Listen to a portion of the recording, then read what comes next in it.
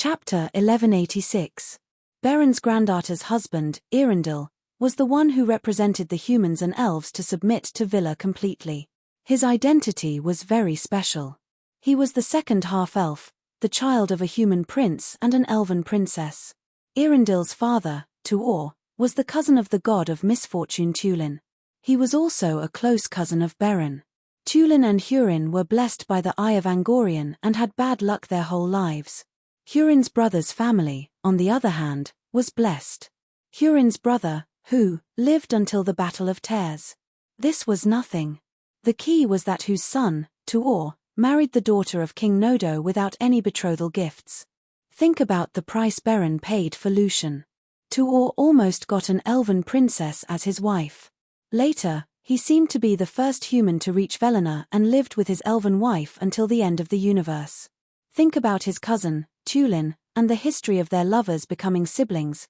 On this day, a star that was as fast as an arrow rose into the sky in the west. It was shining with unprecedented brilliance. Dany suddenly felt endless disgust and annoyance. "My lord, our great enemy has appeared." She stood on the peak of Mount Angoradam and looked at the white star in the west with a serious expression. It was a star of destiny similar to the Eye of Angoradam. It was different from all the stars that Volder had created. Volder also could not control the power of destiny. The Eye of Angoradam was blessed by all the demon kings. It was the star of misfortune. This new star brought hope and light to those who saw it. In fact, when humans and elves first saw it, they would unconsciously say the name Star of Hope. Not only was it the Star of Hope, but it was also a great hope. How great was the hope to have such a name? The hope of salvation. Damn it, that's the Silmaril. Mako was furious. His roar shook the mountains. Someone brought the Silmaril to Velena. But Manwil had already sealed the passage between Middle-earth and Armen continent. Vila has broken her oath. Because of the Silmaril, they could only reach Armen continent, Dany said. Mako suddenly realized something and said coldly, "I understand now. It's Eärendil and Erwin." When Fëanor's son launched a surprise attack on the Surian estuary, Erwin took the gemstone and jumped into the sea. At that time, Womu must have made his move. Vila wants to. Soon, the scouts returned with news that the sailors who had gone out to sea with Eärendil to search for Valina had returned. It was indeed Womu who had saved Elwyn and sent her and the elven diamond to Eärendil's ship. At that time, the elves and humans were only left with the Surian estuary as their sanctuary and were on the verge of extinction. Eärendil parted ways with his wife and son and led 3 sailors out to sea in search of Velena. In the past few years, they had been unable to get close to the legendary land until Erwin and the elven diamond arrived. The elven diamond emitted the light of the 2 holy trees and pointed them in the right direction. Eärendil's wish was fulfilled. On behalf of the humans and elves, she requested Vila to save Middle-earth, which was shrouded in darkness. Later, Vila bestowed Eärendil with her blessings and sanctified his ship. Eärendil, who had obtained immortality, wore the elven diamond and boarded the spaceship, becoming a dazzling star. The final battle of the gods had begun. On Vila's side, Vila, Maya, and Fanya's elves were the main force. The sparse number of Edenians and the Nodo elves led by Third Uncle served as support. The elves of Middle-earth did not participate in that battle. On Mako's side, ironically, most of the humans were on Boss Mi's side. More than 1 million well-equipped human soldiers. There were so many of them that even the Great Plains could not contain them. Other than the humans, there were also the beast men, Balrogs, demon wolves, vampires, and other veteran soldiers. Facing Vila, they were all happy. The Balrogs were almost completely wiped out. Only 2 or 3 managed to escape in the chaos. The humans and beastmen did not have a chance to perform. They were like catkins blown into a fire pit. They could not stop Vila, nor could they add any glory to Vila's victory. In the battle of the gods, they were too insignificant. Only when the demon dragon army appeared did Vila's attack suffer a setback. Countless demon dragons, thousands of them, covered the sky. Every one of them was longer and fiercer than Smaug. Especially the leading black dragon Akalagang. Its body was more than 5,000 meters long. When it spread its wings, the sun was blocked. It breathed out dragon flames, and the world's temperature rose by a few degrees. For the first time, Dany saw the death of the gods of the blessed land. It was not just one. Hundreds of mayors were bitten to death by the demon dragons and crushed to death by Mount Tai. This was awkward. The dragon flames could not burn them to death. Actually, these demon dragons could not only breathe fire. They could also spit lightning, poison fog, and other strange attacks. However, their attack power was not high. It was not that the dragon flames were not strong enough. It was just that they had no effect on Villa. Her energy level was not as high as Villa's. Physical attacks were more direct and effective. Seeing the demon dragon's ferocity, Dany and Mako were not too happy. That was because the other party also had an air force. Sure enough, the Star of Hope led a group of giant birds over. Not only Man Wei's giant eagle, but countless large birds also began to madly besiege the group of dragons. "Stranger, where's your Star of Misfortune?" "The Star of Hope is here," Mako shouted. The Star of Misfortune had appeared long ago. It came for Mako. He would not be able to escape today. Dany was afraid that Bosmi would not look good, so she hid the stars in the black smoke. "My king, the Star of Misfortune is in the River of Fate and is not under my control. The Star of Hope is in outer space and can come and go as he pleases. However, it's easy to leave the River of Fate, but difficult to enter again," Dany said. She did not know how much she had paid to let the Star of Misfortune enter the River of Fate. How could she let her previous efforts go to waste just because of personal feelings? "My demon dragons are about to be slaughtered by him," Mako said anxiously. "After leaving the River of Fate, Villa can destroy the Eye of Angorian." Dany shook her head. Roar at that moment, Akalagang the black dragon howled. It fell from the sky like a mountain collapsing. Boom! Angorian Peak was the highest peak in the world. It was more than twice as tall as Mount Everest in the future. However, when Akalagang fell, it destroyed 3 peaks that were more than 10,000 meters tall. "It's over." Mako howled and hurriedly escaped to the deepest part of the underground cave. "My king, don't run. Crown the prince first," Dany shouted from behind. The power of misfortune was too strong. The Eye of Angorian could not help but reveal itself. Blood splattered everywhere. The Star of Hope bathed in it felt a burning pain. The elven gem emitted an overwhelming white light, but it was still pushed back by the bloodlight. "Eärendil, your mission is complete. Leave quickly," Giant Eagle Sorondo shouted. "I am the Star of Hope. I have the elven gem." Eärendil was unwilling to give up. Sigh, even Villa could not go against fate. At this moment, the Eye of Angorian represents fate. Sorondo sighed. "I also represent fate, hope and beautiful luck," Eärendil said. Although he said that, the powerful pressure and the piercing pain in his soul still forced him to stay away from Angorian Peak. "Eärendil, I request for peace negotiations with Villa." When Villa started to open the land of Angorian Peak like the last time, Mako could not help but beg for mercy. This time, Man Wei did not participate. He only sent the chief herald, Eärendil, as the commander. Man Wei was not the only one who did not come. Many powerful main gods, such as Tokas and Olome, did not come. There was no need. "Morgoth, thy end is at hand," said Eonweir, who had kicked Mako over with his foot. 2 unknown Maya advanced, and handcuffed him. One of the Hercules under Tokas punched him and turned Mako's iron crown into an iron collar. Another Villa chuckled and took away 2 elven gems. Mako was extremely embarrassed. He squatted on the ground and squeezed his head tightly between his knees.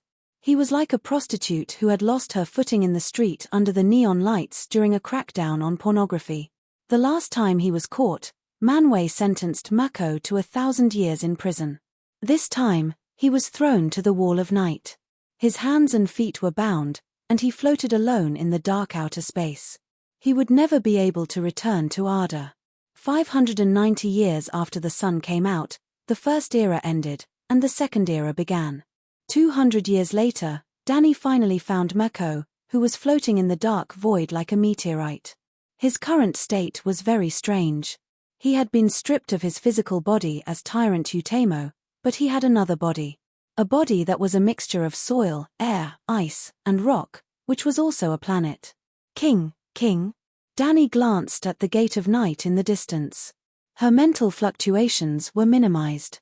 It was a gate of void that was emitting a faint silver light. It had been following the movement of Mako's star. On the other side of the gate was Velino. From time to time, Villa would poke her head out to check on Mako's movements.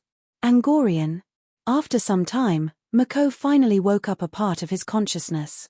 It's me. King, how are you?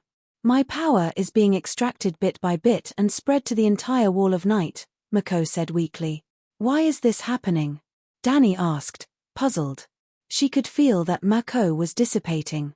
At first, she only thought that this was Villa's punishment. I will become the dark energy that fills the universe. It is invisible and unobservable, but it is an evil energy that truly exists. This energy can help speed up the formation of the new universe, Mako said. Dark matter? Dani was shocked. Mako was silent. Why did you give the dark matter the evil attribute? Dani asked, puzzled. As the controller of the 3 songs of law of darkness, ice, and fire, it seemed reasonable for him to become the dark energy of the universe. But why was Mako's evil not removed? Instead, it seemed like he had nurtured the evil in Ada, so that he could become the world of dark matter. I don't know the content of the 4th theme, Mako said bitterly. This time, it was Dani's turn to be silent. How is Ada? Mako asked. The continent in the northwest is broken again. Some elves responded to Villa's call and returned to Velino. Manwë forgave them for their arrogance and disrespect. The Teleri elves of Okorondi also forgave Nodo for killing his kin. It was a happy ending. Ha ha ha, Villa took in a pack of domestic dogs, Mako sneered. Some elves also chose to stay in Middle-earth. But the second era is the era of humans, the era of the Numenorians, Dani said. Numenorians? It's the kingdom built by the Edenians. The Valar built an island between the Middle-earth and Armen. The Numenorians live long lives and never get sick. They are very intelligent and tall. They are completely different from the barbarians of Middle-earth. Chapter 1187. Where's my gemstone? Mako asked. After the battle, the eldest and second brother of the Fëanor family asked Eonwy for the gemstone. Eonwy asked them to return to Welinor and ask for forgiveness from Manwë. The second brother was almost driven mad by Fëanor's oath. He wanted to surrender to Villa, but the eldest brother was still insistent. Later, the 2 brothers sneaked into Villa's camp under the cover of the night. They killed the guards and stole the gemstone. However, their theft happened to cut off the last bit of ownership of the gemstone that Fëanor's son had. From that moment on, the gemstone that Fëanor forged had nothing to do with the Fëanor family. The eldest brother could not bear the pain of being burned by the gemstone. He jumped into a crack in the ground and ended it all. The second brother threw the gemstone into the sea. He went mad. After all, he's the world's second singer. I reluctantly accepted him as my follower. Mako said thoughtfully, 1 gemstone in the sky, 1 in the sea, and 1 in the earth's core. This is all arranged by fate. Fëanor and his son's struggle for hundreds of years was not to take revenge on me, but to keep making mistakes. In the end, they completely lost their ownership of the gemstone. My king, your mind is quite clear now, Dani praised. When was my mind not clear? Bosmi said proudly. Then, he asked curiously, the universe is so big, and Villa is guarding this place. How did you find me? My black hole divine technique has some success. I determined your position based on the changes in the gravitational waves. Mako was stunned. Is it too late to study the black hole law now? In our world, the laws are cultivated slowly from nothing, Dani said. But level 1 is different. In level 1, you can only cultivate spells. You can't improve your skills, Mako said. That was the truth. Soren was a top-notch master of dark arts. For thousands of years, he had never slacked off. He was even more hardworking than Dani. His talent and wisdom were not bad either. However, after so many years, Soren's level did not improve. He did not develop another Song of the Laws. It was not his problem. This world did not allow the cultivation of the laws. Although Dani's stranger body had been rapidly increasing her strength, that was because she had sung the Song of the Calamity Star before entering the first level. Now, she wasn't increasing her nomological progress, but her strength and technique. In theory, after entering the first level, it's almost impossible to comprehend the laws. However, my current situation is special. The black hole is me. The law of black hole can be evolved from the law of gluttony. It's like making noodles out of flour, Dani said. Mako remained silent for a while and said, I sealed Sagrador in the dark canyon in the south. Dani frowned. Everything we think and do is in Iru's sight.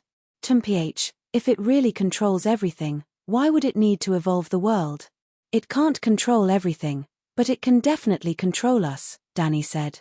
If we don't take the risk, we will all become part of the universe. Do you think I'm qualified to evolve the dark matter realm? All the flame demons and Escod that died in battle, as well as all the secret fires that I gave out, became a part of the dark energy of the universe. Iru planned this from the start, Mako said with hatred. I feel that we should focus on stability at this stage. At least, we should see what a fully mature universe is like, Dani said. If that's the case, why are you looking for me? Mako's tone became colder. To catch up. By the way, who will be the next Devil King after you die? Mitch, even if I choose Soren, as long as you tell others that I chose you, I can't argue, Mako said coldly. King, what kind of person do you think I am? Dani complained loudly. That lousy Devil King position has no benefits at all. Instead, it's a live target for Villa. Why would I want it? You say that because you don't understand the use of the Devil King position, Mako said sarcastically. Dani asked curiously, what use? Mako said with a deep voice, to be blessed by the heavens and guide the fate and era. But I always feel that you are like a villain in a novel. Your fate is already determined, Dani said. Nonsense. Nonsense. Mako let out an earth-shattering roar. The gate of darkness in the distance began to flash with the light of Amen. King, Villa is coming. Quickly choose the Dark Lord. Soren understood. Devil King Soren. Dani disappeared. Mako said, Soren and you fight. Whoever wins will be the Devil King. Compared to the colorful first era, the second era lasted longer, but it was also less interesting. The Star of Hope Arendelle and Erwin had two half-elf sons. The eldest son was the top boss in The Lord of the Rings, King Elrond, the guy who acted as the villain of The Matrix. King Elrond and his younger brother, Elos, were only half-elves. They did not have the eternal lifespan of elves. Because of their father, the Savior, Villa gave them the freedom to choose their own fate. King Elrond chose the elven fate, to become an elf and live forever. When the second son saw that his elder brother had become the king of the elves, he decided to become the king of the humans. His granduncle, Tulin, had lovers and ended up as siblings. Thus, Elos' grandfather, Tulin, became the leader of the Hader tribe and was also the leader of the Edenians. To completely become a human, one had to accept the fate of death. Elos built the kingdom of Atlantis and was the king for 500 years. The Edenians' efforts in the early years were rewarded. After the final battle, Villa built a large island between Valinor and Middle-earth, Numena. In the third and fourth epochs, Numena became the legendary Atlantis. Both the Edenians and Numena were blessed by Villa. The weather was good and there were no epidemics. The Numenorians were tall and handsome. They were strong and intelligent. They never fell sick and could live for 300 to 400 years. They inherited and developed the elven civilization. The humans in Middle-earth were treated the exact opposite. They sided with Mako in the War of the Gods and were completely abandoned by Villa. Not only were their physiques and intelligence much weaker than the early humans, they also lost the human civilization that the elves developed in the first era. They became barbarians while the Numenorians became gods. In fact, when the Numenorians traveled through Middle-earth, they were worshipped as gods by the barbarian tribes. There were only a few small elven tribes left in the Middle Lands. The one with the highest status, Galadriel, was just a little girl in the previous era. Actually, Sedan's seniority was higher, but he had no royal bloodline. Galadriel was the mother-in-law of King Elrond, and King Elrond was Aragorn's father-in-law. In the Second Era, 1595, Dany found the hard-working demon Lord Sauron at Mount Doom. "What have you been doing all these years? In less than 600 years, the king has already destroyed the humans and elves. You've been the Devil Lord for almost 600 years, but you haven't even established a single base. Even when you're out there, you're always sneaking around, not daring to show your true face." King Sauron looked around and sighed. "Look, there's only the two of us now. There's not even a flame demon or a demon dragon. Our family's resources were all lost in the last war. What can I, the demon Lord of Darkness, do? We're weak, and the humans and elves are even weaker." Dany said. "Now is Númenórean's golden age. We need to keep a low profile. Just the people of Eden. They can't even be considered as the main characters in the early years." Dany said with disdain. "Númenórean is just beside the Armen continent. They're too close to Villa," Sauron said. Then, he looked at Dany and asked, "You said that I've been doing nothing. What have you been doing for the past 1,000 years? Writing poems and singing songs. When I'm tired, I go back to the underground world to rest." Sauron said with a straight face, "I heard that you have demon dragons and flame demons in your underground city. How can an underground city be called an underground city without black dragons? If you want demon dragons and flame demons, you can show your banner and summon the demon lords from all over the world back to the demon lord." "Sigh, I've looked for them, but they don't listen," Sauron said helplessly. "If they don't listen, just beat them. Flame demons are rare, but demon dragons are everywhere." Not only were flame demons rare, but they also liked to burrow underground. They were very difficult to find. In the last battle, thousands of demon dragons died, but hundreds of them escaped. Now, Middle-earth was often plagued by dragon disasters. "Those old dragons are too strong. I've tried, but I can't beat them," Sauron said awkwardly. "If you can't beat the old dragons, you can beat the younger ones. Beat them until they're convinced and wait for them to grow up," Dany said. "Oh, that's worth a try." Sauron's eyes lit up. He then said excitedly, "When the One Ring is completed, my power will increase by several times. I can even control a large number of elf kings. When that time comes, I should be able to tame many demon dragons." Dany came for the One Ring. The Ring of Power had appeared 100 years ago, but the One Ring was the last to be completed. "Are you planning to inject most of your power into the One Ring?" Dany asked. "How did you know?" Sauron asked curiously. "A dwarf king accidentally dug through the earth's crust and fell into an underground city. He played in Bel and Nightless City for 10 days and 10 nights. He opened a total of 777 bottles of royal salute and called for 40 ladies. In the end, he didn't have the money to pay, so the One Ring of the dwarfs was confiscated. The One Ring was forged using your witchcraft. After I studied it, I immediately discovered the secret of the One Ring." There was a lot of information in this sentence. Sauron was stunned for a while before he frowned and said, "Bel and Nightless City, royal salute, ladies, what are those? Didn't you also dance at a disco in the past?" Bel and Nightless City is a disco opened by a fallen Sindar elf. That guy secretly fantasized about his queen for many years. Now that he came to an underground city, of course he wanted to vent his desires. "Royal salute, you also drank it in the past, but you said it wasn't strong enough. Miss, you don't even know this, how did you become the fallen demon king?" Dany was starting to dislike him. Sauron frowned and said, "The 20 rings of power are currently in the hands of the elves." "Where did the dwarf king get them?" "I heard that he borrowed them from his half-human cousin. The elf king suspected your identity and wanted the wisest half-human prophet to test the hidden dangers of the rings," Dany said.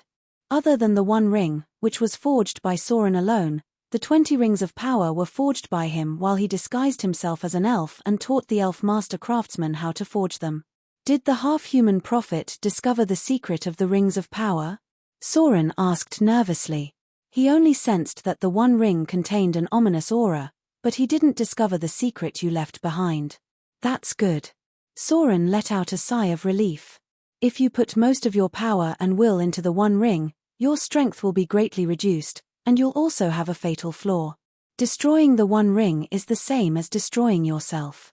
You're looking for death, Dany warned. Chapter 1188.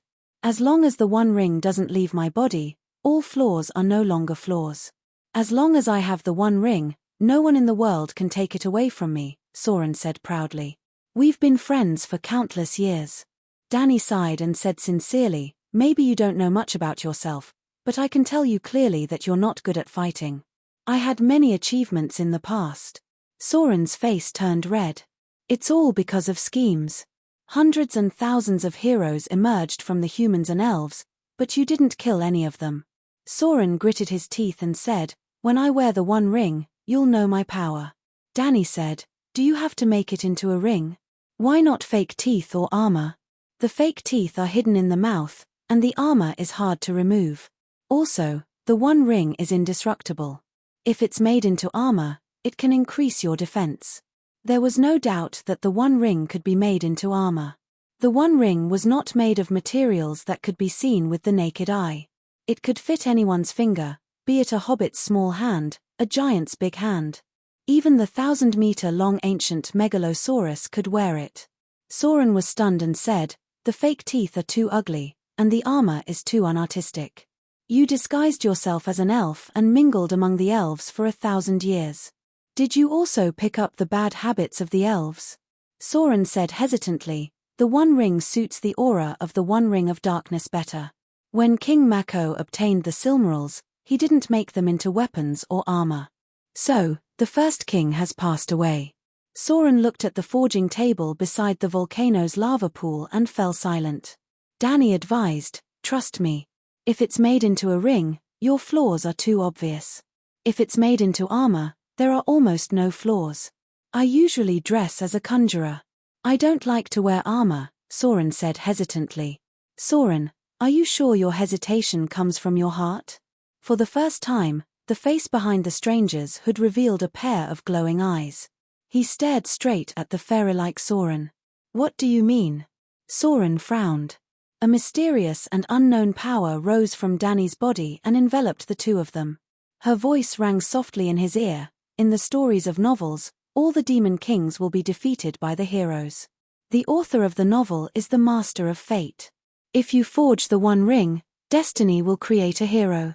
He will find an opportunity to snatch the One Ring and defeat you. If you cast it into armor and wore it every day, the hero who could take it away wouldn't need to take it away from you. It's almost impossible for such a human or elf hero to appear. Soren shuddered.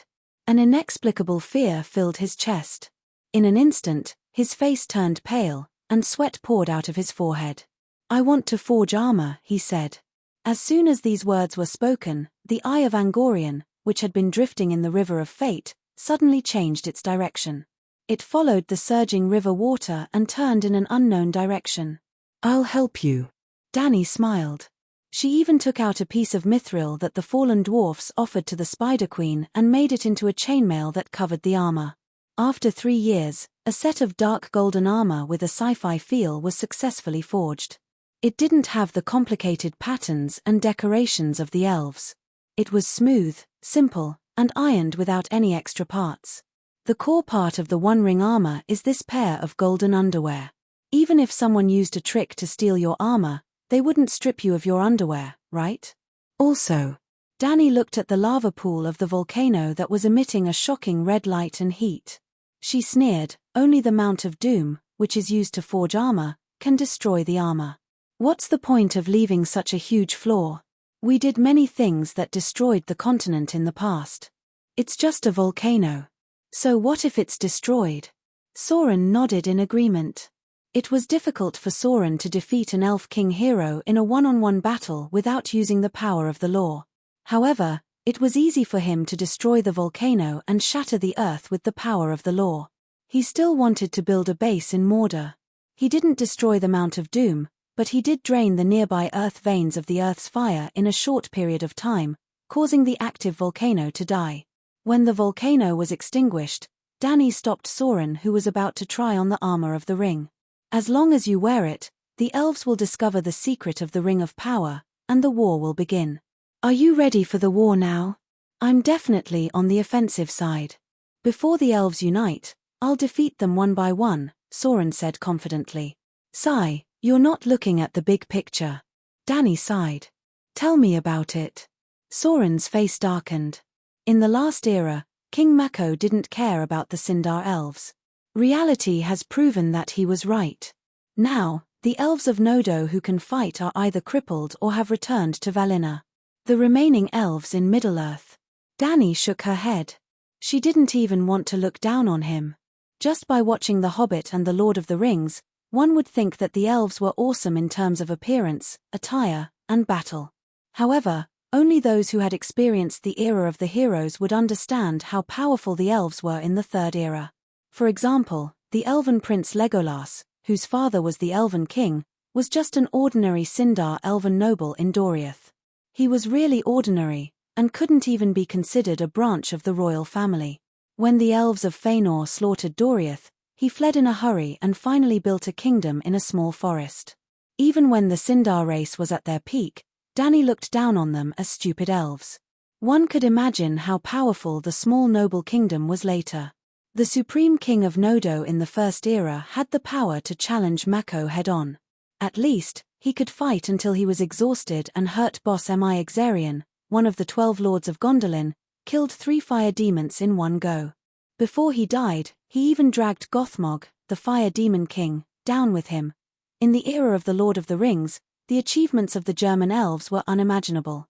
The elves now are all the descendants of cowards and losers. They're not worth mentioning. You have to focus on the West. In the last era, the main characters were the elves of Nodo. Now, the Númenóreans are the main characters. I'm used to seeing the heroic deeds of the elves of Nodo. Of course, I don't care about the Númenóreans, but you're not Mako either, Danny said in a low voice. Númenóreans are just the descendants of the Ardennes. Soren's eyes flashed. Have you never been to Númenórean Island? Danny asked. It's too close to our men, Soren said. It's indeed very close. Standing at the top of the mountain, you can even see the harbor of the Light Elves in the west. You've been there. I've been a court musician there for 400 years. Soren said strangely, you sure have a lot of free time. Didn't you disguise yourself as an elf and hang out with them for 1,000 years? Soren's heart skipped a beat. Did the Númenóreans offend you? Those mortals were too arrogant. They publicly insulted me on Eärendil's anniversary. They claimed that the blood-red light of the Eye of Angorion would never fall on the descendants of Eärendil, Danny said coldly. The founding emperor of Númenórean was the second son of the great star of Hope Eärendil. In the past 1600 years, the Númenóreans who had been blessed by Vila had indeed lived a smooth life. They had never seen the Eye of Angorion. Soren asked, you've been a musician for 400 years. They don't know who you are. Vila knows, the queen knows, and most of the royal family knows. Her father hired me as her music teacher with the highest etiquette and the most precious jewels. They were very respectful to me in the early years, but now they're old and muddle-headed, daring to look down on me. Then, Danny explained the powers of the Númenóreans. Strong physique, intelligence many times that of a mortal, and mastery of elven magic and industry. Soren frowned. Isn't that another Nodo elf? That's why you have to be careful. Only wear the armor of the ring when you're ready. What else can I prepare? Danny said mysteriously, I've recently developed a type of demonic art called the Martial Arts Secret Manual. With some success, you'll be able to sense the illusions of gods and devils beyond the 9 heavens and borrow their power. If you're talented and have many fortuitous encounters, you can even replace them and become a true god. Soren was confused. What are you talking about? I don't understand at all. Do you know what happened to Bosmi? You told me before that he's turning his body into a path and becoming a part of the dark energy of the universe. It's the same for the dead flame demons, fallen Maya, and Asgod, Soren said. Danny nodded. I've estimated that the universe will reach maturity in about 1,500 years. At that time, Bosmi and the others' power and consciousness will completely turn into dark matter, but their laws won't disappear. In fact, they're not completely dead, but in a special state where mortals can't see or touch them. Sauron was very smart. When he heard this, his heart moved, and he said in surprise, "Could it be that your technique can absorb dark matter and then resonate with the opposite demon gods, and finally seize their song of laws?" Yes. Boss Me and the others have now become a type of universal energy. By absorbing this energy into one's body, one can gradually grasp the power of the former demon king. The reason why mortals can't become gods is because the laws of this universe are special. They can't comprehend new laws. Since that's the case, I'll use the 3,000 great paths left behind by the old senior. Each path represents a path to becoming a god, Danny said proudly. If I can grasp the laws and powers of all the demon gods. Sauron's eyes lit up. Then you'll definitely surpass the late king and become the first demon king that even Villa fears, Danny said with certainty. You're giving me the secret manual? Sauron asked suspiciously. Why don't you cultivate it yourself? First of all, my original body is a black hole, and I ascended a long time ago. Second, I'm Iscod, and Iscod won't allow me to grasp great power. The secret manual has just been invented, so I don't know if there are any side effects or how I can cultivate it. Let me take a look at the secret manual first, Sauron said hesitantly. Danny flipped through it with her left hand and tossed it up. A dozen goatskin scrolls appeared out of thin air and floated in front of Sauron. Dragon Elephant Technique, which cultivates the law of strength. Nisha's Leg, which cultivates speed and agility. Utamo Tyrant True Body Technique, which cultivates the power of darkness. Ice. Sauron was dazzled. No one has tried it before. You're the first. Sauron frowned. I'll have to find someone to try it first. In the next decade or so, he found many beast men and fallen barbarians to test the technique. It could indeed absorb the dark force from the universe, but the effect was very poor. According to the progress of the test subjects, they wouldn't be able to touch the Song of Laws even after 10,000 years. Sauron couldn't wait any longer. Ignoring Danny's warning, he put on the ring armor and declared war on the elves of Middle-earth. The other 20 rings were in the hands of the elves, and he wanted to take them back. Chapter 1189. At the end of the First Era, the War of the Gods shattered the continent in the northwest of Middle-earth. Many elven kingdoms had been built in the region of Beleriand. Morgotha's home in the north sank into the sea. Sauron chose a new home in the southwest, the elves in the midwest, and the barbarian humans in the east. When Sauron activated the armor of the ring, a war between him and the elves was inevitable. Of the remaining 20 rings of power, 3 were forged by the elves, and the rest were forged by Sauron. Either way, Sauron's power was thinned out. He had to take them back and give them to those who could be tempted. If the elves hid the rings of power and did not wear them, wouldn't his efforts be wasted? Danny's judgment was right. The elves left in Middle-earth were all trash. Sauron did not have flame demons or demon dragons. He only relied on the half-beastmen and the fallen humans to destroy the elven kingdoms in Middle-earth in one wave of attacks. They could not stop him at all. I can easily take down Middle-earth without learning your secret manual. Sauron was in high spirits after slaughtering an elven kingdom and taking back 17 rings. But a year later, he fled back to Mordor with his defeated army. The elves asked for help from Numenor. The fleet was so huge that it covered the entire ocean. The soldiers were well equipped, and they had the arrogance to sweep away everything. With the strength of 100 soldiers, King Sauron's army was swept away. Even he himself was almost captured. How can they be so strong? They're not any weaker than the human heroes of the last era. Sauron could not accept it. The humans of Middle-earth are deteriorating, but the Númenóreans have greatly evolved under Villa's blessing. They're stronger, smarter, and more mature. They're almost perfect humans. Danny sighed. The effects of Villa's blessing were obvious just by looking at Velena. Normally, when mortals walked, their feet would be covered in dirt. In Velena, there was dirt too, but after Villa's blessing, the dirt shone like diamond powder.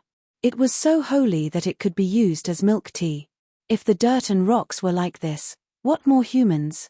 Númenóreans also had the right to evolve. They had Inu's blood in their veins. The ancestor of the Númenórean royal family was Eärendil's second son. Eärendil himself became the god of luck and hope, and his wife was the granddaughter of Maia. What kind of bloodline was this? The Númenóreans were a bunch of inferior versions of young Gen. Because of the pressure brought by Sauron, the White Dao Association was established thousands of years later. A Maia called Sauron came from Velana, and together with Galadriel, Elrond, and Sedan, the three elven kings formed a loose organization to fight against Sauron. Why? Gandalf is not in Middle-earth yet. But in the following centuries, Sauron kept a low profile, leading a group of trusted aides to train in secret techniques. He also developed the human and dwarven forces in the east, trying his best to avoid conflict with the elves and Númenóreans. But when he wanted to farm in peace, the Númenóreans would not let him. The battle against Sauron in 1700 showed the world and Mordor the power of the Númenóreans.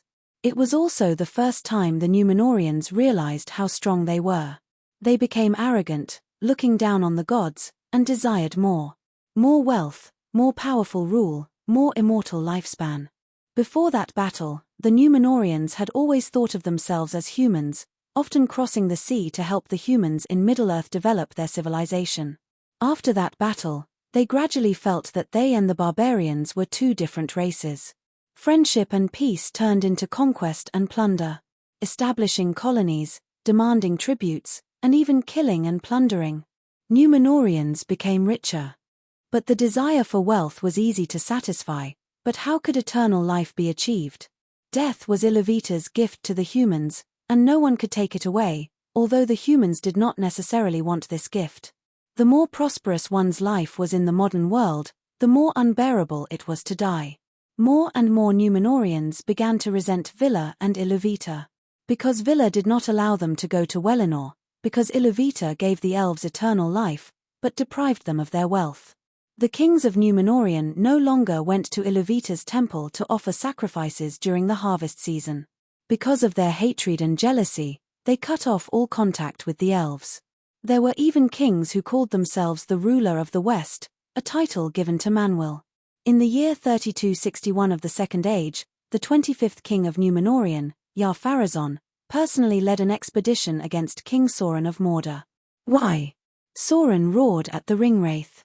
In the past few years, he had been training while using his subordinates to test Dany's secret techniques. At the same time, he developed his forces among the humans, searching for the best human talents and bestowing them with rings of power. Although he caused quite a ruckus, he was very honest. Your Majesty, there are 3 reasons. First, you call yourself the King of Men, and Pharazôn feels greatly offended. Second, he believes that our forces have invaded Númenórean territory. Third, it is said that a Middle-earth human has told Pharazôn that you have the intention to overthrow Númenórean, a Ringwraith said while kneeling. Sauron was stunned. The 9 Ringwraith under me are the most outstanding human kings. The title of King of Men is well deserved. The One Ring did not turn a person into a Ringwraith. In fact, the One Ring only had one negative effect, a constant -1 of will. It was like a debuff.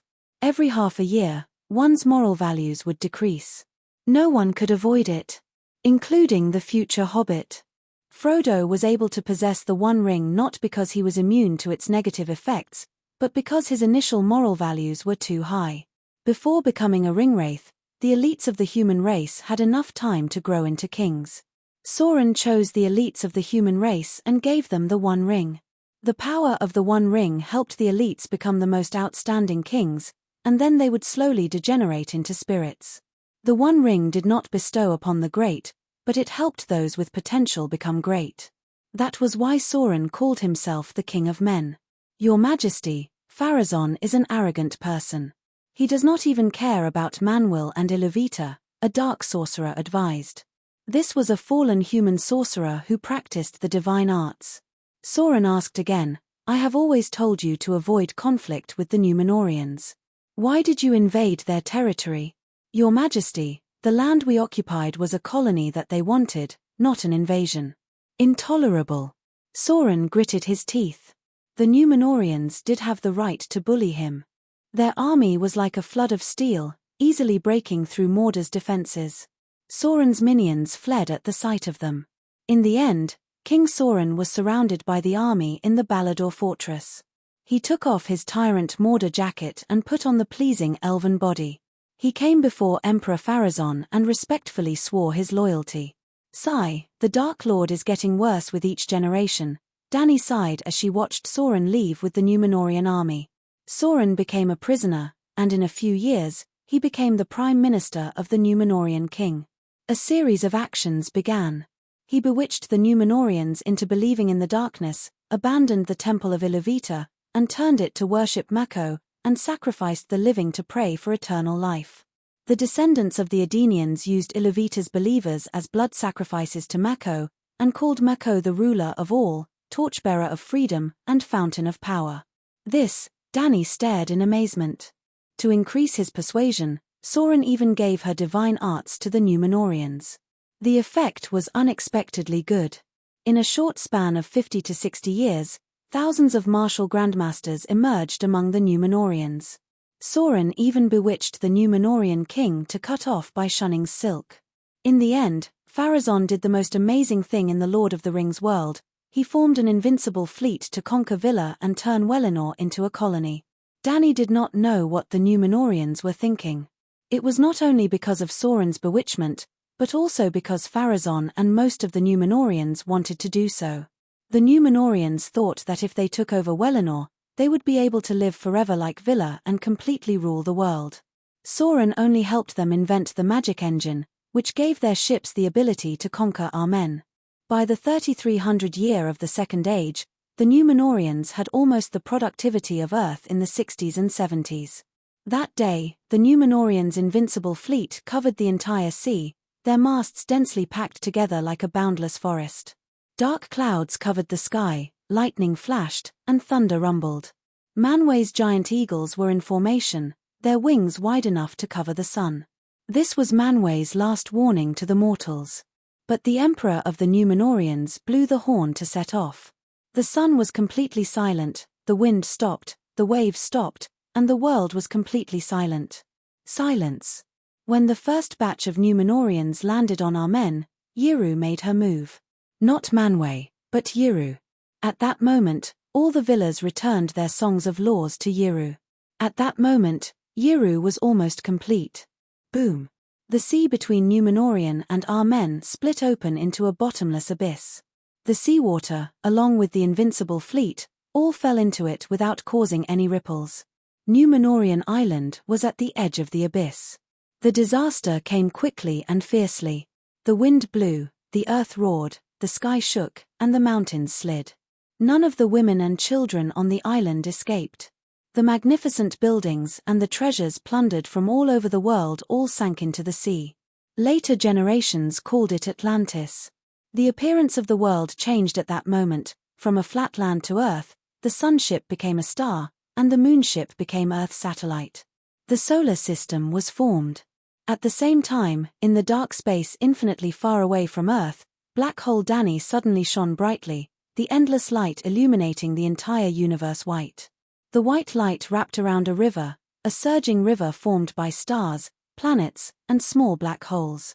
It was a galaxy. Black hole Dany turned into a white hole, ejecting galaxies one after another. The physical world of the universe was completely set at that moment, and 99% of its mass came from Dany. She changed from Mother of Dragons to Mother of Milky Way. No. Mako's weak wail came from the depths of the universe. He also became the dark energy of the universe at that moment. Of course, he did not die, but he changed into an invisible, untouchable, and undetectable existence. He became the ghost of the universe, the father of darkness. Armen, where Vila lived, also broke away from the physical world and became an independent small plane of a higher dimension. However, Welinor was not completely cut off from Earth. On the curved sea, there was a straight channel that only the elves could find that led to the world of the immortals. Chapter 1190. The Second Era did not end with the sinking of Númenor. The great demon King Sauron had yet to be defeated. The formation of Earth and the physical universe once again caused great changes to the landscape of Middle-earth. However, the residents of Middle-earth felt that the world had changed, and their lives were not affected at all. Not all of the Númenóreans were killed. It was very similar to the Veleglia in A Song of Ice and Fire. Or rather, the author of A Song of Ice and Fire had borrowed Númenor when creating the Veleglia and Targaryen.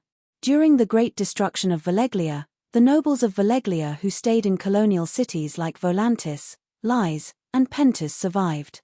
When Númenor sank to the bottom of the sea, the nobles of Númenor who stayed in the colonies of Middle-earth survived.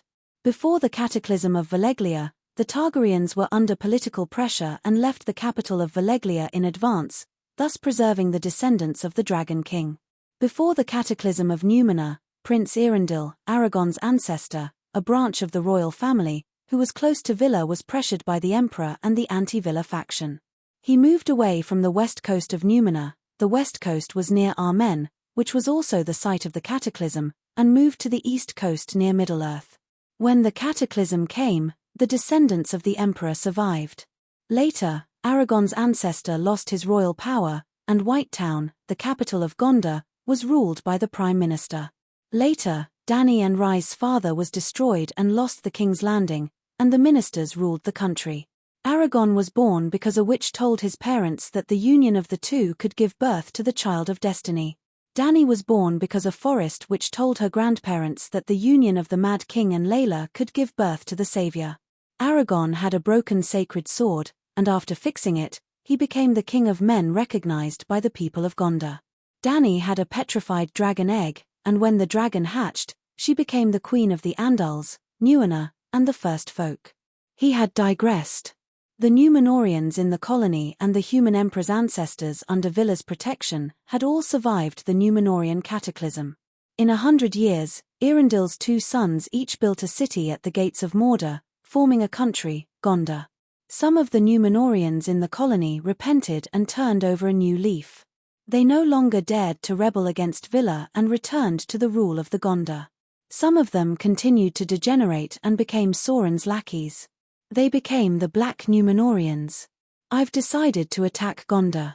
100 years after the cataclysm, Sauron, who had recovered from his injuries, told Dany. Yes, Sauron was heavily injured during the cataclysm.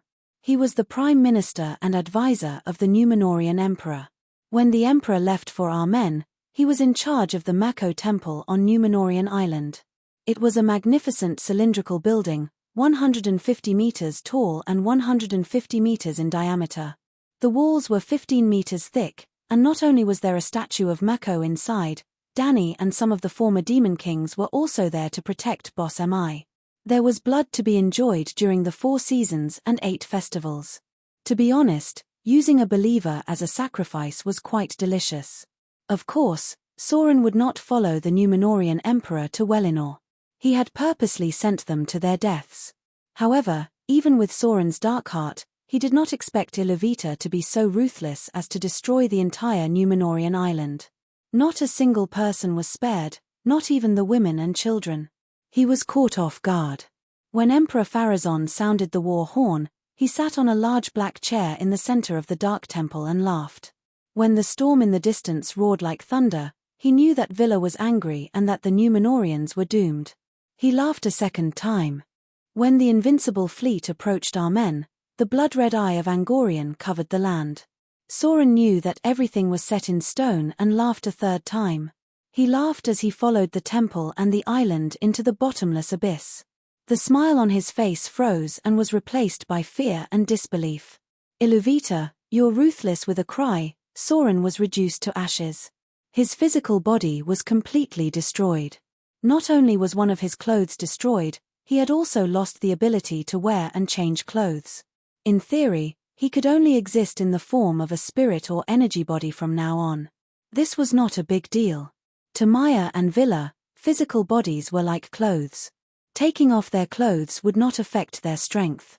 The problem was that Dany had persuaded him to change the One Ring into an armor with underwear as the core. According to his original fate, when Sauron went to Númenórean as a captive, he left the One Ring in his hometown to prevent the Emperor from snatching it away as a spoil of war. But this time, he was wearing his underwear. The Númenóreans would never think of taking off someone else's underwear. This was also the reason why Dany had designed the One Ring as underwear. No one would think of it, and even if they did, they would not have the ability to take it off. If there really was someone who could forcefully pull off Sauron's pants, then he wouldn't need the supreme demon pants anymore. He could just crush Sauron to death with his own strength, so as to avoid dirtying his hands and eyes. Such a perfect design with almost no flaws. But he did not expect to meet Iluvatar, who did not care about martial ethics. The supreme devil pants were indestructible only for mortals. Not to mention Iluvatar, even Villa in Velena could easily crush the One Ring or devil pants. King Sauron, have you fixed your supreme devil pants? Dany asked. Glancing at the ringwraith and devil spawn below the throne, Sauron's ferocious face was filled with shame and anger. 80% of them were destroyed. I only managed to save some fragments. The mithril chainmail and the supreme devil armor were destroyed. The core of the pants became tight briefs. Dany pursed her lips and asked, "You lost 80% of your strength as well?" "Not that much. When the devil pants shattered under the power of the cataclysm, the spirit and magic that leaked out were absorbed by me. Overall, I only lost 30% of my strength compared to when I was at my peak." But not only did the Númenóreans lose 90% of their population, they also lost their civilization and wisdom. "They lost far more than I did," Sauron said. "How are the devil pants now?" Dany asked. Sauron's expression was awkward as he said in a low voice, "The style has changed, but it can still be used. Its functions are intact." Then, he showed Dany and the other devils the brand new ring armor, a pair of golden thighs, a helmet, and a round shield. The ring armor had changed from the Roman armor to the armor of the 300 Spartan warriors without armor. Isn't this a little too revealing? Dany did not dare to look at it, afraid that the poison would blind her eyes. After losing the ability to transform into a human form, Sauron, like Mako, used dark energy to construct the body of the demon lord. His skin was dark, could absorb light, and exuded the light of fear. His body was as powerful as Thanos, and his appearance was terrifying. But wearing a pair of golden thighs, it was too. "Why don't you give me some mithril and let me make a chainmail?" Sauron also felt that this outfit was too revealing. "No, mithril is too rare. Also, I made an oath a long time ago. The dwarf's self-abandonment doesn't count, but I can't attack them," Dany said. "Sigh, I can only use normal metal armor for a while. When I unify Middle-earth, I'll ask the dwarfs to give me mithril." A year later, the Devil Lord Sauron took down White City and burned the white tree that represented the destiny of the human king in the city. The Gondor people were defeated one by one. Under the matchmaking of the White Dow Association, the Gondor people, Middle-earth elves, and dwarfs formed a great alliance. "The Devil Lord is too strong. Normal people can't defeat him at all. We have to borrow his wisdom." In the meeting of the alliance's leaders, Isildur took out a scroll of parchment with a serious expression. The words "Evil Warding Sword Manual" were written on it. He was the Lord of White City, the eldest son of a prince who had escaped from Numenor's calamity. The current Gondor kingdom was built by him and his younger brother, Anarion. TSK, this is the secret sorcery manual Sauron passed down to his eunuch slaves. His father, Eärendil, exclaimed. Gil-galad frowned. "Wasn't Numenor's lesson enough? I thought you firmly believed in Villa." He was the supreme king of Nodo who had stayed in Middle-earth. He was the grandson of his second uncle, the king of Fen. He led a portion of Nodo who had not returned to Valinor and the Sindar elves who had lost their home in the First Era. Isildur said, "I respect Villa, but faith can't change the outcome of the war. We need power." Countless martial artists have proven that the darkness origin power absorbed by the secret sorcery manual can affect one's mind, but as long as one's mind is firm, they can refine an even stronger martial will.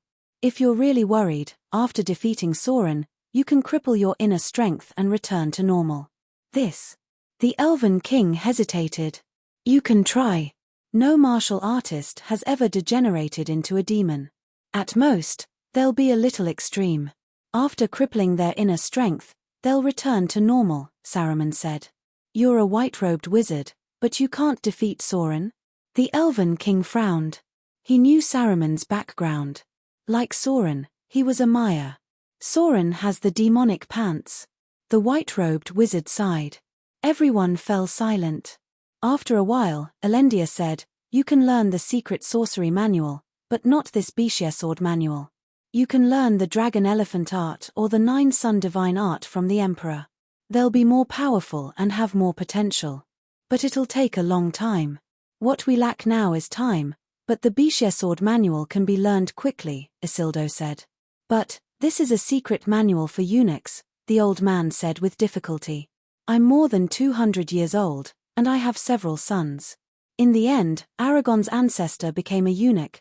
The two sides fought in Mordor for almost 10 years. The human and elven armies lost 70% of their forces, but they still managed to hold on until the end. In the final battle, Sauron left Barad-dûr fortress wearing the demonic pants and joined the battle. He was unparalleled in the alliance. It was like a giant beating a human child. No one could stop him except for heroes with noble bloodlines. Even the human king Eärendil and the supreme king of the Noldor, Gil-galad, had died under his great sword.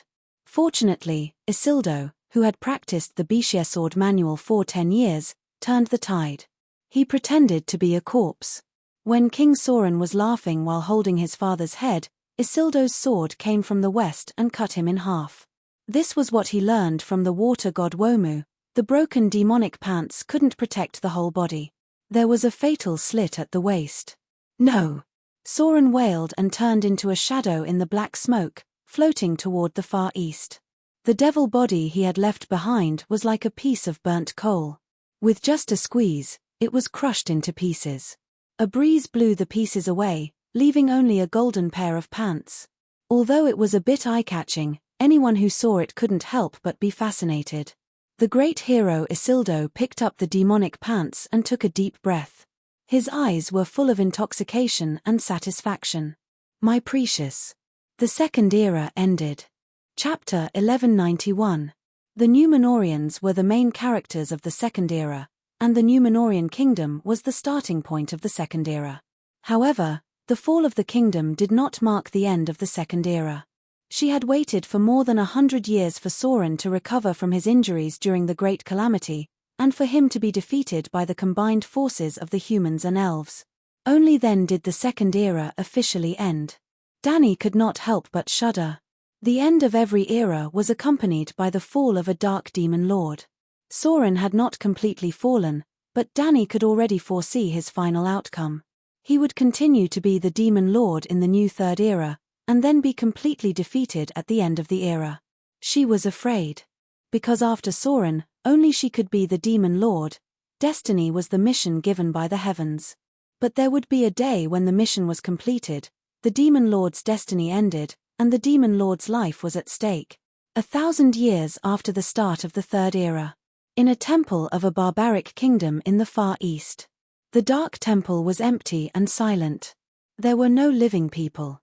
Torches burned on the walls, and the sound of monks chanting could be heard outside the thick and tall iron door.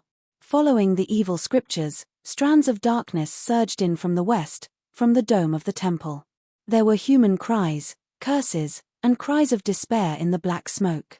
The red flames of the torches floated in the darkness, like a drowning person trying to escape from a dark river. All the darkness gathered in the center of the temple, and an illusory shadow floated in it. After some time, the shadow gradually solidified, revealing a pale-faced and blood-red-eyed dark demon lord. Dany's figure appeared out of nowhere, but it was natural.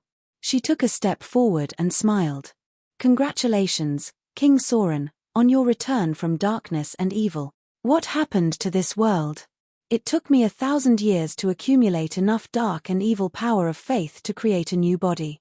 The humans in the Far East are still bloody and depraved, but they still worship me sincerely." Sauron complained. "Sigh, the world has changed. It's now the Third Era, and the universe is slowly maturing. Everything is becoming more balanced and stable. That ardor overflowing with origin power only exists in the memories of us old antiques." Dany sighed. To put it bluntly, the world was gradually approaching the end of the Dharma Age. Sauron was silent for a long time before he asked, "Where are my supreme devil pants? When the human sovereign snatched your demonic pants, he was deeply infatuated with them. He wasn't willing to hand them over to the White Dao Association for safekeeping. Instead, he announced that the supreme demonic pants were his spoils of war and should be the human sovereign's heirloom. Saruman and Lord Elrond were both furious and worried. However, the Doomsday volcano has long been extinguished, and the Devil Pants cannot be destroyed for the time being. They also do not dare to say that the White Dao Association can guard the Devil Pants better. My magic pants have become Isildur's family heirloom? The demon lord angrily bellowed. A bone-chilling wind blew through the hall, and in a few moments, the stone floor and walls were covered in white frost. Did that damn eunuch wear my devil pants? After a while, he asked in a muffled voice. Of course he did. After he got his hands on the devil pants, he immediately took off his underwear and changed into the supreme devil pants. He wore them day and night. Under the hood, Danny's expression was filled with disgust and disgust. Because of the supreme devil pants' powerful demonic power, Isildur actually became a man again. Because of this, he treasured the pants even more. Wearing the supreme devil pants allows one to live forever. Could it be that he's still alive? Soren gritted his teeth. No, how could I allow a Dengdan person to wear the demon lord's pants and flaunt his prowess? Danny shook her head.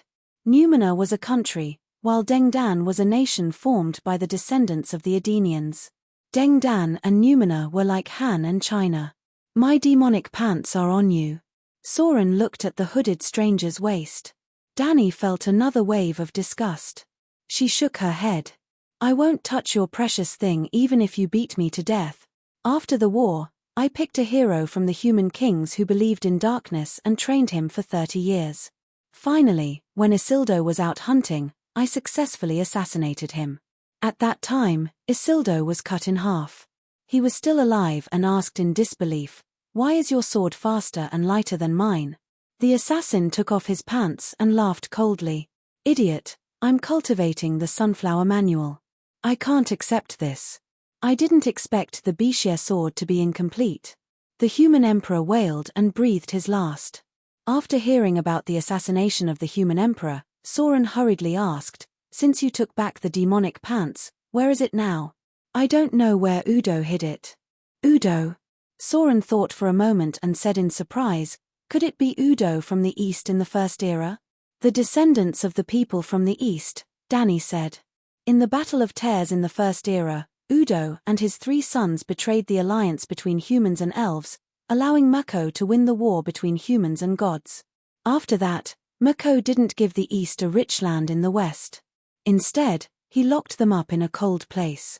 Thousands of years later, their descendants were still tortured by the power of darkness. The Udo family is the same as the Edenians of Belem. They have the bloodline of ancient heroes and are more suitable for cultivating demonic arts. After that, Udo begged me with the demonic pants. He said that he didn't have any descendants and hoped that I would lend him the pants for a few years. I saw that he completed his mission beautifully, so I didn't object. You know, no one can resist the temptation of the supreme demonic pants. After he got his hands on it, he definitely wouldn't want to return it, Soren complained. I'm not stupid. I know about the supreme demonic pants. Danny regretted turning the one ring into a pair of demonic pants. It was too disgusting. He ate the poison I fed him. That's why he left in the supreme demonic pants. Without my antidote, he would die in 20 years, Danny said. Soren believed her. Angorian's poison even killed the 2 holy trees. A mere mortal wouldn't be able to resist it even if he wore the supreme demonic pants. As the owner of the pants, Soren himself might not be able to resist it. It seems that Guy didn't believe you, Soren sighed. Danny said, after 20 years, he never came to find me. 20 years later, I don't know where to find his body. Sigh, I told him clearly that the poison would start acting up after 19 years. It was more painful than any punishment in the world. Only I could help him. He had a year to struggle and hesitate. You're wrong. Losing the supreme demonic pants is the greatest pain in the world, Soren said. Under the hood, Danny's face twisted. I have something else to talk to you about today. I think it's time to choose the Demon King, she said. I just regained my body, and you're telling me this? Soren said unhappily. Sigh, it's because you regained your body that I'm saying this. Once you regain your ability to cause trouble, you'll unconsciously cause trouble. Even if you don't cause trouble, trouble will still come to you. You'll only cause trouble for yourself. Danny looked at him and said sincerely, King Soren, I think you only have one chance left. In every era, we might not be the main characters, but we're definitely the main characters' enemies. If we don't defeat the Demon King, the era won't end. Boss Me survived the Ancient Era and the First Human Era. You survived the Second Era. Now, 1,000 years have passed in the Third Era. The end of the Third Era will most likely be the same story as Boss Mi. Every Demon King only has 2 chances. King Soren, your days are near. It's time to arrange your funeral, Danny said softly. Nonsense. King Soren shuddered, his face pale with fright. That's just your imagination. It's all fake, he emphasized loudly, as if the louder he spoke, the more reasonable his words were. Soren, you know that during the era of the 2 holy trees, I've been studying the light of our men and the dark light of the Demon King. After thousands of years, I've almost figured out part of the 4th theme of the Ilavita, the evolution of fate between good and evil. No matter how complicated the process is, in the end, good will triumph over evil. Impossible. You're just an S-god. It's impossible for you to decipher the 4th theme of the movement. Even King Mako can't do it. Soren shook his head. Sigh, let's wait and see. Soren thought that Danny was just exaggerating. However, not long after he regained his human form, the White Dao Association sent 2 blue-robed wizards, also Maya, to the east. They disrupted the Demon King's allies while searching for the Demon King's whereabouts. Soren did not want to fall into the terrible fate that Angorian had created. He could only leave the east and disguise himself as a warlock, living in seclusion in a desolate mountain in the middle of the continent. After thousands of years of hard training in the city called Dugu Urdu, Soren finally mastered the dragon elephant art. Stranger, your theory is correct. I can really understand the song of law of the deceased Demon King. He was so excited that he immediately used a magic crystal to send a message to Danny. Have you been affected by the demon god's will? Danny asked. Yes, but I'm the Demon King. Lodo is afraid of me. How would he dare to interfere with my thoughts? Lodo was the original owner of the Dragon Elephant Art's corresponding rule of law. He was a fallen Maya and Soren's former underling. If that's the case, the Demon King's status has a miraculous effect on cultivating warlock scrolls. Danny pondered. Other than King Mako, which Demon King isn't my underling? Soren laughed proudly. Give me 100,000 years. When I've mastered dozens of songs of law, even if they're all just choruses, who in the world will be my match? Stranger, you have to work hard. We once had more than 5,000 fallen Maya. You have to create at least 5,000 warlock scrolls. If I can master all the warlock and demon king's laws, I'll be half an Ilavita. By then, it's not impossible to counterattack Velena. Ha ha ha ha. The next day, Gandalf the Grey went to Dugu Urdu.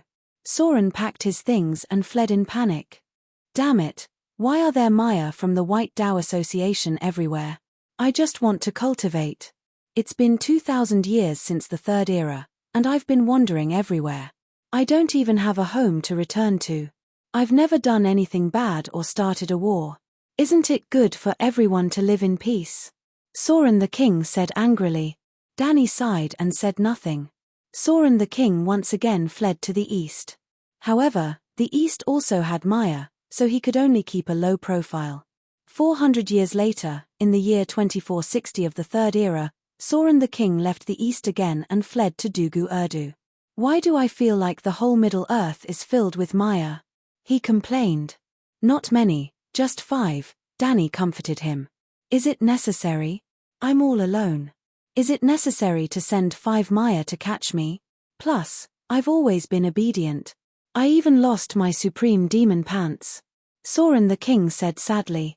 Sigh, it can't be helped. It's been 2,500 years since the Third Era. I feel like it's coming to an end. Danny sighed. Soren the King shuddered and wailed in his mind. It can't be over. I still need to cultivate my sorcery. I haven't lived long enough. Stranger, you told me last time that you wanted to choose the Demon King. I've thought about it. Can we do it in one go? You have a high status, so you can be the Demon King. I'll give up my position and become your lieutenant, he said dryly. Why do you think I want to choose the Demon King? Danny glared at him and said angrily, I'm afraid that after you die, all the demon children, Villa, mortals, and Destiny will think that I have a high status and subconsciously treat me as the Demon King. Chapter 1192. You don't want to be the Devil King? Soren asked. Don't you want to give up your position as well? Danny's tone was strange as well. The two looked at each other for a long time, then sighed and fell silent. After a while, Soren asked suspiciously, when you went to outer space to see King Meko, you told him that he chose me to be the Devil King. You didn't fake the Imperial Edict, did you? Weren't you overjoyed, crying tears of joy? You even praised me loudly, saying that I was honest and reliable, and that I was the most trustworthy friend. Danny asked. If I knew this would happen, I wouldn't have done it. Soren King sighed. I'm not lying. The old king really did choose you. If you don't believe me, you can ask him yourself when you die, Danny said. Don't say die again. I haven't lived long enough. Soren King trembled. Why don't you choose a Devil King and see if you can give up your destiny? Danny suggested. Who have you taken a fancy to? Solan asked thoughtfully. Who else is more suitable than Maya? Maya. Soren was shocked. You mean the 5 mayors who corrupted the White Dao Association? Danny nodded with a smile. I think Gandalf has a lot of potential. Gandalf is too righteous and tough. It's too troublesome to defeat him. Why don't we lure the white-robed wizard, Saruman? When the world was first created, he and I were both gods of arcane energy. We're old friends, Soren said. Gandalf is known as the wisest Maya. He can defeat Saruman, but Saruman is no match for him. If Saruman becomes the Devil King, Gandalf can defeat him alone. Then, why should the people of the world unite to fight against evil? Without a world war, how can we end the era? So, we can only choose the strongest Devil King, Danny said. Are you sure Saruman can't defeat Gandalf? Saruman is the leader of the White Dao Association. Soren doubted. Danny smiled and shook her head. Combat strength is not equal to strength. Think about yourself. Your combat strength is not that great either. You can't even beat a mortal. Soren Wang Chong blushed. Heroes don't count as mortals. I've decided to choose Saruman. Saruman is useless. If he fails, then Soren and Soren were both gods under Orochi. Until the fall of King Soren, Soren had always been the number 1 Maya under Orochi. It was only after Soren joined Mako that Saruman slowly rose to prominence. But even today, he was still not the most powerful man under Aeoli. Gandalf, on the other hand, was too awesome. He was the number 1 subordinate god of the god King Manwë. Although in the previous eras, Eonwë and Sauron appeared more often, and Gandalf barely had any lines, Eonwë was only Manwë's messenger, and Sauron the Great Eagle was his hired thug. What was Gandalf doing back then? He was also the number 1 subordinate god of crybaby Nina. He was helping Nina repair the earth and pacifying the undead in Mandu Hall. Nina was a main god on the same level as Orochi, Yavanna, and Volda. Danny felt that if Sauron did not turn dark, he would not even be comparable to Gandalf. The Great World of the 7 Gods. Dragon Calendar, year 1800, spring. Snowy Mountain, Sky Dragon Temple. Great Ancestor, you must help me. The thief is vicious, my kingdom is about to fall. A silver-haired old man in his early 50s kowtowed and wailed on the ice crystal floor under the stone steps outside the temple. Stop wailing, this is not the Targaryen family's villa. Do you want to be laughed at by the great families of the world?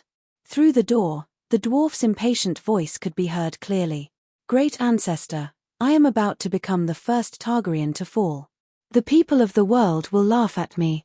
What is there to be afraid of? The old man shouted. The mottled red wooden door creaked open. The dwarf walked out with a wretched expression. Beside him was a tall and mighty brown-haired woman.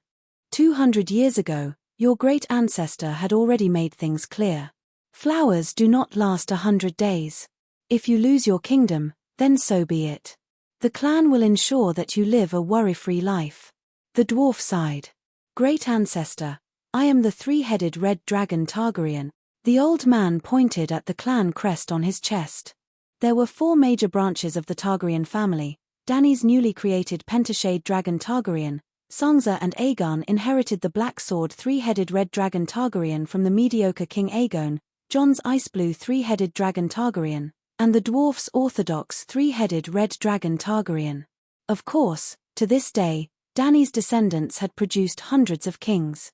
Naturally, there were hundreds of Targaryen branches. Many of them had even changed their surnames. Generally speaking, this old man was a descendant of the dwarf, although he did not leave behind any descendants. Yes, Dany's descendants had inherited his fief. What's wrong with the dear Cauldron Kingdom? Tyrion asked helplessly. Saladin Leo already had great power and authority. Now, he wanted to forcefully marry my only daughter, intending to use marriage as a means to legally seize the throne of the dear Cauldron Kingdom. I was prepared to find a son-in-law among the Targaryens and had already chosen him. But Saladin was too arrogant. He actually sent someone to assassinate him. The old man complained tearfully. Thunder God Saladin? The dwarf's expression was solemn. I remember that he already has several wives. The Leo family is a heretic that entered our world when the heavenly spheres converged. According to their customs, they can marry multiple wives. But we Targaryens are believers of the 7 gods. How can we marry a heretic and share a husband with several women? That's too much. The old man shouted. Sigh, there have been too many heretics recently. Even the Westeros are in a mess because of them. The 7 gods are too merciful. The onlookers on the side sighed. Sarkia, bring him to Skydragon Temple. I'll find someone to inquire about Saladin, Tyrion said to the Megalosaurus's wife. With that, he leaped and transformed into a 40-meter-long 4-legged Megalosaurus, flying north at supersonic speed. At the gates of hell, Tyrion found old Ymont, who was emitting a holy white light. Old man, what did the Holy Mother say? Can I destroy Saladin's tribe? Old Ymont shook his head solemnly. You can't destroy him. Saladin has the mandate of heaven for the next few thousand years. The mandate of heaven? Tyrion shouted in shock. How is that possible? Without the great calamity of the era and the new era, where would the mandate of heaven come from? Saladin's bloodline talent is second only to the elves' ancient blood. His era is the new era, old Ymont said. Isn't it just summoning lightning? Tyrion was puzzled. No, his Song of Lightning has the potential to evolve into the creation lightning. That is the first fire divine lightning that can split heaven and earth apart in the void realm. Not to mention a Targaryen princess, the Holy Mother of Believers is willing to sacrifice all the girls in the Targaryen family for this possibility. It is not Dany. Of course, the benefits will be taken by Dany in the end, just like the ancient blood. The old man sighed. Tyrion's eyes flashed and asked, Can we take away his mandate of heaven? How? The old man frowned. Mph, isn't he a stud horse? We Targaryens have never lacked women and children. It is only because of the strict rules of the family that they are unable to imitate their seniors and throw themselves into the passion garden. Now it is time for them to display their strengths and contribute to the family. Not only do we have to marry off our daughters, we also have to get those wives, mature women, old fairies, fake lollis and real scoundrels to his side. Without leaving a trace, without telling them anything, just let them gather together spontaneously. Then, let him sow seeds every day and have no time to cultivate. After a few hundred years, when a child with both the Targaryen bloodline and the divine lightning of creation grows up, Mph, will he still have a mandate of heaven? The dwarf said sinisterly. Old Ymont was dumbfounded. Tyrion. Suddenly, a familiar voice seemed to come from outside of time. It was illusory and hard to grasp. Dany. Old Ymont was shocked. Tyrion was stunned and said in surprise, Is that Saladin so important that you have to come personally? Saladin? Dany, who was outside of time, thought for a moment and said with a smile, Don't mess around. Even if your honey trap succeeds, his son is not much different from him. I am determined to get the divine lightning of chaos. No matter what, the will of the world will let the song of the thunder god be sung. Jon and Jaime might even become true gods after him. Jaime can become a true god too. Tyrion was surprised and delighted. After 3,000 years, his Song of Nights will begin, and after about 50,000 years, it will be completed, Dany said. Won't you affect the future if you tell us now? Old Ymont asked worriedly. Don't worry, you won't affect the future. Old Ymont doesn't appear in the mortal world, but Jaime and I will visit Old Man Tywin's grave every spring festival. After that, we will have a reunion dinner together, the dwarf said. I'm afraid you won't be able to visit Tywin's grave for the next 3,000 years. I have a mission for you, Dany said. What mission? I've encountered a completely sealed high-level world in a high-level universe. Information and thoughts can only enter, but not leave. My clone is facing a great calamity, but she doesn't know anything about it and can't do anything about it. I want you to take on the calamity in her place, Dany said. The dwarf's expression became twisted. Can't you find me when something good happens? Old Ymont comforted him. Dany definitely won't give you a mission that will definitely kill you. With her current realm, she can at least protect your life. I really have to die this time, Dany said. Old Ymont was stupefied. She hurriedly added, but old man, you're right. With my current realm, there's no difference between life and death. It's just a clone, why do you want me to take the risk? The dwarf helplessly asked. That clone knows too many secrets of the high-level first flame. Since the world is completely sealed, information can only enter but not leave. How do you know about the great calamity that even she doesn't know about? The dwarf doubtfully asked. Dany was silent for a moment and sighed. I'll tell you the secret now. In a while, I'll erase your memories from the source of time. In fact, before I send you in, your memories and humanity will be deleted or slightly adjusted. Not only you, but also my clone. She doesn't even know that her main body has the flame of creation. Do you understand what I mean? Tyrion's expression was solemn. You have competitors, and their realm in the first flame is higher than yours.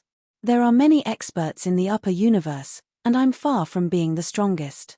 Dany first sighed heavily and then excitedly said, but I have the initiative.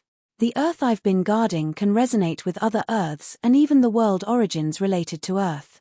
Although I can't see my clone's memories, I can vaguely see the direction of fate, the fate of the world, and the role my clone plays in the fate of the world. When Sauron decided to find Saruman, his fate of defeat was set. But in the 4th and 5th eras after him, who would become the Dark Demon Monarch? My clone thought that by hiding behind the scenes, she could escape the fate of becoming the Dark Demon Monarch and then being defeated. But in reality, the 4th and 5th eras will be modernized, and even star-oriented societies. There won't be any great demon monarchs in the classical sense. A mastermind like her happens to be the correct way to become the Dark Demon Monarch of the new era. You want me to be the mastermind behind the scenes? Tyrion asked. With your meager strength and shallow knowledge, how are you qualified to be the mastermind behind the scenes? Dany said in disdain. Chapter 1193.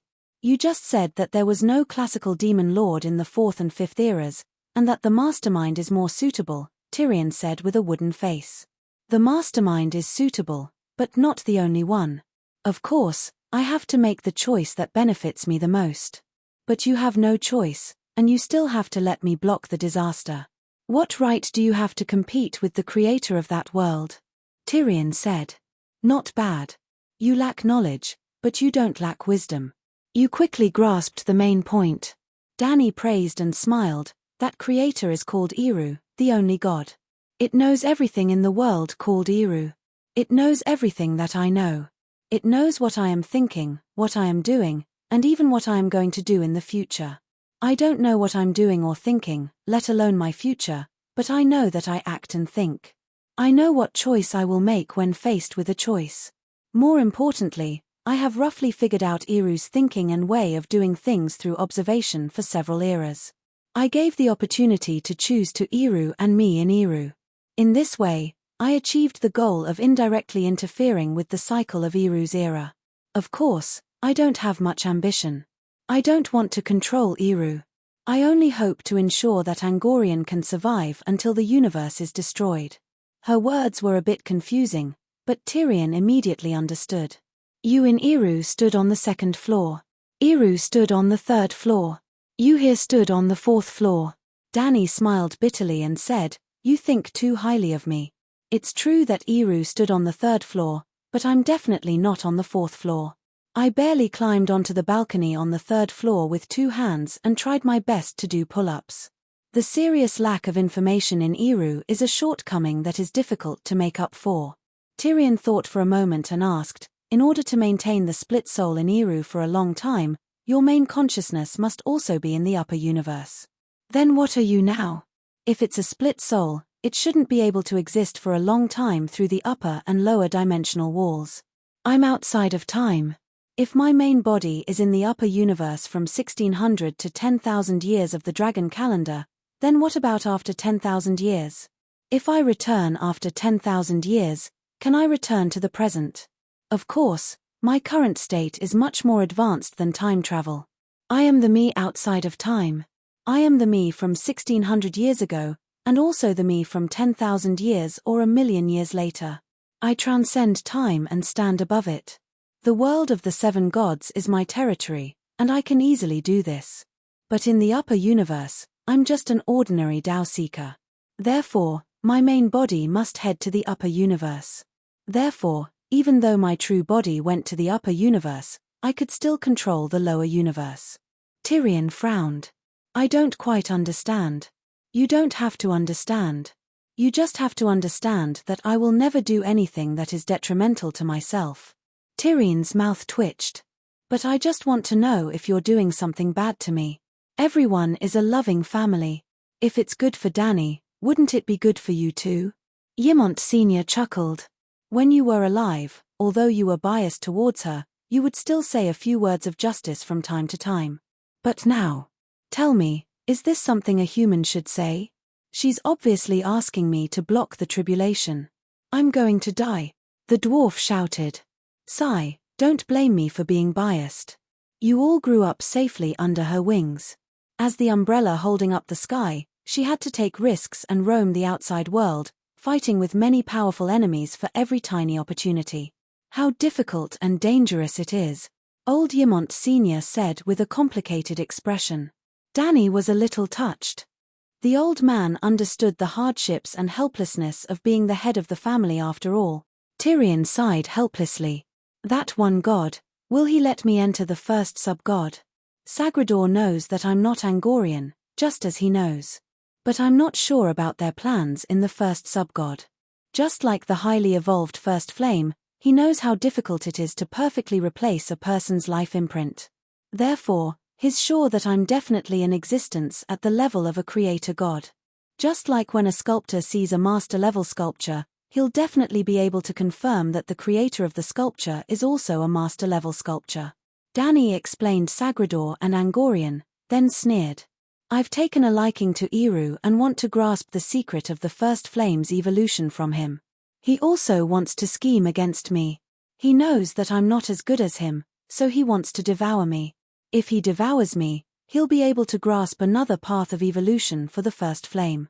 Unfortunately, as a half-completed first flame, I deeply understand how strong the evolved first flame is. When I entered the first sub-god, I cleared most of my memories. The me in the first sub-god is like a blank piece of paper. I have the goal of filling the paper with information. I don't even know that I've grasped the flame of creation, and I don't even know that my path is the song of ice and fire, and not just simply allowing the first flame to evolve. It sounds so complicated and dangerous. It's even more terrifying than the power struggle in the imperial court. Old Ymont's face was pale as he muttered to himself. I thought that the powerful beings are all aloof from worldly affairs, indifferent, extraordinary, and unrestrained. Tyrion was also shocked. I didn't expect that even after becoming a creator god, there's still so much intrigue, deception, and swords. It's even more intense than the battles between mortals. The greater the power, the greater the desire. Desire is the source of evil. The greater the desire, the less morals one has. Hence, the powerful beings are all extremely evil. Dani sighed softly. Then, she continued solemnly, because of my caution, Eru hasn't been able to take advantage of me all this while. It needs a breakthrough point, and Sagrador's cross-realm summoning talent is one direction. I even suspect that Sagrador is the trump card that Eru prepared for me. In recent years, Sagrador's main body outside the first subgod has been searching for me in the dark dimension. I'm guessing that he wants to send a message to my main body from the first subgod to make me anxious and confused. Since that's the case, I'll purposely expose a flaw and send it to them. Tyrion felt a sense of familiarity. He pointed at his nose and muttered, "The flaw is me. You're my only brother, my biological brother. What would Eru think? You're clearly a dumb muggle. Now, you can cultivate, live forever, and become a great true god.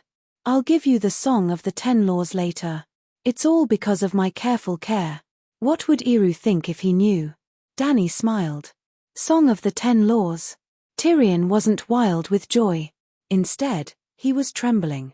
How much would he gain from such a huge investment? The greater the reward, the greater the risk.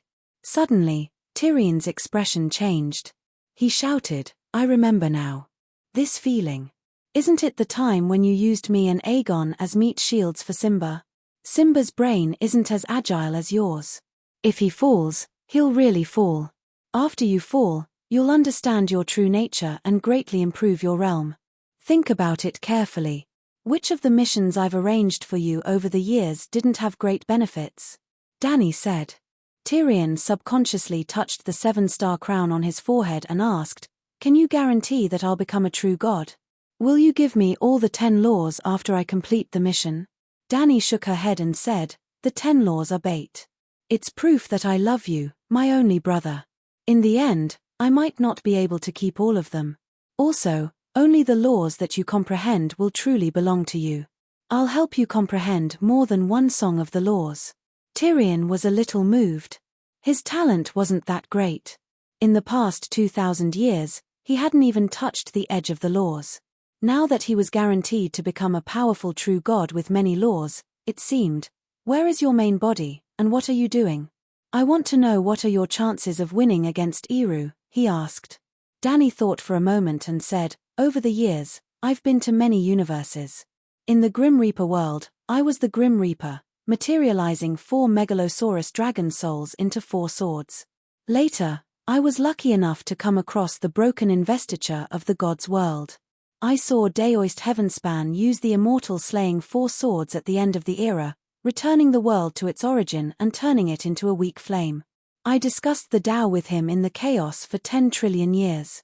He learned part of my flame of creation, and I learned his immortal slaying 4 swords and the creation polarity of destruction.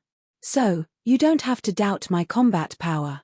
The result of falling out is just me and Eru stabbing each other in the chest. He may have a long HP bar, but I'm agile. I can travel through time and space without a trace. Well, I'm fast. Why can you discuss the Tao with Daoist Heavenspan, but you and Eru stabbing each other?" Old Ymont asked worriedly. "Sigh, if I'm stronger than Daoist Heavenspan, I would have swallowed him directly. What's the point of discussing the Tao? 10 trillion years, do I have time? If he's stronger than me, he would have swallowed me long ago. But Eru is stronger than me, much stronger." Dani sighed. Ymont's face contorted, and he said embarrassedly, "Isn't it good for everyone to be friendly? Old man, you're already so old. How can you say such childish things? My level is too low. If he discussed the Tao with me as an equal, I would get much more than he gets from me. It was like a primary school student sharing knowledge with a college student. Who would benefit more? More importantly, there's only one Tao. I have my own Tao, and now I need Eru's knowledge even more. He doesn't need my knowledge as much. He's reached a bottleneck in the evolution of the first flame, and is more eager to take over my Tao. If he knows that the Song of Ice and Fire can be merged and become the supreme law of the universe, Eru will most likely give up on Eru and enter the lower universe to take over the great world of 7 gods. The original name of this world is the world of Ice and Fire. Why did I change its name to the Great World of Seven Gods? I'm afraid that you'll reveal your origins when you're wandering in another world, and people will find out the secret of this world. What's the Song of Ice and Fire? Tyrion and Ymont were confused. Oh, it slipped out of my mouth. I forgot that I deleted this memory from everyone's mind when I was at the origin of time. Dany said strangely. Tyrion and his son were dumbfounded. How many memories did you change? Not much. I just made sure that my secret wasn't leaked. The dwarf sighed and finally asked, what immortal slaying sword? What sword of destruction? They're all desperate moves. Don't you have a chance of winning? If the two gods of creation really fight, I'm afraid that not even ashes will be left if I'm caught in the crossfire. Of course there's a chance. My main body is currently a titled Doluor in the great world of Doluor. The laws of that world are very mysterious. If I can make good use of them, my potential won't lose to ours. What laws? Tyrion asked curiously. It can merge many songs of laws into one. It's not like mixing dough and stone. Instead, it's like mixing water and milk, and a qualitative change occurs. Dany said with a solemn expression, in our world, it's very difficult for two different laws to be linked. In other words, it's very difficult to achieve the effect of 1 + 1 greater than 2. However, in the Doluor world, 8 laws or even more can be merged into one, increasing one's strength by 10 times or even 100 times. Tyrion's heart skipped a beat. You want to merge the 4 elements into a world? That's right. Once you become a god of creation, you'll have the qualifications to fight with Eru. I've seen Eru's methods. If the realm of the 4 elements forming a world is on the 1st floor, then Eru is on the 3rd floor. So, I have to find another way. At this point, Dany laughed. You know that I'm proficient in spirit bestowment techniques. I bestow a spirit to the earth. The earth has a spirit, so it gives birth to an earth soul ring. I bestow a spirit to the sky. The sky has a spirit, so it gives birth to a soul ring. After that, there's also wind, rain, thunder, lightning, and other natural phenomena. What 10,000-year black soul ring, 100,000-year red soul ring? They're all trash in front of me, the white ring Doluor. After that, I'll also bestow a spirit to the sun and a spirit to the black hole. He, especially the black hole. My Angorian body is a black hole. As long as my understanding of black holes and the celestial universe surpasses Eru, even if I'm inferior in other aspects, when Eru dies out, I'll be able to keep my achievements in Eru. The dwarf finally asked, what should I do? You don't have to do anything. Eru knows everything. I'll split you into 2, the kind Tyrion and the evil Tyrion.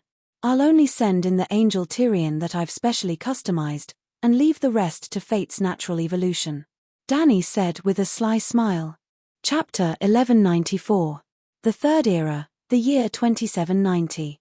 In the low wooden house by the lake, Tyrion was sweating profusely. The hammer in his hand and the sword on the anvil made a ping-ping-ping-ping sound. In the blacksmith shop, dwarfs were carrying buckets and charcoal to and fro. Outside the house, he could vaguely hear the sound of his elder brother negotiating with the human traders. Humans were treacherous, and human traders were even more treacherous. This kind of business with treacherous traders should be done by the clever second prince of Turin, but Tyrion really didn't want to face the question of how can a half-human have a dwarf for a father, from strangers. Tyrion Turin, a half-human, the illegitimate son of the king under the mountain, therein too. When he lived in Lonely Mountain, the dwarfs didn't treat him differently. Only the humans liked to make a fuss about nothing. Although his wife had an illegitimate son with his half-human cousin, therein too didn't abandon his wife and son. Later, he had another son and daughter with his wife. A dwarf who loves gems is a real dwarf. A half-human who can't control his second son is a real half-human. This was a popular proverb among the dwarfs and half-humans. The dwarfs were already used to the illegitimate son of a half-human. A half-human male and a half-human female dwarf gave birth to a half-human female dwarf, and a half-human female dwarf gave birth to a half-human male dwarf. It was very magical. Dwarfs and half-humans were very distinct, but they were also very close. The two groups had always been living together. The days in Lonely Mountain were very happy, But it didn't last long. Not long after, the evil dragon Smaug came. Tyrion only hated that his soul was transmigrated and he didn't bring the witchcraft of transforming into a demonic dragon. It was too tragic. At that time, the whole Lonely Mountain was like a burning furnace. Countless familiar relatives and friends were burned to ashes. His half-human father, dwarf grandmother, and dwarf mother, who were very good to him, all died in that catastrophe. He was young, only a teenager. His grandfather and father carried him out of the secret passage. But they escaped with their lives, and their family business was all gone. They could only wander around, forging ironware and selling it to human traders to make a living. 20 years passed in a flash. Oh no, oh no. The old king has been killed by the beast men. Suddenly, the sorrowful cry of an old dwarf came from afar. Tyrion hurriedly put down his hammer and ran out with his deformed short legs. Well, his legs were deformed and short, but his feet were bigger and stronger than those of the hobbits. Running barefoot on the muddy ground seemed to be able to obtain an endless supply of energy from the depths of the earth. Running dozens of miles didn't seem to be tiring at all. According to the old dwarf, this was a blessing given by Arcane to the half-humans to make up for their deformed limbs. "What's the matter?" he cried as he ran. Outside the courtyard, there were already many dwarfs in shabby clothes gathered together. The weapons merchant with a big belly had not left yet. He stood out from the crowd and was very conspicuous. Woo-woo! The female dwarfs were crying, and the male dwarfs were swearing. Tyrion squeezed through the crowd and saw his cheapskate father holding a white-haired head, his entire body trembling. His eldest brother, Sorin, and his third brother, Freelin, had red eyes, their faces filled with grief and anger. His younger sister, Dice, was hugging her two nephews and crying softly. He walked closer and saw that it was his grandfather's head. There was even a name carved on the face. Artilda Zotilda Ge. Who is he? Tyrion clenched his fists and roared while suppressing his anger. The Beastman King of the Misty Mountains.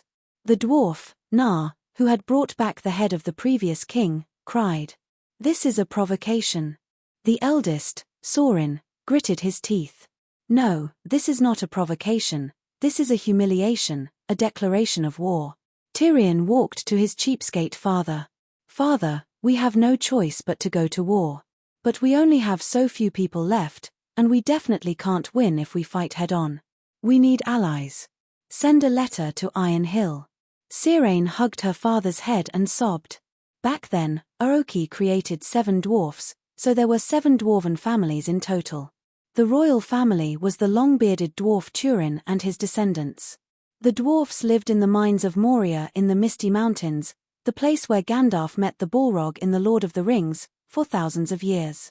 Because the mines were too deep, the Balrog that was hiding deep underground was awakened. The Balrog that could only be used as cannon fodder in the First Era became a top-level boss in the Third Era. It defeated the entire dwarven race with its own strength. After escaping from Moria, the royal family of Turin was divided into 2 brothers. One was the main branch and settled in Lonely Mountain, the place where The Hobbit took place. The younger brother led the other branch and moved to Iron Hill in the east, the dwarfs who came to Sauron's aid in the War of the 5 Armies. But in less than a few hundred years, there were too many treasures in Lonely Mountain, and it attracted Smaug. The royal family of Turin became refugees again, which was Tyrion and his group now. Even the prince had to work as a blacksmith to support his family. Originally, with 3 generations of ancestors and grandchildren still around, 3 generations living under the same roof, it could be considered a happy and harmonious life. But the old man's madness acted up, and he only brought 1 servant to Moria to reclaim the old capital. His head was chopped off by the orcs, and the name of the murderer was carved on his forehead. Tyrion glanced at the weapons merchants who were watching from the sidelines, and whispered, "Dad, we can send a letter to Uncle, but we can't let the Iron Hill dwarfs take the lead. This is a blood feud between us, the dwarfs of Lonely Mountain." He was only a half-human, so he didn't feel awkward saying this. "But we only have these few people," Saelane said bitterly. Smelling the stench of the corpse, Tyrion sighed and said, "Let's bury grandfather first. We can discuss the recruitment later." 3 days later, Saellane, his 3 sons, and a number of relatives and officials, in The Hobbit, the 12 dwarfs who accompanied Thorin in reclaiming Lonely Mountain were all side branches of the royal family of Turin, gathered by the well in the backyard, and held a family meeting about revenge and future national policy. Father, there are many people in the Black Barbarian land, human tribes in the wilderness, wandering dwarfs and hobbits. You are the king, and you should take the people as your subjects, Tyrion said first. The main characters of the Second Era were the Númenóreans, and the main characters of the Third Era were still the Dendane people. Currently, there were only 2 kingdoms that could be considered civilized in Middle-earth, the North and the South, Orna in the north and Gondor in the south. Orna was founded by Eärendil, a side branch of the Dendane royal family who survived the Great Cataclysm. Gondor blocked the gates of Mordor, and was founded by Isildur and his brother. Eärendil was Isildur's father, so the 2 kingdoms shared a monarch for a long time. Orna and Gondor, which originated from the Númenóreans, were naturally the center of human civilization. The other places were very barren. For example, the Black Barbarian land where the Turin dwarfs were wandering. Just from the name, one could tell how primitive the civilization was. But in reality, the Black Barbarian land was only a few hundred kilometers away from Rohan, the nomadic people in The Lord of the Rings, and Rohan was next to Gondor. If the Black Barbarian land was so barren, one could imagine how the other places were like. We can raise the flag of the Dwarven Emperor and recruit the dwarfs as our direct subjects, expanding the base of the Turin royal family. The hobbits are also very short, and look like half-humans, so we can take them in as well. As for the humans, we can make them the vassals of the Dwarven Emperor, and guard the borders of the Dwarven lands. Tyrion became more and more excited as he spoke, and his ugly face turned red. The dwarfs beside him were confused. We are Turin dwarfs, and the barbarian dwarfs are not of the same race as us, Thorin said with a frown. The hobbits are like half-humans, but they are not half-humans. Half-humans are the cousins of dwarfs, but hobbits are not, Balin mumbled. His father, Thirlane, also shook his head and said, "Let's write to Uncle Groll of the Iron Hill. My father is his brother, and he will not ignore this blood feud." Tyrion remembered that the dwarfs were famous for their stubbornness, and he was afraid that he would not be able to persuade them, so he said, "How about this? Let's learn from Grandpa and Uncle Groll, and start splitting up now. My eldest brother will inherit the throne of the king under the mountain, and I will be the second son. Like Uncle Groll, I will get a part of the family property and come out to work alone. I am not dead yet. And how old are you? You are only in your early 40s, how can you go out on your own?" Thirlane glared at him. "I didn't want to split up before, but Grandpa was beheaded by a half-orc, so I have to gather all forces for revenge," Tyrion shouted. "Actually, it is not a bad idea to split up now. Tyrion has always been a restless person. If we split up, he will be less restrained, and you will also be less angry," Thirlane, Groin mumbled. He was one of the 12 dwarven warriors in The Hobbit, and also the father of the dwarf Gimli of the Ring Protection Team in The Lord of the Rings. At the same time, he was also part of the royal family of Turin. The dwarf king, who had lost his kingdom, thought about it carefully and felt that his brother's words made sense.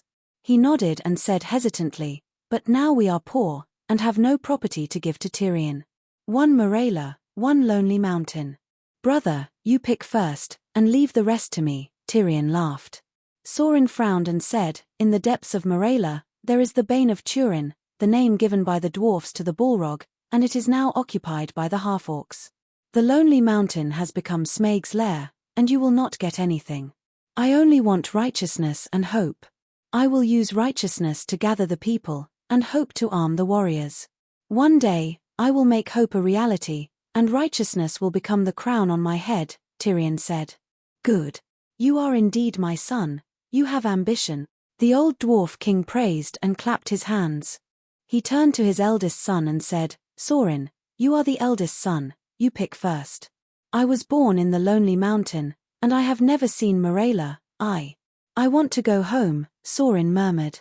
"All right, from today onwards, please call me King of Moraila," Tyrion said in high spirits.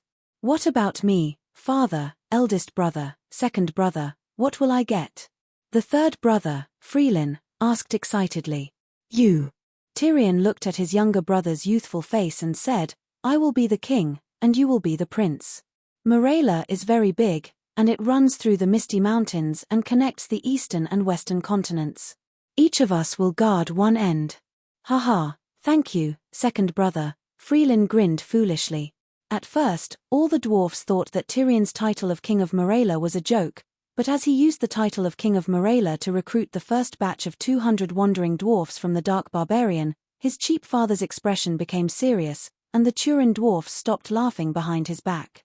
When Tyrion incorporated the 200 wandering dwarfs into his personal guards, and arranged 10 Turin dwarfs as team leaders, and his younger brother Freelin as the commander, the other Turin dwarfs began to look at the actions of this half-human dwarf king with cautious eyes. He asked Iron Hill's uncle to be the guarantor, and borrowed a large sum of money from the human merchants. He then used the money to buy supplies and food, and equipped 211 dwarven guards with goat mounts. After that, Tyrion personally led the royal guards to sweep through the Dark Barbarian on a large scale. At first, he only wanted the dwarfs. 2 years later, a small kingdom of 3,000 dwarfs was established at the border between the Dark Barbarian and the Misty Mountains. With 3,000 dwarfs, Tyrion finally began to accept the barbarian tribes as his vassals. His method was very simple. He gave them iron tools and salt. No tribe could refuse iron tools, weapons, and salt as white as fine sand. 5 years later, King Moraila used the newly mined gold, silver, and gems to repay the loan from the human merchants, and tripled the amount. King Moraila's reputation for being generous, honest, and trustworthy gradually spread to the nearby kingdoms. Chapter 1195. In order to avenge his father, the dwarf king Saellane ran around and contacted all the dwarf tribes. After 9 years, he finally formed an army of 500 dwarfs. In addition, the dwarfs of the Iron Hill also agreed to send 800 dwarfs as support.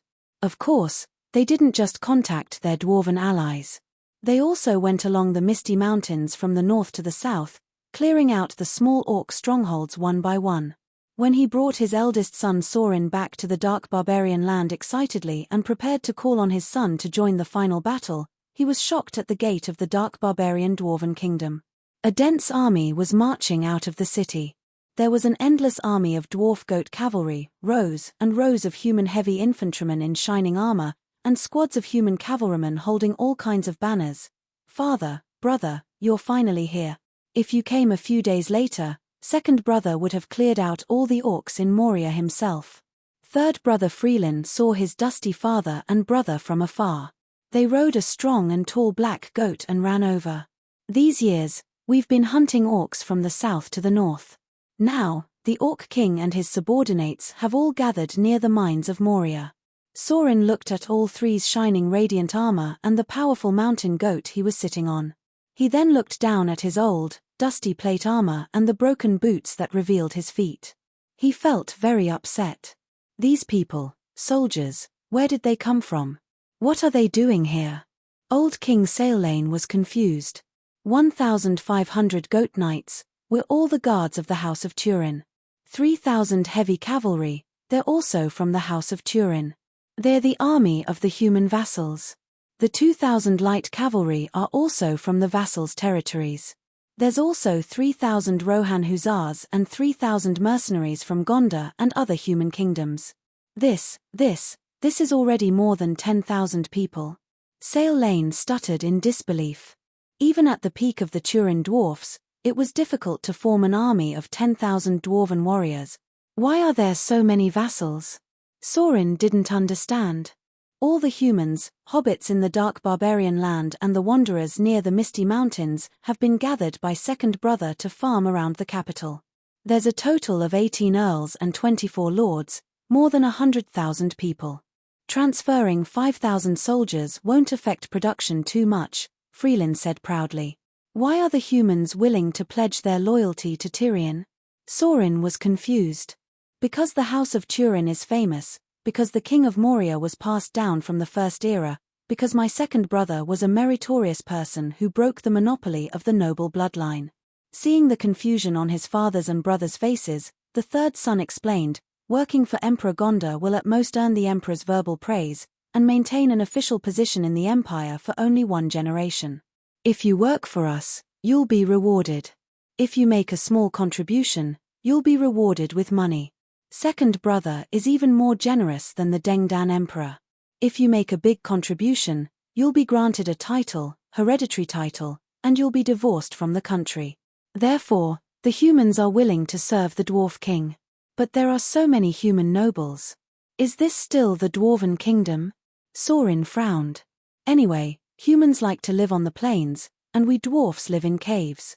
We don't interfere with each other, and it's a win-win situation if we work together, third brother said disapprovingly. Selene nodded and said, when we were in Lonely Mountain, we also got along well with the humans in Long Lake Town. We dwarfs want mountains, while humans want plains. Why did the Rohan cavalry also come? Then, he asked again. 2 years ago, second brother personally went to Rohan and had a good talk with the cavalry king. They formed an alliance to fight against the half-orcs. They can do that. Old Wang murmured. Not only Rohan, but also the large tribes and small kingdoms near the Misty Mountains were roped in by second brother. Everyone agreed on a time to encircle and suppress the half-orcs together. The half-orcs are not only the enemies of the dwarfs, but also all humans. The enemy of an enemy is not necessarily a friend, but there's always the possibility of cooperation. Freelin, you've grown up. Old Wang stroked his long beard with relief. It's all second brother's teaching. Where's Tyrion? Old Wang turned his head and looked around. The task of commanding the troops was given to me and Berlin. Second brother should still be practicing in the palace. Practicing? Old Wang's face suddenly changed, and he said sternly, what I said in the past. He ignored it. The Dark Demon King's sorcery is a demonic art, and it can't be practiced. Why didn't he listen? Why didn't you persuade him? Freelin said disapprovingly, Father, we have to face the Balrog, the nemesis of Turin. Normal power is useless. Even at the peak of the Turin dynasty, they still couldn't defend Morela. Now, we can't even see the tail of the peak. If we don't find other ways, how can we succeed? Also, in the era when the Dark Demon King ruled the world, the great emperor of Gondor, Isildo, could become the greatest hero because he practiced the sorcery sword manual? Sorin thought, and he gradually agreed with the choice of his second brother and third brother. Without the sorcery sword manual, Isildo couldn't defend Gondor, and he couldn't end the Dark Demon King's rule. Without the sorcery sword manual, even if Tyrion could drive away the half-orcs, he couldn't defeat the nemesis of Turin. Without the sorcery sword manual, he couldn't drive away Smaug and take back his home in the Lonely Mountain. Second brother is practicing the sorcery sword manual? Did second brother cut off his penis? Selene exclaimed. No, the sorcery sword manual is the secret of the royal family of Gondor. Normal people can't see it. Also, second brother said that the sorcery sword manual is all about speed. The Dark Demon King's weakness is fleeting, so it needs to be fast. But the nemesis of Turin doesn't have any obvious weakness. We can't get close to it, and we can't break its defense. No matter how fast it is, it's useless. What kind of sorcery is Tyrion practicing? Sorin asked. Freelin jumped down from the goat and whispered to his elder brother, Frost Axe. Sorin looked at his father. You are very knowledgeable. Have you ever heard of this sorcery? It seems to be related to ice. It can counter the nemesis of Turin, and it can even counter the fire dragon. Where did he find such a high-level secret manual? Although it's easy to fall into darkness by practicing sorcery, each secret manual represents an ultimate power, and each ultimate power can only have one master. The more powerful the ultimate power, the more precious the secret manual is, and the less likely it is to be passed down. Selene frowned. Second brother bought it from a street stall. It's not a lost secret manual. Once the secret manual is passed down, there are too many people practicing it. Everyone is competing for the ultimate power. Shaking his head, Old Wang laughed, I'm thinking too much. Even if the secret manual is open for everyone to practice, not everyone has the right to master the ultimate power. Father, you keep talking about the ultimate power. What is it? Sorin was confused. Freelin also looked at his father curiously. It was also his first time hearing about the ultimate power. The ultimate power is the upper limit of sorcery. It's a power that only gods can master. The power of gods. How strong is it?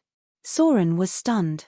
Then he complained, if we practiced sorcery since we were young, we might have the power to chase Smaug away. It's been 30 years. We've abandoned our country for 30 years.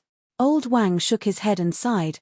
The ultimate power is essentially the power of the Dark Demon King who died in battle. The deeper you practice sorcery, the easier it is to connect with the will of the Dark Demon King, and the easier it is for you to fall into darkness. If you lose your mind and your will is twisted, what's the use of having the strongest power? Also, the ultimate power is not invincible. In fact, in the ancient times, there were often mortals who killed the Dark Demon King who had the ultimate power. It's such a waste to lose your mind and humanity for a less powerful power. I heard that Turin's nemesis was very common in the ancient times. Solin asked blankly. Even in the ancient times, Turin's nemesis was at the level of a Dark Demon King, Solin said seriously. You said it yourself. Mortals often killed Dark Demon Kings. Are you saying that all of us dwarfs combined can't compare to the mortals who often appeared in the ancient times? Solin said bitterly. It's not like that. Solin waved his hand and smiled bitterly. In the ancient times, we dwarfs could also kill Turin's nemesis. Many dark demon dragons died in the hands of dwarfs. Not to mention Smaug, even the ancestor of the Megalosaurus, Glorung, Sigh. Times have changed. The power of magic is getting weaker year by year. Even the elves who are supposed to live forever are dying like mortals. The elves are dying of old age. Solin and his brother exclaimed. Solin's eyes flashed and said in a low voice, Solin, you are my successor. I'm not sure if I can survive the battle with the orcs this time. There are some secrets that I should tell you. That's right. Since the beginning of the Third Era, the power of us and the elves has been greatly weakened. The elves can still live forever because they have the 3 elven rings. Magic, ring? Solin's expression changed. Solin nodded slightly. The Third Era is coming to an end. I have a feeling that the supreme magic pants will appear soon. If the pants are destroyed, all the rings of power will lose their magic power. By then, the elves will have to leave Middle-earth. Father. Solin said hesitantly, we Turin dwarfs also have a ring of power, right? You can't use it. The Dark Demon King has already returned. Solin said sternly. Solin's face flashed with disappointment and asked in a muffled voice, Father, you know so many secrets. Are you also a member of the White Path Association? Can you ask the white-robed wizard Saruman to help us fight against the demon dragon and Turin's nemesis? I'm not familiar with Saruman. During the era of Moria, the king of Turin dwarfs was a temporary member of the White Path Association. After the Lonely Mountain fell, he even lost his status as an observer. The old dwarf king's expression was bleak, a king who can't even protect his own kingdom. What right does he have to protect Middle-earth? These secrets were all told to me by your grandfather. Our ancestors also knew about them. At that time, the Turin dwarfs could decide the fate of the world. Father, I also want to learn the secret book of sorcery. I must take revenge on Smaug. Soren gritted his teeth and said. Solin looked at the neat army and said with a determined gaze, let's put Smaug aside first. This time, we must kill the Orc King Azog and take revenge for your grandfather. Tyrion spent 9 years to prepare an army of 11,000 dwarfs and humans. What did it mean in Middle-earth? In the War of the 5 Armies in The Hobbit, the total number of dwarfs was only 500. The number of elves and humans in Long River Town was definitely less than 500. In the Lord of the Rings famous Battle of Helm's Deep, Rohan's army was less than 300. The number of elves was also less than that. What looked like hundreds of thousands of orcs was actually only 10,000. After that, the Battle of Whitetown was the most magnificent battle in the Lord of the Rings. It looked like there were at least 100,000 of them. No. Whitetown's guards were about 2,000 to 3,000, and Rohan's cavalry was about 6,000.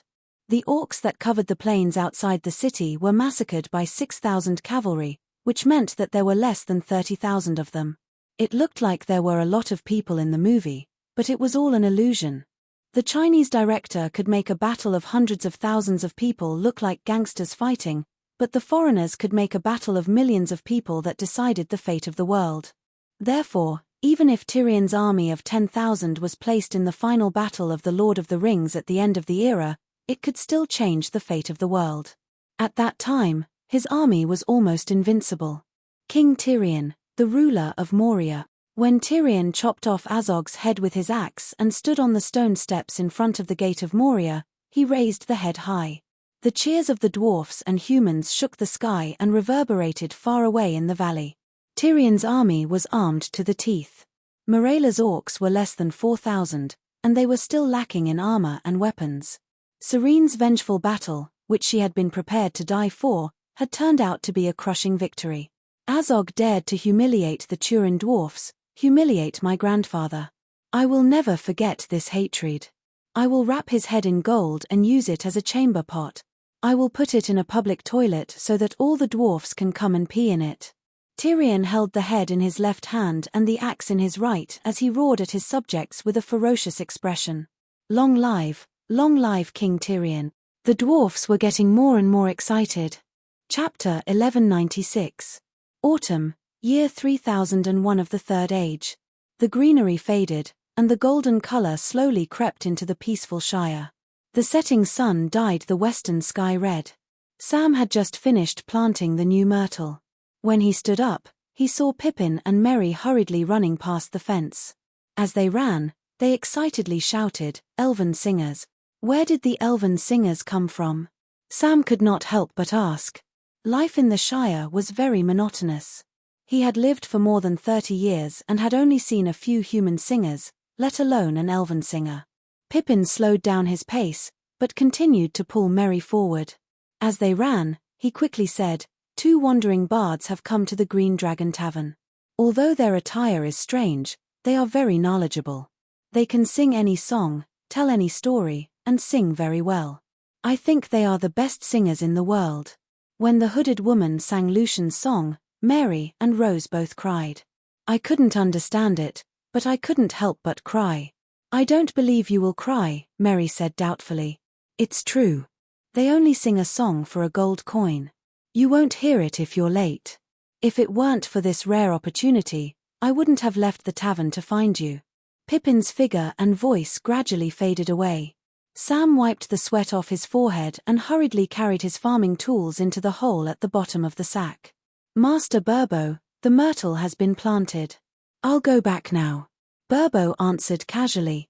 The door of the bedroom next door opened, and Frodo poked his head out. He asked curiously, "I heard Pippin say that two bards came to the Green Dragon Tavern?" "Yes. Master Frodo, do you want to go and take a look?" "No elven singers have ever come to the Shire." Sam bowed respectfully. Hobbits were quiet, but it did not mean that they did not distinguish between rich and poor. Frodo was interested. "Uncle Burbo, an elven singer came to the Green Dragon Tavern. I haven't seen an elf before. Don't wait for me for dinner. The elven singer's story might not be as interesting as mine." Old Burbo muttered softly as he stared at an old map of the north in a daze. Meanwhile, Frodo and Sam had already run out of the outer courtyard. Although the stories of the ancient era's elves are marvelous, they are too distant from us. I want to hear the story of the Berserk Ice Axe. As soon as Sam opened the tavern door, he heard Redbeard Hank shouting. The tavern was full of hobbits, and they were all looking at the southwest corner. The two bards were very conspicuous among the hobbits. One of them was a mysterious man with a hood covering his face, and the other was a tall old elf with white hair and a face full of sorrow. Ice Axe. Could it be the king of the dwarfs of Moria, Tyrion?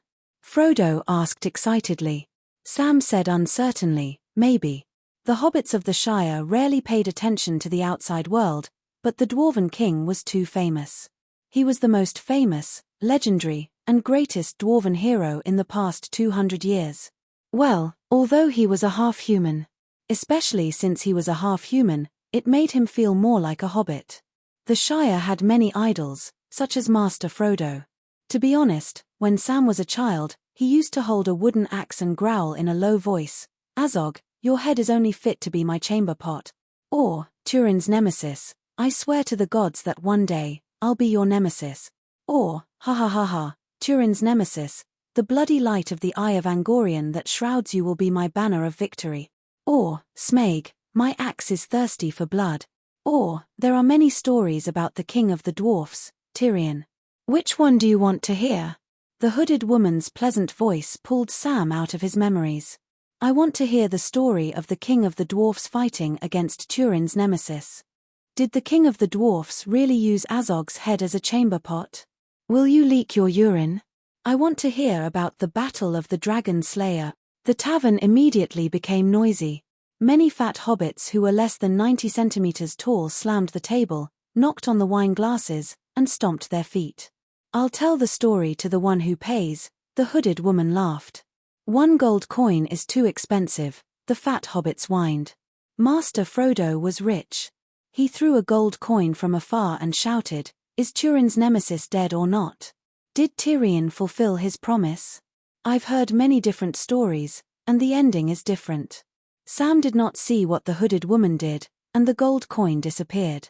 Gondor's White Town was not built in a day, and Turin's nemesis was not defeated in a single battle. Starting from the Battle of Dark Creek Valley and killing Azog, Tyrion conquered Turin's nemesis 15 times in the next 150 years. 15 times. The hobbits all covered their mouths and exclaimed. Outside the east gate of Moria is the Dark Creek Valley, a fertile land. Tyrion set his capital in the valley and found a small mountain nearby as a mining area for the dwarfs. After 10 years of hard work, he led the fully armed dwarfs into the depths of Moria and alerted the underground demons. Boom! The hooded woman waved her hand, and a cloud of colorful smoke exploded and filled the tavern hall. A picture appeared in front of the fat hobbits. Roar! The Balrog bellowed angrily. Ah! The hobbits screamed, and their faces turned pale. Run! The demons are coming! Fat Sam grabbed Master Frodo and was about to run out of the tavern. But when he turned, the Balrog also turned. It was still in front of him, roaring ferociously. Fat Sam fell to the ground. His sister Mary pulled him and whispered, "Don't run. This is the poem of the first poet." What? Sam was confused. Look at Master Frodo. Calm down and listen carefully, Mary said. Sam glanced at Frodo. Frodo's eyes were blank, but there was a shocked expression on his face. Gradually, after calming down, Sam heard the hooded poet's voice again. He had never heard such a melodious, mellow, and emotional song. It seemed that there were also many musical instruments mixed in. When he heard the music, his mind couldn't help but picture scrolls, as if he was in the real world. It was the first time he saw the real face of Turin's nemesis. It was terrifying. It was the first time he saw the battle of the Frost Axe. It was terrifying. A 1.2-meter-tall half-human and an 8-meter-tall flame demon were moving back and forth on the narrow path. On both sides of them were bottomless cliffs. Sam's legs turned to jelly. Defeated. The Dwarven King's armor was shattered by the flame whip. The frost axe was broken. His body was charred black, and white smoke came out of his mouth. He was carried out of Moria by the defeated Dwarven warriors. I swear, I will be back. The Dwarven King's resolute eyes moved Sam. The song became lively, and the picture sped up. Sam saw how the Dwarven King trained hard for 10 years. The second expedition began. The third time, the fourth time, unlike the heroes in the other stories, the Dwarven King kept fighting. He was never discouraged and never gave up. Even the most serious injuries could not shake his fighting spirit.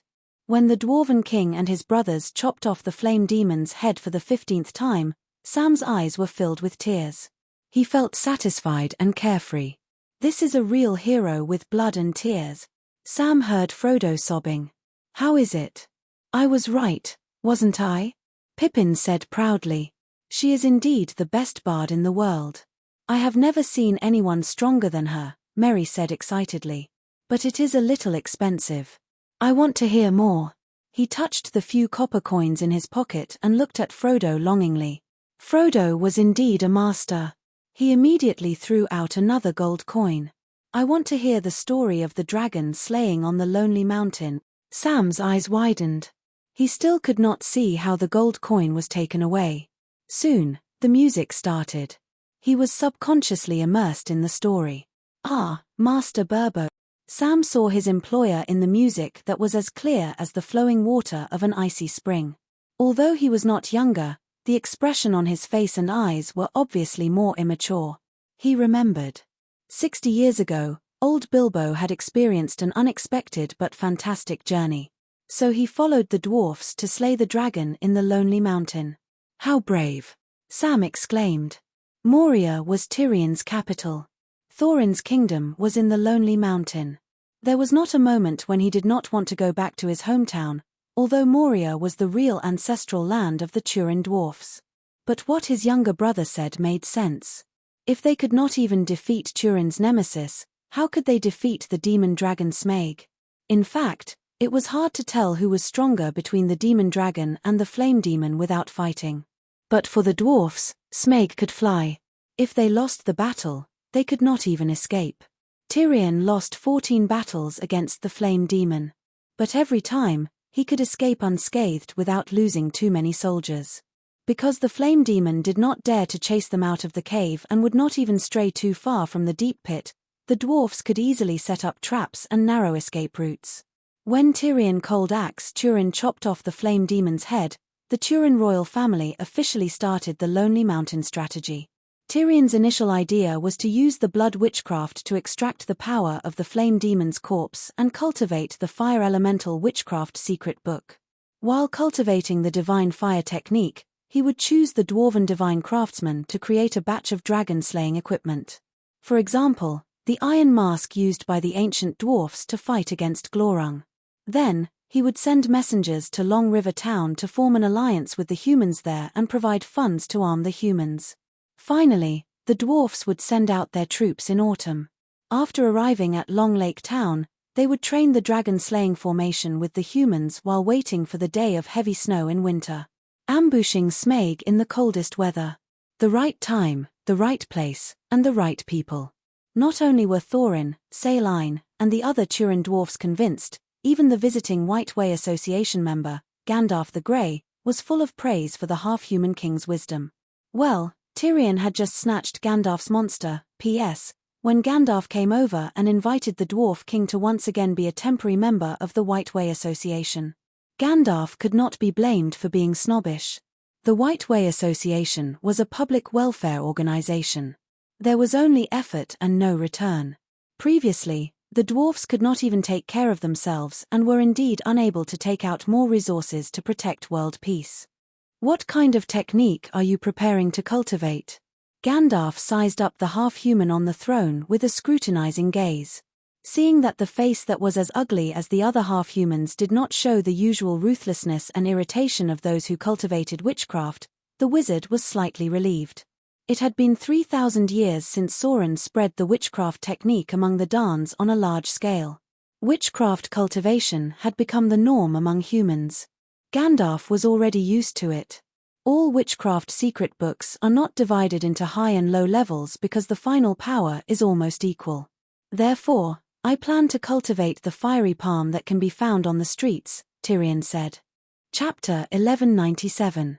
The reason why the blazing palm is so widely spread is because it is related to the great enemy of the Dark Universe, Gandalf said meaningfully. Morgoth! The old dwarf king exclaimed.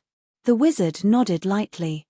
The mysterious demon king in the shadows hopes that the former Morgoth will return to the world, so he distributed the secret books that represent him everywhere. The blazing palm, magic flame body, and other fire elemental spells with different names are essentially the same. They just have different names and different characteristics of fire. The ultimate achievement is to summon Morgotha's power and spirit into one's body. Not only fire elemental spells, but King Tyrion's frosty sky axe is also one of Morgotha's powers. He's dead, Tyrion frowned. But his spirit lives on.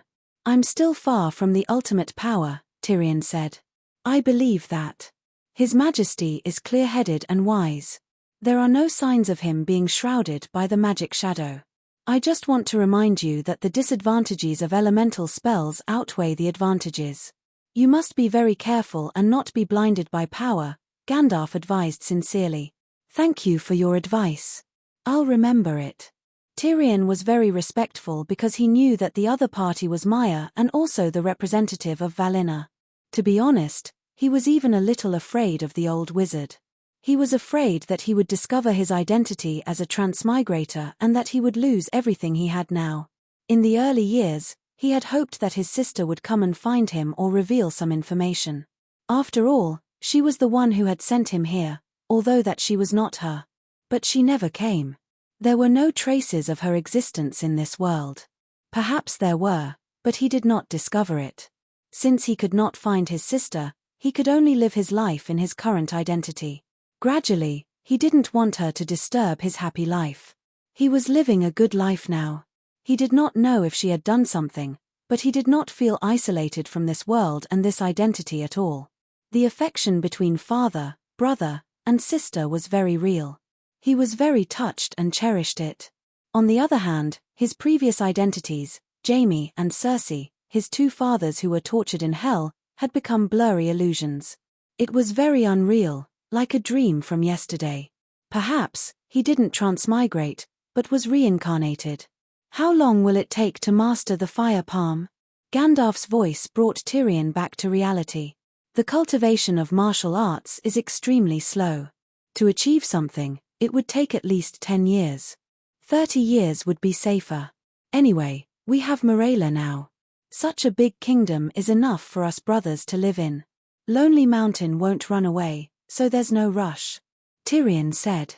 Sauron, who was sitting beside him on the throne, wanted to say something but hesitated. Tyrion treated him well. Not only did he give him the title of Prince of Dark Creek Valley, but he also gave the three brothers their thrones in a row during court meetings. His father sat at the top, while the three brothers sat below. But for some reason, he missed Lonely Mountain and wanted to be the king himself. I'm afraid we'll have to hurry. Gandalf sighed and said slowly, in the past few hundred years, I've been tracking the Dark Demon King's whereabouts. Now I've confirmed that he intends to form a dark alliance with Smaug. He's in the south, and Smaug is in the north. They'll form a pincer attack on the kingdom of the good people of Middle-earth. Wasn't the Dark Demon King destroyed by Isildur at the end of the last era? When I was still an observer in the White Way Association, Saruman, King Elrond, Queen Galadriel, and you all said so. Old King Saelane was shocked. We were wrong. Gandalf said bitterly, about 2,000 years ago, traces of necromancers appeared in the Aramunk region. We thought it was a ringwraith or a necromancer who practiced sorcery. But after 1,000 years, that fortress called Dugu Urdu continued to spread death and darkness to the surrounding land, covering hundreds of miles. This is far from what an ordinary necromancer can do. So, when I rushed to investigate for the first time, the other party noticed and immediately fled. 500 years ago, the necromancer appeared in Dugu Urdu for the second time. I suggested that the White Way Association immediately take action to eliminate the necromancer. The necromancer fled for the second time. 300 years ago, when I discovered the necromancer returning to Dugu Urdu for the third time, I decided to take action quietly. In the end, I discovered the necromancer's true identity.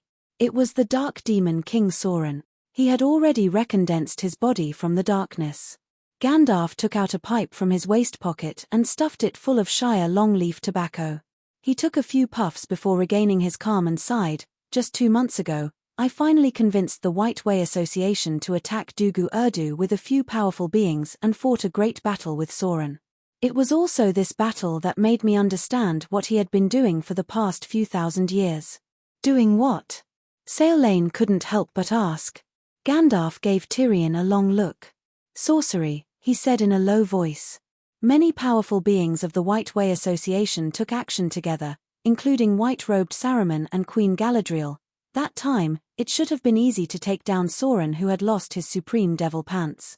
Who knew that he had already grasped 5 ultimate powers? Even with our combined sneak attack, he still managed to escape. Hiss, 5. Doesn't that surpass Morgoth? Thorin exclaimed. Did the Dark Demon King Sauron also practice Frost Sky Axe? Tyrion's expression was solemn. Gandalf thought for a moment, You touched the edge of ultimate power, but were blocked by an unknown barrier and couldn't break through? Tyrion nodded lightly. 80 years ago, my realm reached its limit. Saillane sighed. I've already said that every ultimate power can only have one master. The secret manuals that can be found everywhere on the streets probably already have a master. It's actually a good thing that someone else grasped the power of ice ahead of time. You can avoid the danger of being tempted by Morgoth, Gandalf said. Then, he solemnly said, Sauron grasped 5 ultimate powers and still wasn't our match. However, this made him feel a sense of danger and began to look for allies. The strongest fire dragon Smaug in the Middle Lands. Tyrion frowned. He now more or less understood why the Grey Cloak wizard looked for the dwarfs. Before the Dark Alliance was formed, they had to destroy Sauron's potential allies one by one. Smaug was the #1 target. Gandalf nodded lightly and said, Smaug has rejected Sauron now, but you all know how powerful the Dark Demon King is when it comes to tempting people. Think about the Ringwraiths. The demonic dragon is evil, and it's only a matter of time before he is lured into the darkness. That's why we have to act immediately. According to the original plan, it would take more than 10 years for the dwarfs to be fully prepared. By then, the Lonely Mountain would have already become a stinky fortress for the orcs. If the demonic dragon and the orcs work together, your chances will be even slimmer. The wizard is right. Tyrion looked at the old dwarf and his 2 brothers. Then let's fight. The third brother, Freelin, shouted. Of course we have to fight. The problem is, how are we going to kill the demonic dragon? Thorin said helplessly. The old dwarf king looked at Gandalf and said in a low voice, 170 years ago, the Turin dwarfs tried, but even the sharpest swords and arrows couldn't hurt the demonic dragon. Now, although my 3 sons are brave, they are still mortal. Does the great wizard have a plan? I saw the omen of the demonic dragon's death. Gandalf said mysteriously. 60 years later, in the Green Dragon Tavern, the story of dragons slaying in the Lonely Mountain was still ongoing. Gandalf, that old wizard, is crazy. He actually asked us to hire a hobbit as a burglar. Frodo was angry and embarrassed when he saw the dwarfs mocking his uncle in the hole at the bottom of the bag. He was angry because of the rude dwarfs and embarrassed because of his uncle's weakness and lack of resistance. Only when Uncle Bilbo's bravery and loyalty was recognized by Prince Thorin, did Frodo's solemn expression fade away and became relaxed and happy again. So the Dark Demon King had already discovered Gandalf's plan. He even reminded Smaug to destroy his weakness as soon as possible, a black arrow that could kill the demonic dragon and the missing scale on its left chest. Even though Frodo already knew the result, he still couldn't help but worry for his uncle and the dwarfs when he saw Smaug raiding the River Cove town and stealing the black arrow from the archer-bard. He then threw it into the dwarf's furnace and burned it. He even found the mithril chain mail of the Turin dwarfs in the treasure vault and used it to cover the missing scale. Ah, Bilbo is so agile. He's so fast that I can't even see his shadow. Suddenly, Frodo shouted in surprise. The burglar had stealthily passed by Smaug and came to the corner of the treasure vault. He then took the melted black iron ingot and put it into his pocket. Even when the demonic dragon woke up and flew into a rage, it didn't notice the burglar that was close to it. Wow, Master Bilbo is so good at hiding. He's so good at hiding. Sam was shocked. Master Bilbo's face mask is so disgusting, Pippin murmured. That water towel is a little strange. Hey, Big Strider, why are you here? Merry found herself suddenly covered by a thick and tall shadow. She turned around and saw a human man with shoulder-length black hair and an unshaven beard. He was a human who lived near Bree. She didn't know when he came here. Because he was so big, the hobbits in the Shire called him Big Strider. At this moment, Big Strider was no longer lazy and dispirited. The fierce expression on his face made the little hobbit a little scared. What's wrong? Merry asked in a low voice. Big Strider lowered his head and looked at her. His expression softened a little, but his eyes were still as sharp as a sword. He stared at the hooded singer who had become agitated. With the help of Gandalf the Grey, the dwarfs reforged the black iron that had the magic power to kill the dragon. This time, it wasn't a black arrow but a black sword. It was a thick, black two-handed sword. The black arrow was originally more than 2 meters long. Ah, long live Tyrion, long live Thorin, long live Bilbo. The hobbits cheered excitedly. Thorin risked his life to lift Smaug's mithril chainmail. Tyrion flew up and stabbed the dragon's left chest with his black sword. Wonderful. In the tavern, the hobbits were more satisfied than ever. When we go back, I'm going to ask my mother to sew me a water towel like Bilbo's. I want it to be golden too, Pippin said excitedly. I want one too, Sam murmured. Who are you? How do you know so much about it? Sam looked up and saw Big Strider striding in front of the hooded singer. His expression was cold, and his right hand was even on the hilt of his sword. The dull elf holding the harp saw Big Strider's right hand, and a glimmer of light seemed to appear in her indifferent eyes. The Ring of Ferrigan. Big Strider frowned and said, You know it? Who are you? I'm the world's #1 singer. The one beside me is the #2 singer and also my servant. If you want to know who he is, it's simple. Take out a gold coin and order the song The World's #2 Singer. Chapter 1198. Big Strider threw a gold coin to the hooded man. Then, sad music started playing. Everyone was immersed in the sad song of Prince Nodo. Ah, it's an ancient elf. Big Strider was shocked. Is there still a Prince Nodo in the Middle Land? When the song ended, the hooded man said faintly, Isn't the most honorable and powerful elf queen an ancient elf princess? Even your servant is a prince of the Norda elves. Who are you? Big Man Bu asked with a serious expression. I'm the mysterious man, the observer and singer of stories in the human world. Big Strider, the hooded man smiled and said, We are fated to meet. Oh, no, I'm fated to meet the owner of Balahan's ring. I've met him more than 10 times. Big Strider looked down at the ring on his finger and asked, How many of my ancestors have you met? I can sing Balahan's ring for you, the mysterious man said. So, Big Strider took out another gold coin. So many of Turin's nemesis. What kind of war is this? The scene played in everyone's mind with the music was just a small part of the Battle of Sudden Fire. Balahan led his people to form a human wall in front of Morgotha's army to cover the retreat of the king of Nargoth. But even though it was just a battle, there were more than 1 or 2 fire demons. However, the nemesis of Turin was blocked by hundreds of humans. Is it the nemesis of Turin that got stronger or the humans that got weaker? The hobbit was confused. I didn't know that Balahan's ring had such a glorious history. Big Strider was shocked when he saw the Elf King give the ring to Balahan. Then, he saw Balahan use the ring to ask Balahan to fulfill his oath. In the end, the Elf King died on Demon Wolf Island. He only got a few words about the ring of Balahan from Lord Elrond, because there were many details that even Elrond did not know.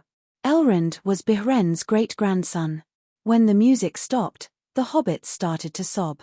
They were touched by the bravery of Balahan, but they also felt sorry for the brave Balahan.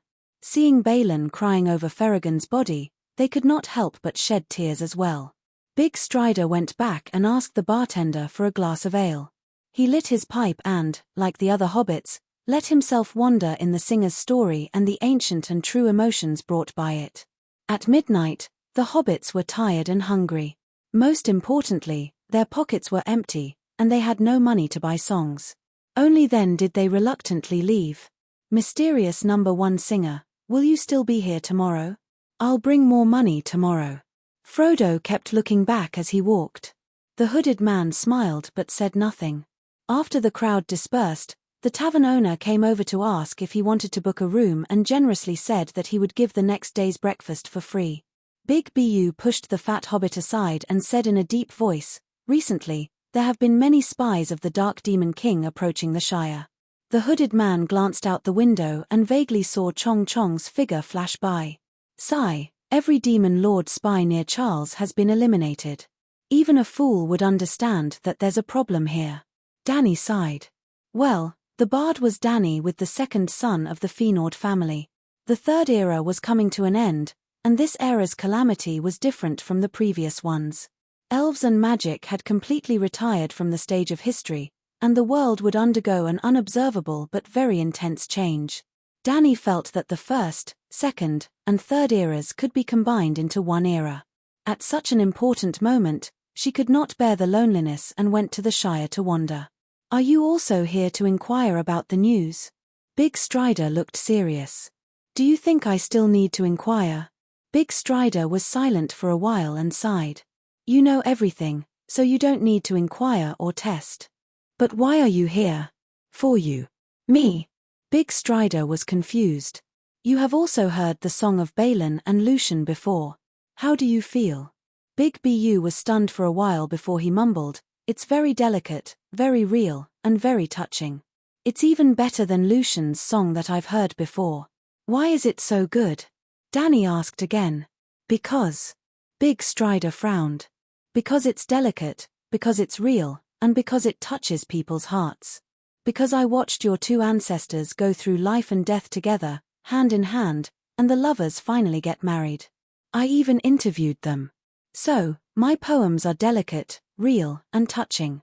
Other singers rely on other people's words and their own imagination. They can't compare to me at all. Now, the third union between humans and elves is about to happen.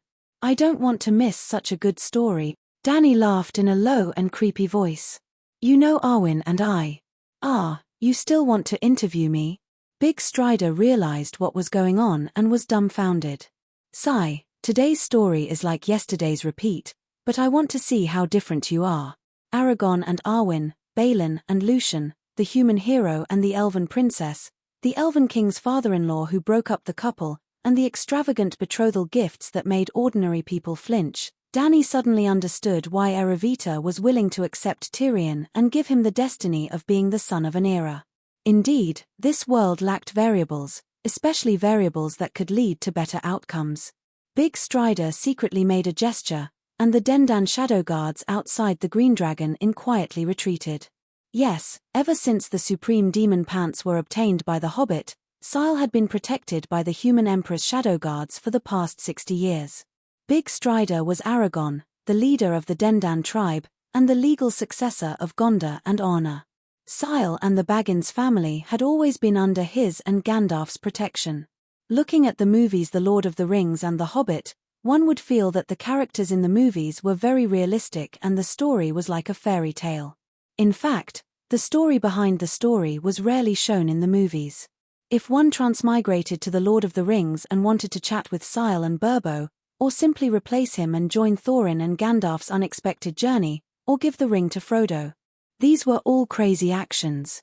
Bilbo and Frodo's position in The Lord of the Rings was similar to Tang Sanzang's position in The Journey to the West. If one said that one was stronger than Tang Sanzang and wanted to replace him to go to the West to retrieve the Buddhist scriptures, would Tathagata agree?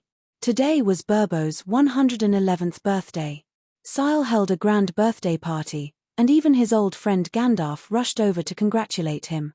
However, the old man grabbed the golden saliva towel around his neck and was a little unhappy. Old man, you don't seem happy. Could it be that you can't bear to leave Sile and Frodo? Gandalf blew a big smoke ring into the sky and asked leisurely. Look, the old burglar pointed at the Hobbit children running around on the lawn of the party. Every child was wearing the same golden saliva towel as him. They even covered their faces and shouted, I'm Sile Burbo, the strongest burglar in the world. Smaug, I'm here to steal your treasure. You finally became the hero of the hobbits, the grey-robed wizard said vaguely as he bit on his pipe. Burbo clenched the saliva towel hanging on his chest tightly and said excitedly, that bard knows. She knows my secret. I haven't been able to sleep well these few days. I'm afraid that she'll steal my treasure. Gandalf rolled his eyes and blew out a donut smoke. Don't worry. Even if you give your treasure to her with both hands, she won't even look at it. Nonsense. Who can refuse my treasure? Old Burbo straightened his neck and said. She's gone. She left Sile with Big Strider. I think she's hiding somewhere and spying on me. The old burglar looked around nervously. Today is your birthday. It's also Frodo's coming-of-age ceremony when he's 33 years old. You've decided to leave everything to him. Why are you still worried that the bard will miss your treasure? Gandalf said softly. Burbo was stunned. Yes, my story is over. Although it seems like it happened yesterday, the old hobbit said sadly. You can start a new journey. Last year when I passed by Moria, old Tyrion was still muttering about coming to Sile to visit you. Oh, will Tyrion and the rest come? Bilbo asked excitedly. Gandalf shook his head. I told him that the reputation of the Axe King was too great. If he went to Sile, he would attract the attention of the Magic Shadow. Only then did he give up the idea. I see. I haven't seen them for 60 years. Bilbo said sadly.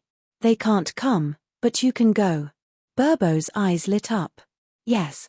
That night, after Bilbo finished his speech at the banquet, he pulled up the saliva towel around his neck and covered his face in full view of the crowd. He laughed and disappeared in front of the crowd. This is the real #1 burglar in the world who comes and goes without a trace. The old burglar left Sile that night. Before he left, he went back home and reluctantly left the saliva towel behind. The first ring-bearer retired and the second ring-bearer took over. Until 19 years later, when Lord Frodo was over 50 years old, more and more spies of the Magic Lord entered Sile. There were even terrifying Black Knights. The ring-bearer mode could no longer be maintained. Gandalf decided to reopen the White Way to decide the ownership of the magic pants. Well, before the ring-bearer entered Sile to look for Baggins, Gandalf did not want to destroy the One Ring. He only wanted to rely on the Hobbit's talent of high moral integrity to secretly protect the One Ring from generation to generation. The decision to destroy the One Ring was made by many kings after Elrond held the Valley Hero Assembly. Winter 3018 of the Third Era, Mordor, Barad-dûr Fortress at the end of the Ashes Mountains. I feel uneasy. What happened recently? Saruman is really useless.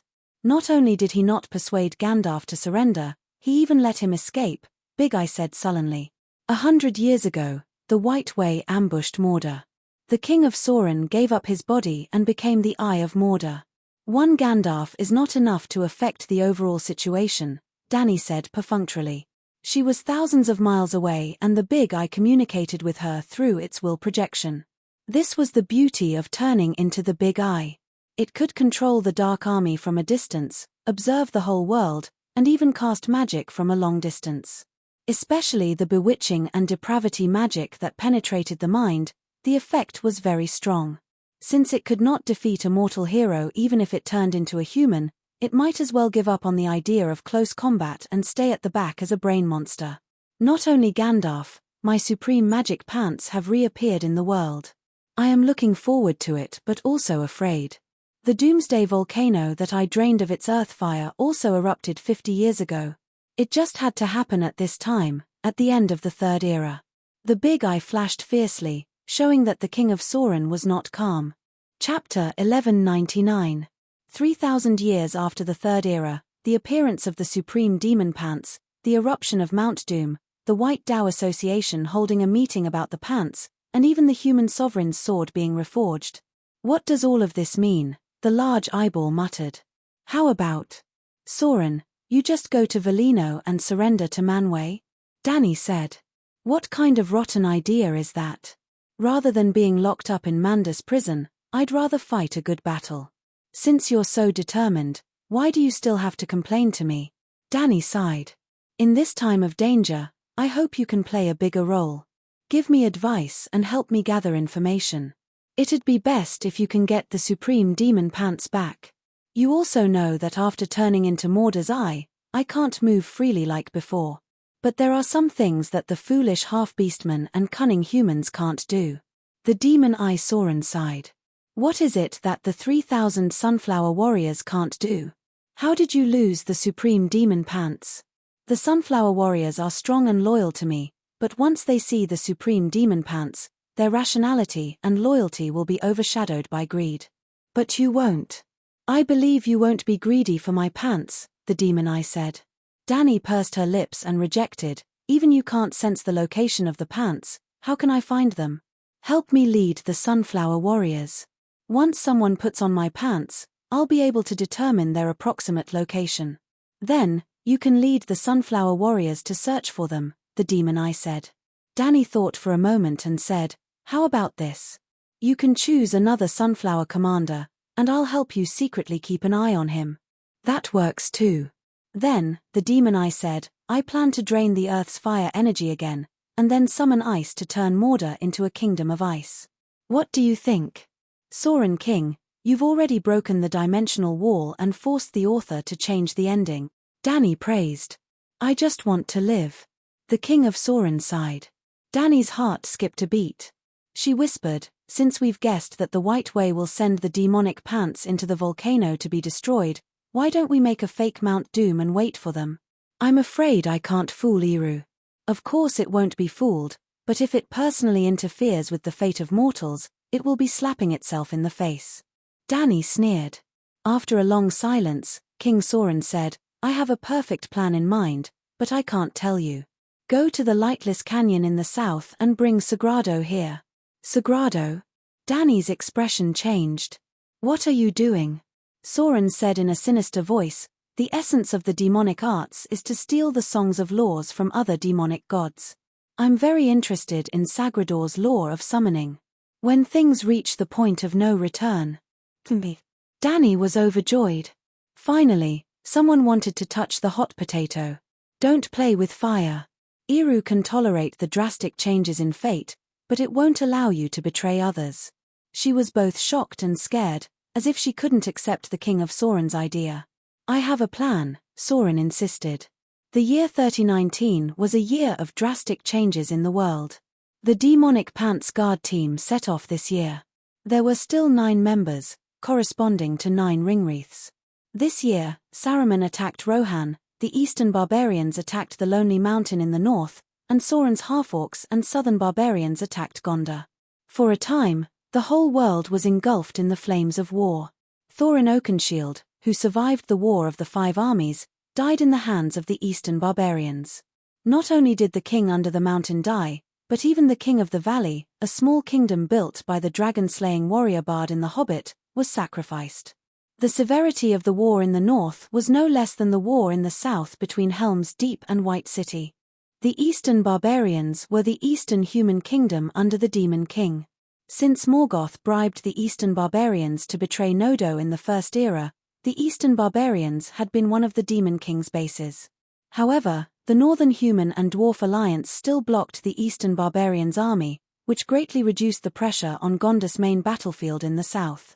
After knowing that his brother of hundreds of years died in battle, Tirion, the Axe King, was furious. He swore to the gods that he would break through Barad-dûr and blind the culprit. The Lonely Mountain was a little far from the underground kingdom of Moria. At that time, Rohan was besieged by Saruman's half-orcs.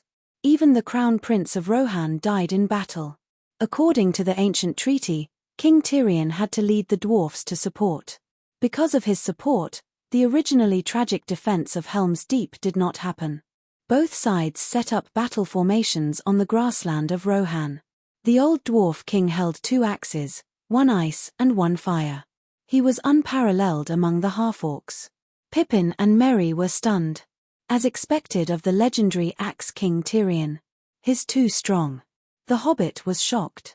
The dwarf king's brother died in battle at the Lonely Mountain. He can only vent his hatred and pain on the half-orcs in front of him. Gandalf sighed.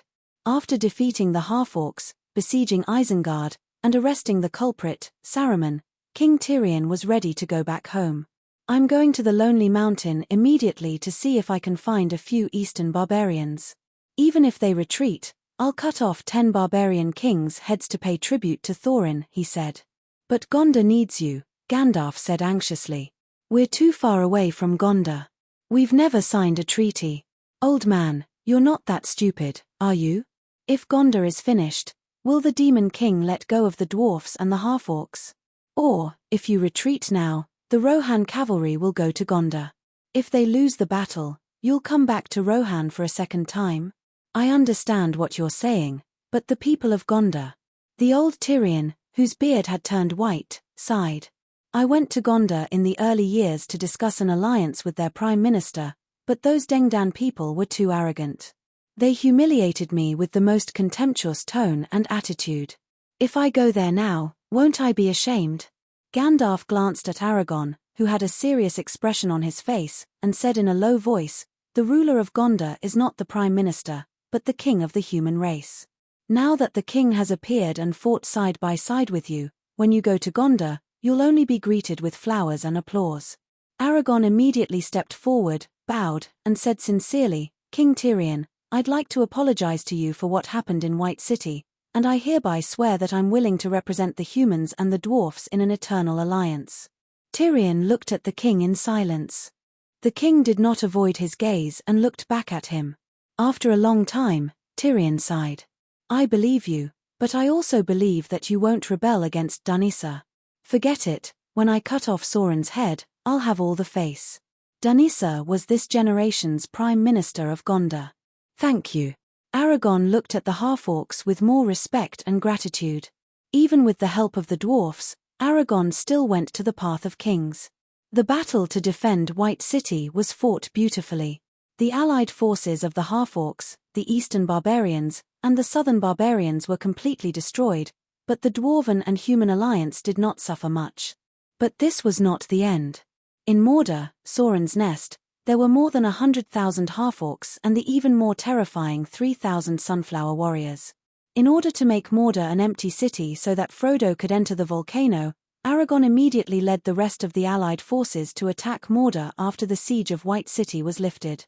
Aragorn's tactical goal was achieved. The half-orcs and the fallen humans came out to fight Gondor's allied forces, and Mordor was empty. But at the crucial moment, Manwë's eagles came, dozens of them, spread their wings and covered the sky. Not only did they help the humans to stop the ringwraiths, but their leader, Solondor, also brought a terrible news to Gandalf. Mount Doom was Sauron's trap, the real volcano's fire had already been extinguished, and the glowing magma was Sauron's magic creation. The magic pants were made from the fire of Mount Doom, which meant that the magic pants had the same level of energy as the fire. To destroy the magic pants, the power level of the magic pants had to be greater than or equal to the fire of the volcano. The problem was that Mount Doom was not an ordinary volcano. It was a super furnace summoned by Mako in the First Era, and the fire that it spewed out was the residue of the first fire. It was easy to understand. What use would ordinary magma be to Bosmi? So, unless Villa helped, the only way to destroy the magic pants was to rely on Mount Doom itself. But the volcano was extinguished, and the magma inside was Sauron's magic camouflage, so its energy level must be much lower than the residue of the first fire. The Devil King is so cunning. Tyrion was shocked. The Pants Protection Team has become the Pants Delivery Team. The hobbits are not destroying the magic pants, they are delivering the magic pants to the Devil King. All heroes of the humans and dwarfs, get on the eagles. We will go to Mount Doom and fight the Devil King to the death. Gandalf was furious. He jumped on the back of Manwë Eagle and asked Tyrion to get on as well. "How do you call yourself a hero?" Tyrion asked. Gandalf gritted his teeth and said, "Those who practice sorcery and are close to ultimate power, get on. I practice the art of the dragon and elephant." Kimper of the Ring Protection Team shouted, "I don't practice sorcery, but my archery skills are extraordinary. I can support from afar." The Elven Prince did not want to be left behind. "I'll go too." Aragorn also jumped on the back of the eagle. "You don't practice sorcery, so stay and command the army," Tyrion kindly suggested. "With Ema, the new king of Rohan, and Faramir, the new prime minister of Gondor, it's enough. Besides, I practice the complete version of the Sunflower Manual," Aragorn said. "What?" The heroes who had jumped on the eagle almost fell. "Is it worth it? The human kingdom and the elven princess are waiting for you," Tyrion said in disbelief. "Don't get me wrong, I practice the complete version of the Sunflower Manual. I don't need to cripple my body," Aragorn hurriedly explained. "The complete version of the manual. What's the extra content?" Tyrion asked curiously. Aragorn said strangely, "There's an extra sentence: as long as you endure the pain, you can succeed without castration." Fuck, there were curses. "Who gave you the complete version?" Felix the dwarf asked. "He was Tyrion's nephew. A mysterious bard said it was a reward for me," Aragorn said in a complicated tone. "Ha ha ha, my magic pants are finally back. No, it shouldn't be like this." The Devil King's laughter and Frodo's desperate cry could be heard from afar. "Sauron, die. Zerondo the giant eagle first spat out a bolt of lightning at the giant eyeball. Then, Tyrion raised both of his hands. One of the two giant axes was covered in frost, while the other was covered in flames. They were like a pair of flaming wheels, spinning towards Sauron. Devil King, die. The elven prince continuously shot arrows. Every arrow was enchanted with a special spell by Gandalf. Sauron, your end is here. Gandalf raised his wand. The bright white light was like a divine sword, fiercely striking the Devil King's eye. Sauron. One attack after another landed on the giant eyeball. No. Sauron cried. This is not fair, Manwë cheated for you. I don't accept this. No one cared whether he accepted it or not. They just wanted to kill him. After everyone had destroyed the giant eyeball, Gandalf did not fail this time. He immediately caught Sauron's soul and handed it to Zerondo the giant eagle. Not long after, news came from Valinor that Vila had personally judged Sauron and sentenced him to eternal exile. His fate was the same as Mako's. He was sealed in a large planet and thrown into outer space. His strength and soul slowly turned into the dark energy of the universe. After that, the elves collectively moved away from the Middle Lands, the dwarfs hid in the giant caves, and the humans ushered in unprecedented glory. The Third Era ended, and the Fourth Era began. Chapter 1200. Fourth Era, Year 119, Spring. Gondor's capital, White City, the back garden of the palace. The pink dendrobium flowers shone brightly under the sun. The old man's gaze moved away from the colorful butterflies. You're here. The two people suddenly appeared at the corner of the flower garden and in front of him. The palace guards did not react at all. However, he was no longer the same person as before. He was not shocked or confused. Instead, he revealed an undetectable joy. I'm here to send you off. Just like how I sang the song of Balin for your ancestor, Balin. Then, I'll ask him if there's anything he needs to correct, said the hooded woman with a smile. Sigh, go ahead and sing. Old Wang found a stone step that could bathe in the sun. He sat there and squinted his eyes, waiting for the song that described his life to appear. You forgot. 1 gold coin, said Danny. Oh. Old Wang searched around his body and finally tossed over a silver pin from his chest. Will this work? Very. After 2,000 years, I can sell it to your descendants. Old Wang's mouth twitched. He could not help but think of the teapot made by Lucian in the study room and the big black pearl that Balin found in the river. These were all treasures that he had exchanged with the mysterious person in the early years. The music was sometimes mellow, sometimes passionate, sometimes tragic, sometimes cheerful. In her song, Old Wang saw his old friends again.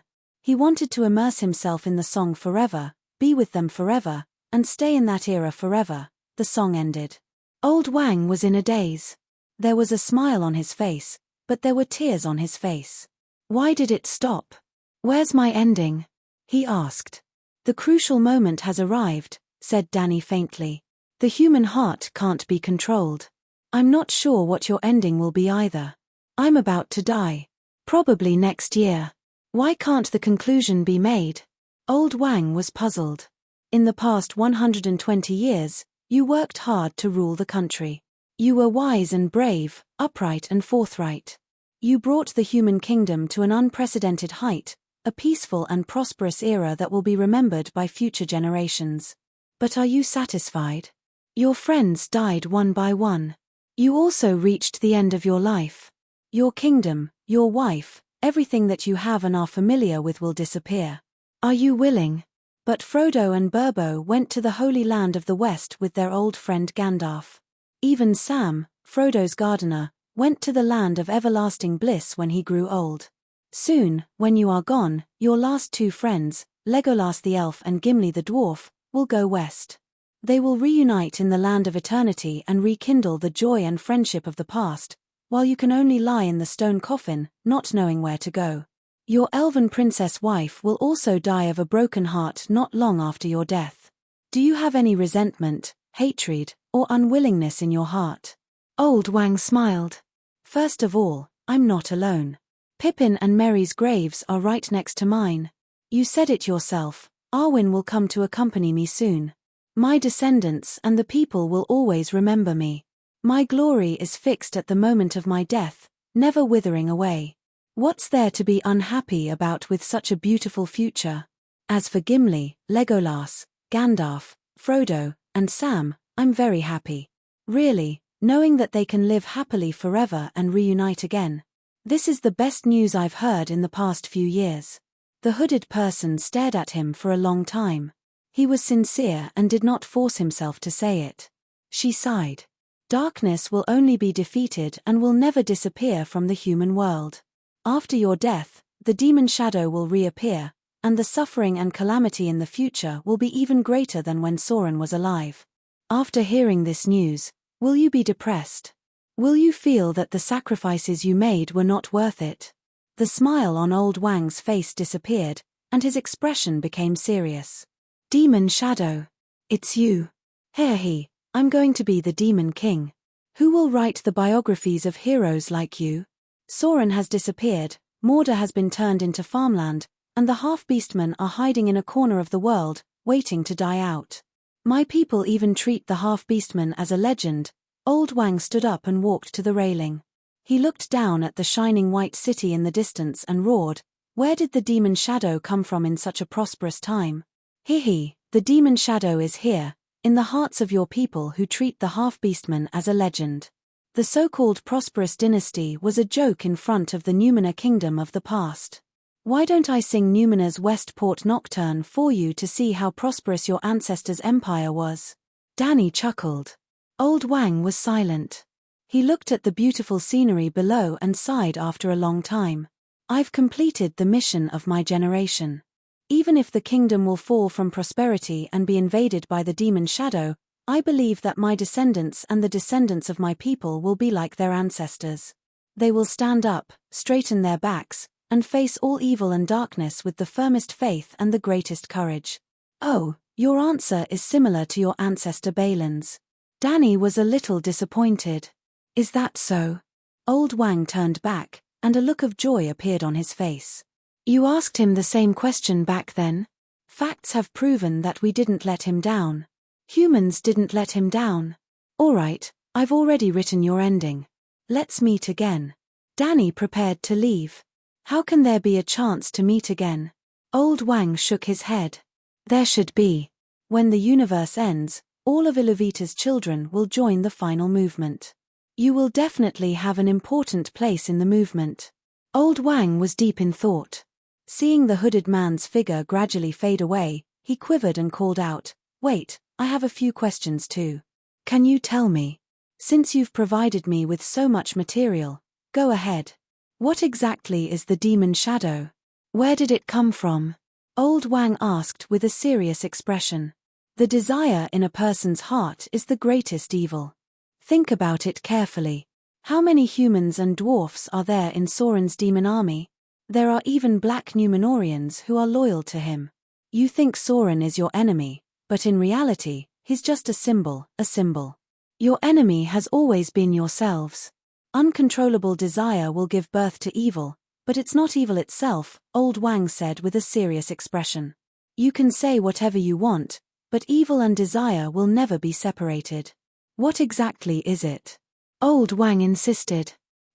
You're about to be buried, and you still want to leave something behind for your descendants. Danny laughed. I'm not buried yet. One day I wear the crown, another day I'm the human emperor. Old Wang said solemnly. Danny secretly laughed and said with a serious expression, immortality and extreme power are the greatest desires of humans, and the demon arts can help them realize their desires. The magic power in Middle-earth is fading, and the elves have fled overseas. Is the world weakening? No. On the contrary, the world only started to mature in the Fourth Era. The more mature the universe is, the easier it is to sense the power of darkness. Next, there will be a new era where the demon arts will flourish, and the demon shadow will be born. Danny was very proud. The dark demon arts era was her era, the era that she had created. And she was certain that unless the universe was destroyed, the demon arts era would never completely disappear. Year 119 of the Fourth Era, summer. The human emperor Aragorn found the Axe King Tyrion, who had not appeared for a long time. For the future of Middle-earth, they discussed for a long time and finally made a decision. At the beginning of the new year 120, the human emperor issued a martial prohibition order: burn all secret demonic arts manuals and summon all those who practiced demonic arts in front of him, making them swear in their lifetime they would never pass on their martial arts to others. In the autumn of the year 120, the human emperor Aragon handed over his scepter and crown, and said goodbye to his wife and children. He entered the royal tomb, lay in his coffin, and breathed his last. In the same year, after attending the funeral of his old friend, the elf prince Legolas built a small boat and prepared to sail west. Seeing this, the dwarf Ginger also boarded the boat, and the two of them disappeared from Middle-earth forever. In the spring of the year 121, Queen Arwen passed away silently. Her children buried her with the late king. In the spring of the year 150, the martial prohibition order reached its peak. Many demon arts practitioners fled the human emperor's kingdom and entered the mountains and forests to protect themselves. In the spring of the year 170, Gondor established the first demon arts sect in Middle-earth, the Mountain Assembly, at the border of Middle-earth. Yes, it was a sect that practiced strength arts. It was rumored that the sect master could lift mountains and move seas. In the spring of the year 175, the human emperor Eldarion, Aragon's son, killed the sect master of the Mountain Assembly with a hammer. The first demon arts sect was destroyed, but there were already many sects in Middle-earth. In the spring of the year 200, on the day of the New Year celebration, the sect masters of 36 demon arts sects joined forces to assassinate the human emperor. The human emperor was chopped into minced meat. The crown prince was furious and swore to avenge his father. In the autumn of the same year, the crown prince was assassinated again. The queen and the crown prince's wife took care of the crown prince's orphan. The martial prohibition order had not been lifted, but it was only in name. In the spring of the year 201, the Axe King Tyrion came out of seclusion and learned about the tragedy that happened to the human emperor's family. Without saying a word, he left Moria alone with his two axes. In the spring of the year 202, the 36 strongest demon arts sects were massacred. The whole world was shocked. Among the humans, there was a saying that the dwarfs are killing humans. We must take revenge and completely destroy the other races. In the spring of the year 210, Rohan was forced to dissolve the Holy Alliance with the Turin dwarfs. In the spring of the year 220, with the help of many demon arts sects, the human kingdoms in the northeast of Middle-earth joined forces to attack the underground kingdom of Moria. The human emperor Gondor led his troops to help, but they were ambushed halfway. The human emperor Dengdan, who did not practice any arts, died in battle at the age of 25. He did not leave behind any descendants. Since then, the throne of the human emperor was inherited by the descendants of Aragon's grandson. The war broke out. Both the humans and the dwarfs suffered heavy losses. Blood flowed like a river in front of the gate of Moria. The Axe King was besieged by 80 martial arts sects. He killed 63 of them and was seriously injured. His nephew Philip was cut into 8 pieces in order to save him. Since then, the dwarfs rarely appeared in the human world. In the spring of the year 221, Tyrion the Axe King recovered from his injuries. He sat alone in the dark for a long time. He put on his hood and went to Grey Harbor by the West Sea. The elf king Sedan received him. Sedan was the leader of the Teleri elves who had been searching for Elvery, who had been seduced by Melian. He had lived since the era of the twin holy trees. Sedan wanted to send the white-haired Axe King to Velena for retirement. The Axe King, who cared about the world, smiled and refused.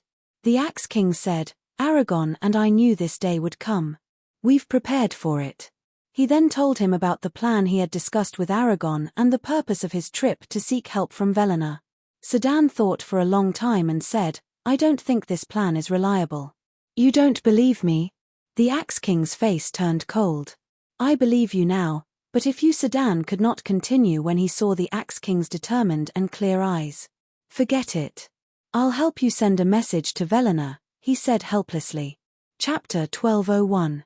It was not until 300 years into the Fourth Era that the old Axe King received a reply from Nodo and met his old friend Gandalf again, as well as more than 10 top craftsmen from Nodo's era. It took 200 years for the elves and dwarfs to transform the supreme devil pants into the crown of the eternal Night King using many strange materials. Yes, Mount Doom was drained dry by Sauron's magic eye and even completely destroyed the ley lines. This alarmed the Earth God's arcane power and allowed Manwë to discover his scheme. In short, without Mount Doom, the supreme devil pants could not be destroyed by mortals. Fortunately, the Devil King Sauron was cast into eternal darkness by Vila and could no longer enter the human world.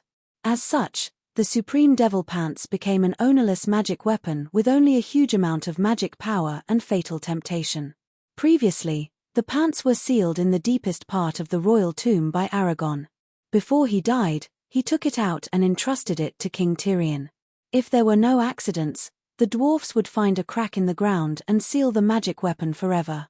However, with the magic shadow's arrival, the world was about to fall into an unpredictable dark abyss. Aragorn and Tirion could only turn their eyes to it for help.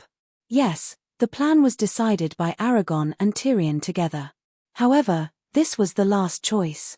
Unless it was absolutely necessary, it was best to throw the pants into the magma of the Earth's crust and seal it forever. Under Gandalf's worried gaze, the Axe King Tirion put on the crown of the Eternal Night King, which looked like a helmet. Frost spread down from the top of his head and formed a set of blue-black ice armor on his body. At the same time, a vast amount of black smoke formed a long dark cloak behind him. Tyrion's face, which had been polished by time and was as hard as black iron, showed signs of struggle and pain. He let out an inhuman roar from his mouth. In the roar, one could vaguely hear the cheerful laughter and vicious curses of Mako, King Sauron, and many other demon kings. Gandalf immediately chanted a meditation spell and the hall lit up. After 20 years, Tyrion's face relaxed again. He opened his eyes and there seemed to be a galaxy in them. "Well?" asked Gandalf nervously. "As expected of the top craftsman of Valinor. The crown is just as we expected. It can form a magic eye canopy that covers the entire earth," Tirion said with a smile. Gandalf did not relax. "Can you bear it?" "The moment I activated the crown, there seemed to be thousands of people talking in my ears at the same time. Every sentence, every demonic thought, made me restless. I wanted to obey. But I didn't lose my mind. Slowly, I cleared all the devil thoughts and suppressed them in the bottom of my heart. Now, as you can see, my reason has suppressed the devil thoughts. You can suppress it now, but what about in the future? We'll talk about the future. In the future, this is our responsibility. My old friends are dying one by one. If I don't step up, who will?" Old Axe King sighed with a bleak expression. "I will stop practicing the sorcery arts and focus on keeping the dark energy out of the world." After pausing for a moment, he said in a low voice, "You are Maya. You are immortal and powerful. You can be my supervisor. If something happens to me in the future, then..." "Sigh, I can't predict the future. You can decide for yourself when the time comes. No matter what, you must stop me from falling into the dark abyss." Gandalf nodded with a heavy heart. In the year 550 of the Fourth Era, the dwarven kingdom of Moria was completely closed to the outside world. King Tirion left his home and entered the ice world in the northernmost part of the continent, sealing himself in ice on a black stone throne forever. It was also in this year that the sorcery arts realized that the dark energy from the void seemed to have thinned out. At first, they thought it was an illusion, or a new change brought about by the new era. Just like in this era, the elves gradually disappeared from Middle-earth. 200 years later, the dark energy thinned to a limit. There was even the first case of the sorcery arts declining instead of improving. Why is this happening? It's only been 600 years since the Fourth Era. The golden age of the sorcery arts hasn't even begun, but the magic power has declined to the point where it's hard to cultivate. The sorcery arts community was in an uproar. But they were powerless. The speed of sorcery arts cultivation became slower and slower.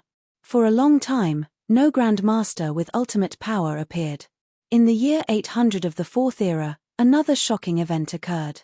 A sorcery arts master with ultimate power used up his lifespan and died at the age of 666. Not to mention, compared to mortals, with Númenórean's long lifespan, 666 was already an exaggeration.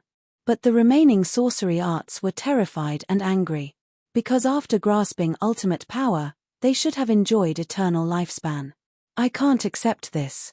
I cultivated bitterly for 400 years and finally grasped the power of the gods.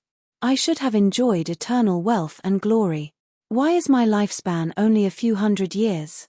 An old sorcery arts master shouted in grief and anger. In the next 300 years, sorcery arts master after sorcery arts master used up their lifespan and died. Until a sorcery arts master appeared in the Far East who was diligent and loved his people, he was pleasantly surprised to find that whenever his subjects worshipped and offered sacrifices to him, a mysterious power would descend upon him. This power was no weaker than darkness origin power and could aid sorcery arts cultivation. More importantly, it could make him immortal. This is the power of faith. Damn it, why didn't I think of this before? Soon, a black Numenorian sorcery art master researched the information of the previous Devil Lord Soren and Mako and discovered the true nature of this mysterious power. The black Numenorians were not the dark-skinned Dendane Numenorians. Instead, they were a large group of fallen Numenorians who had been lured in by Soren when he was the Prime Minister of Numenorian. They were spread across the colonies of Middle-earth and were similar to the Volantis of the Song of Ice and Fire.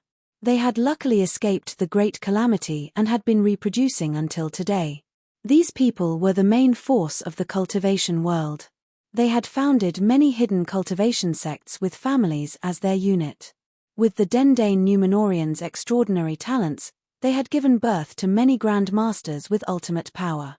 The Dendane Numenorians had experienced the blood sacrifice of Mako and had seen Soren extract the evil power of faith from humans to form his body. They were not ignorant of the power of faith. In the year 1200 of the Fourth Era, in the northwest of Middle-earth, a Grand Master named Odinasa called himself the God King. The people under his rule could only worship him and were not allowed to have other faiths. The prelude to the Age of Gods began. Zeus, Gaia, Surut, Amaterasu. A bunch of fake gods appeared one after another. How did the world become like this? Soren was a little confused. Danny came to outer space to visit again. Sigh, let's not talk about you. I met Womu a few years ago. He also felt despair about the current state of Middle-earth. Ha ha ha, this is the world I want. Everyone is like a demon, there is no etiquette, and only the strong are respected. Mako was very excited. Stranger, are you the mastermind behind all of this? Soren asked. No, I've been very low-key for the past 1,000 years. I don't even dare to walk around. I'm afraid that I'll be seen as the successor of the Devil King, Danny quickly said. Bosmi was dissatisfied. Soren and I have been exiled forever. If you don't take up the responsibility now, when are you going to do it? It's because both of you didn't have a good ending that I don't want to repeat the same mistake, Danny said confidently. This is your fate. You can't escape it, Mako sneered. He was wrong. Danny herself was frightened for a long time, but she lived through the next 3 eras peacefully. The Fourth Era lasted for 5,000 years. In the first half of this era, the fake gods were still able to flourish. However, in the second half, the source of faith was occupied by the big god clans. Their potential was exhausted, and they were inevitably swept away. Well, the so-called god clans were actually sorcery cultivation sects and families.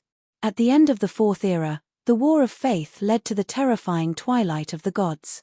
Almost all the masters of the ultimate power died in battle, and the era of the fake gods ended.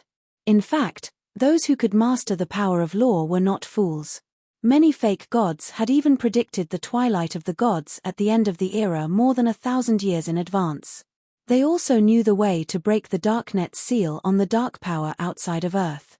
Odin, Gaia, Zeus, and other main gods had all looked for Dark Master Tyrion. Danny was also shocked when she heard what the fake gods called Tyrion. However, they had never called him by the wrong nickname. The Axe King from back then was now fully qualified to be called Dark Master.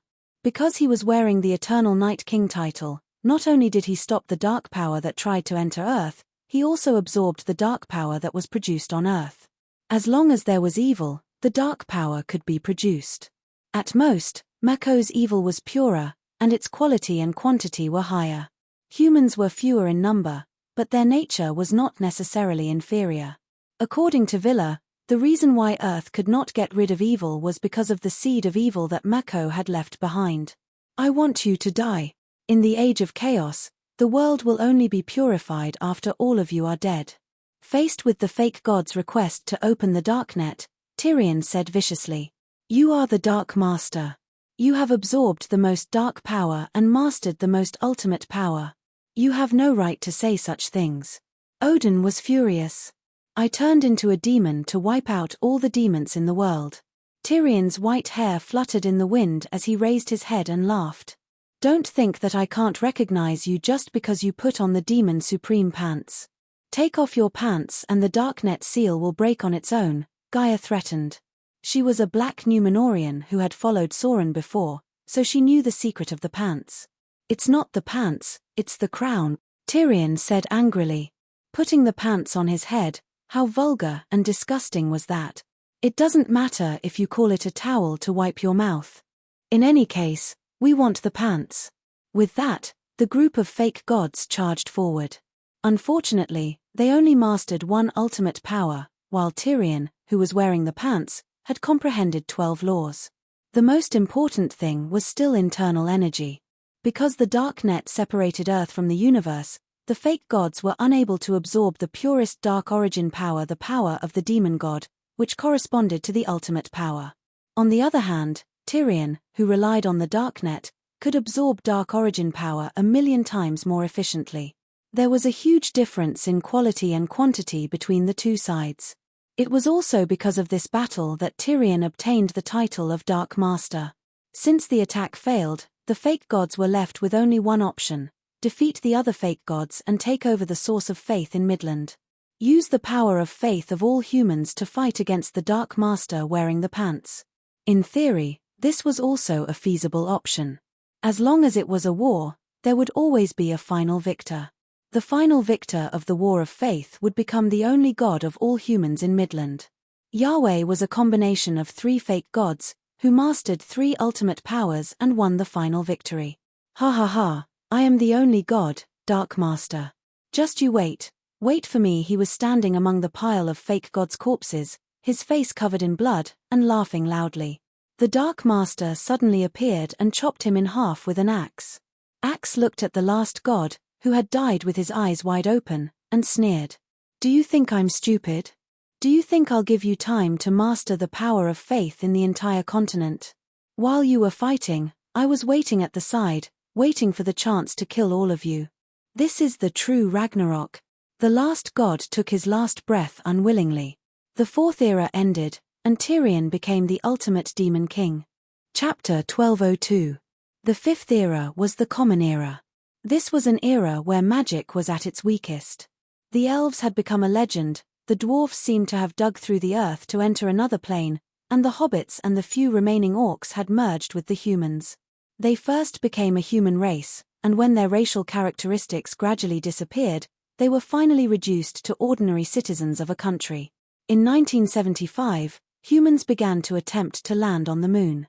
Rockets rose to the sky, and technology conquered the world. However, Vera intervened and interfered with them. A huge explosion at NASA stopped the first moon landing operation. At the same time, archaeologists at Oxford University began to research the secrets of Atlantis.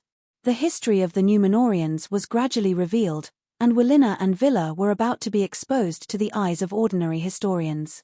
Manwë took action, sending the great eagle Zerondo disguised as a natural storm to attack Oxford University. Although the original manuscripts were lost, the professors at Oxford University managed to find records of ancient history elsewhere. Some secrets were known to ordinary people, but only the upper echelons of the human race knew. Ordinary people still believed that they had evolved from the monkey. In 3300 AD, humans finally began to colonize the stars, and Earth was no longer their only home. "Gandalf, you have neglected your duties. The world has developed so quickly that people have left Earth. What's the use of my black net?" Tyrion the Dark Lord complained to his old friend. "Sigh, we have tried our best to stop it. Many spaceship malfunctions, and many adjustments to the country's aviation budget were all because of me. However, the fate of humans is decided by themselves, and Willenna's villa can't interfere. We have already reached our limit, Gandalf said helplessly. What do we do now? Tyrion asked. Perhaps, you can leave Earth and cover the entire solar system with the black net, Gandalf said hesitantly. Tyrion looked at him deeply and said, to do that, I have to continue to increase my cultivation and absorb darkness origin power. Perhaps, I won't be able to last until the next era. Humans are constantly creating darkness energy, and the evil of the two world wars is even greater than the evil of the previous demon kings combined. In order to stop the darkness from rising again, I have absorbed too much darkness energy from humans. You're also a human. You decide what to do. Given the current situation, even Valino can't do anything about it, Gandalf said bitterly. The Fifth Era ended in the year 3957. The new humans that grew up in outer space started an interstellar war with the humans on Earth to seize control of the solar system. The death toll exceeded 30 billion. The darkness origin power in the universe became denser and denser. Amazing. Humans nowadays are amazing. The number of people I've killed in my entire life is less than the number of people they've killed in a single battle. My vicious schemes and evil schemes were magnified 10 times, 100 times. Compared to them, we are nothing. Mako was shocked and disappointed. Maybe the universe doesn't need the Dark Demon King anymore, because every human has the seed to become a Demon King, Soren said dejectedly. After 2 epochs, Dany felt a lot more relaxed. It was as if the calamity that was supposed to befall her had passed before it happened. She wasn't stupid. She guessed that this result might have something to do with Tyrion. However, she still did not look for him. Instead, she hid on the side as a passerby and quietly observed the development of the situation. 20,000 years after humans entered the interstellar era, the solar system accumulated too much darkness origin power. Tyrion, who had been trying his best to maintain the balance of the solar system origin power, finally couldn't hold on anymore and became a demon. However, his old friend Gandalf kept his promise. The moment before he became a demon, Gandalf helped him completely free himself. He ended up like Mako and Soren, becoming a part of the universe's darkness dimension. So I'm the Dark Demon King. I always thought that I was the savior, Tyrion said bitterly. I feel like you've changed into a different person. When Tyrion's destiny completely ended, Dany went to visit him in the universe prison. According to her impression of Tyrion, he should have quickly become a demon when he first came into contact with the dark arts in the Third Era. He would have probably enjoyed it. The current Tyrion was too righteous and too nice. It wasn't that Tyrion's actions in this life didn't match his personality. It was more like the evil and flaws in his human nature had been shaved away, leaving him with only righteousness. It was similar to how he dealt with Manwë and Mako. I also feel that you're not like yourself. You treat life as a toy and have no humanity. This angel Tyrion actually started to blame Dany. The two of them didn't get along. After a short conversation, Dany left with a wooden face. It wasn't until 30,000 years later, in the year 60323, that humans truly walked out of the solar system and started to colonize other star systems. Humans ushered in an unprecedented development. Not only did they advance in technology, but they also used scientific methods to revive the dark arts cultivation era of personal evolution. After tens of thousands of years, humans who had climbed to the peak of technology and reached a bottleneck started the search for the old Paradise Project. The peak of technology met the gods. They wanted to find Velena and enter the utopia where Villa lived. We humans want to truly rule the world, and not be like lab rats, helping them to verify their ideas under the whispers of the higher civilizations. Villa and Iluvita, listen up, we want to control our own destiny. We want true freedom, the great freedom that can transcend this universe. Arda isn't our limit, nor is the Milky Way. The universe that you call Yaya still isn't our limit. We know that there's a wider world beyond the universe. Now, we want to fight for the right to be free. The leader of the Human Alliance spoke with the loudest voice in the universe. He was a peerless powerhouse who had mastered 300 ultimate powers. He had once traveled to the edge of the universe alone. He understood the ultimate secret of the universe. The universe was like a brain. Every star system and galaxy was a cell in the brain. The expanding universe was like the expansion of thought. The limit of thought was the boundary of the universe. The power that allowed the limit of thought to expand was the dark force that filled the universe and caused the boundary to expand outwards. In other words, the dark energy evolved from the dark demon god and the human's evil energy, and the positive energy evolved from Villa and the human's light energy, were the source of the universe's expansion. The expansion of the universe was the same as the growth of the consciousness. The starship under the leader of the Human Alliance could easily destroy the solar system and even severely damage the Milky Way. His soldiers could fill the sky. Similarly, he was also the Dark Demon Lord in Villa and Iluvita's plan. Now, the Dark Demon Lord led hundreds and thousands of Starry Sky Emperors who had mastered ultimate powers and hundreds of thousands of high-grade space battleships back to the place where they were born and grew up. They surrounded the Earth that was once called Arda. As long as Villa dared to say no, thousands of cannons would be fired and turn the god's kingdom into dust along with Earth. They had already found countless planets similar to Earth in the universe. Moreover, they already understood the past history and knew that Earth was more like Villa's cage. It did not allow them to breathe the free air outside the dark force. The humans were nervous and expectant. They did not know what Villa was capable of and were nervous. They were looking forward to the heroic scene of the starship bombarding Villa, but they were also looking forward to it. Just as the leader's countdown reached 0, the Eye of Angorian seemed to have jumped through time and space and suddenly appeared above the solar system.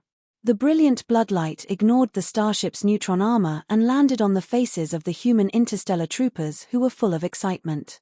Their expressions froze and they slowly raised their heads, confused and fearful. Where did the Eye of Angorian come from?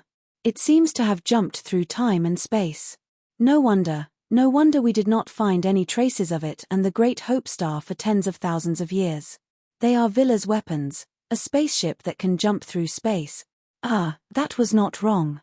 The Great Hope Star, Earendil, was indeed a spaceship.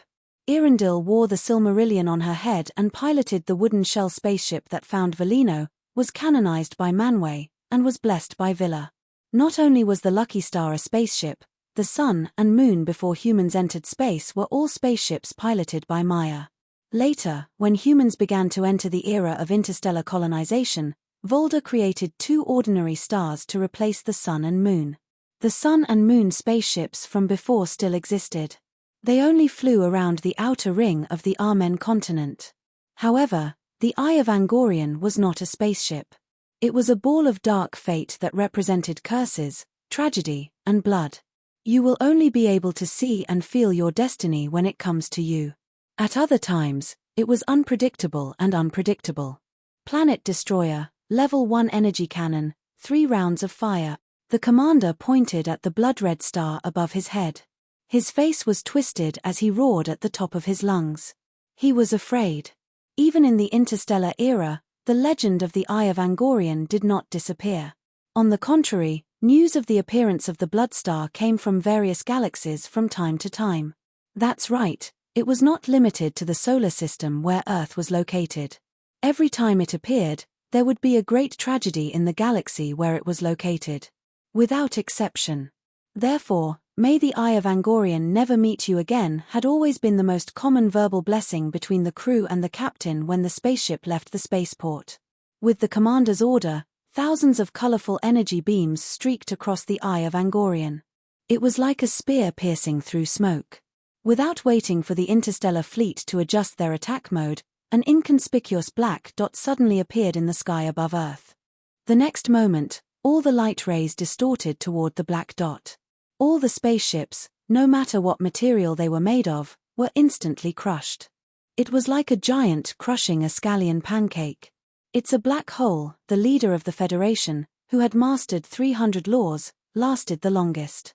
He had the chance to panic and spit out half a sentence.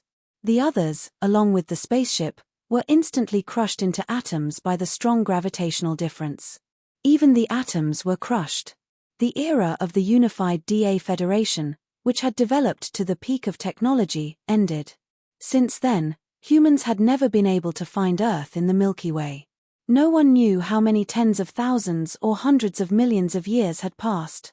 At the edge of the Milky Way, in a double-star solar system, on a giant planet called Tatwan, on a street full of yellow sand, a 7-year-old blonde boy raised his head and asked curiously, "What is a bard?"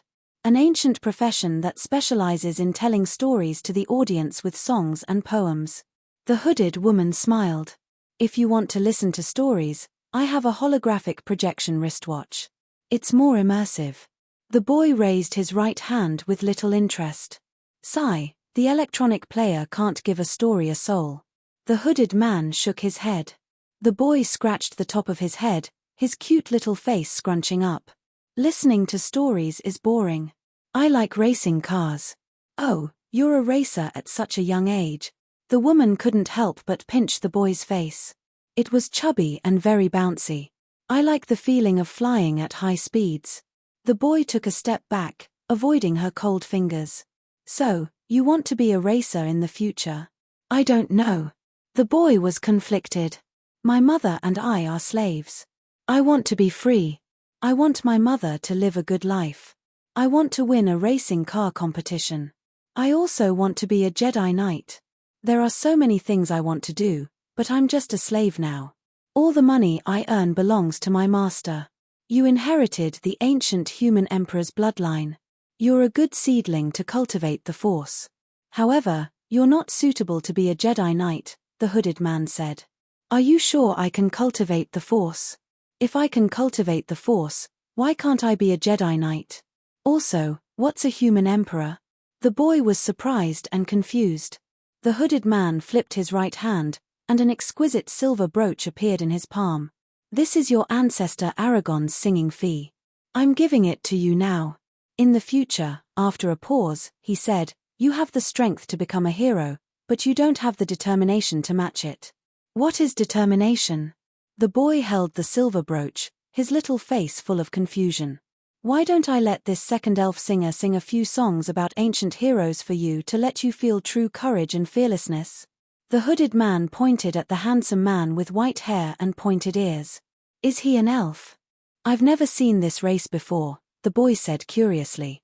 "The strongest Jedi Knight in the Milky Way, Master Yoda. Do you know him?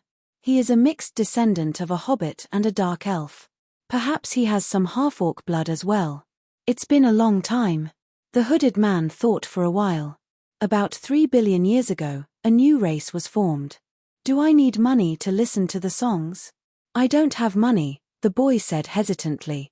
"It's okay.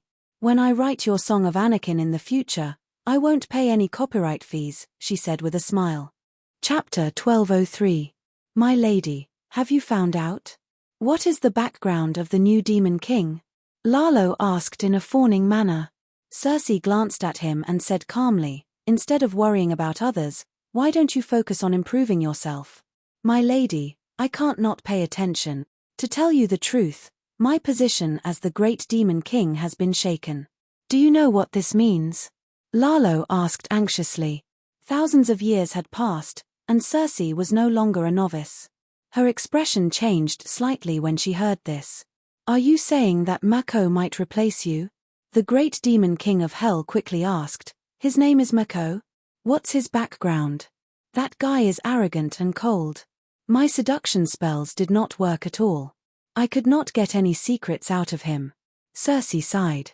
"You seduced him?" Lalo was furious. She was his wife. What else? If I asked him directly, would he tell me his secrets without paying any price? Cersei said angrily. Lalo was frustrated, but he could not refute. "Is he not a man? Even you could not seduce him?" he said awkwardly.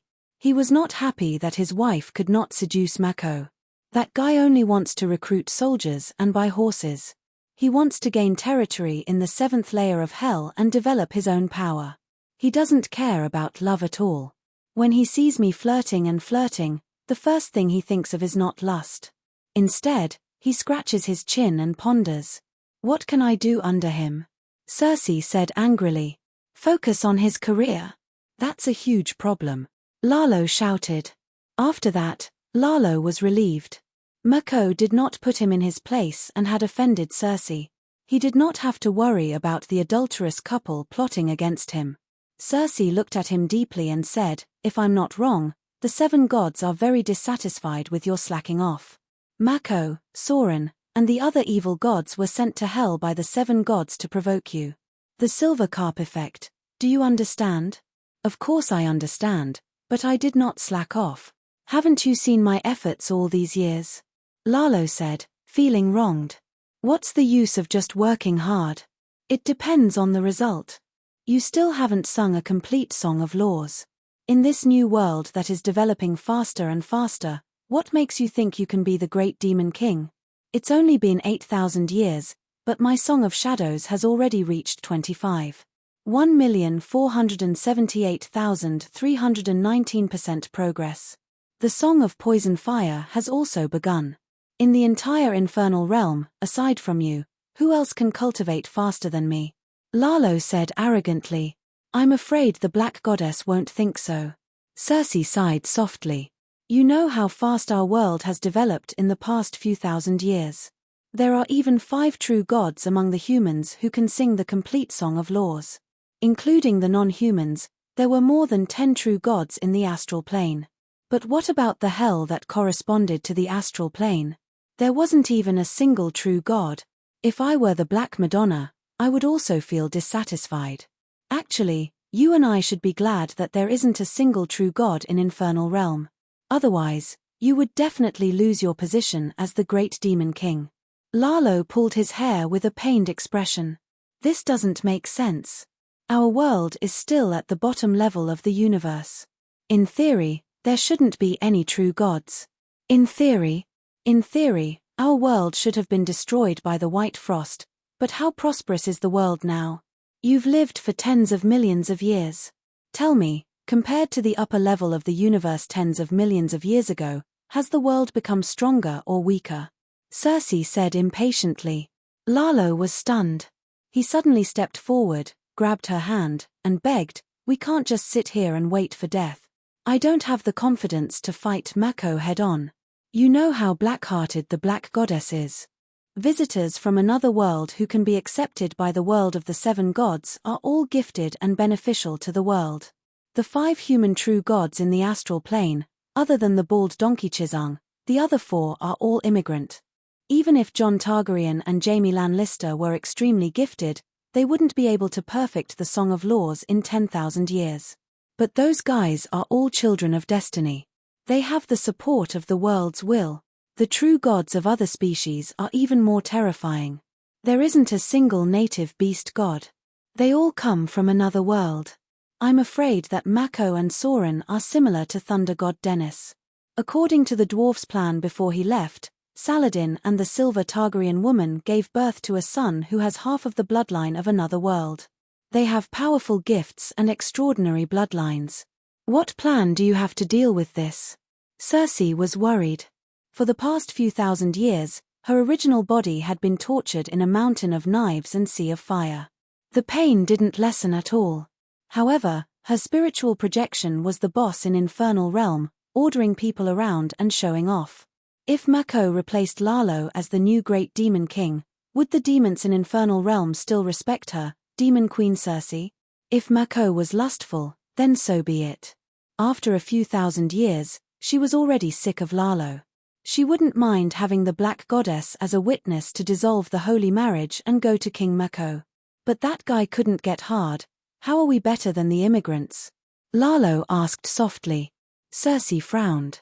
She bit her red lips and her pink tail swayed behind her. After a long while, she said helplessly, "It seems that the immigrants are better than us in every aspect. Back then, Targaryen ruled the world. Now, 1/3 of the kingdoms have changed owners.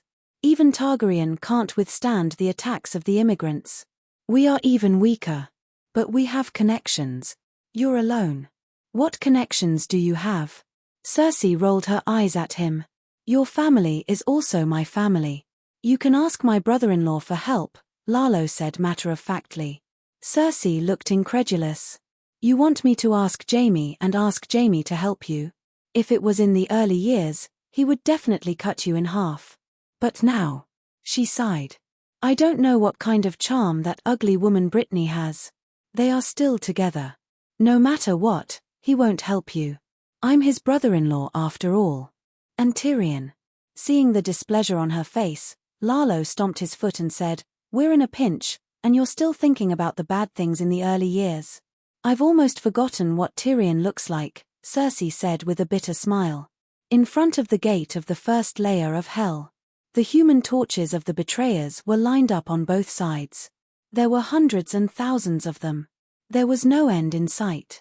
They were all undead who had violated the traditional ethics of sacred vows, holy marriages, and the rights of guests. After death, they went to hell and were made into human torches. Every undead who received the Father's judgment would walk through a long passage of human torches. They would also be so frightened that their legs would tremble and they would lose control of themselves.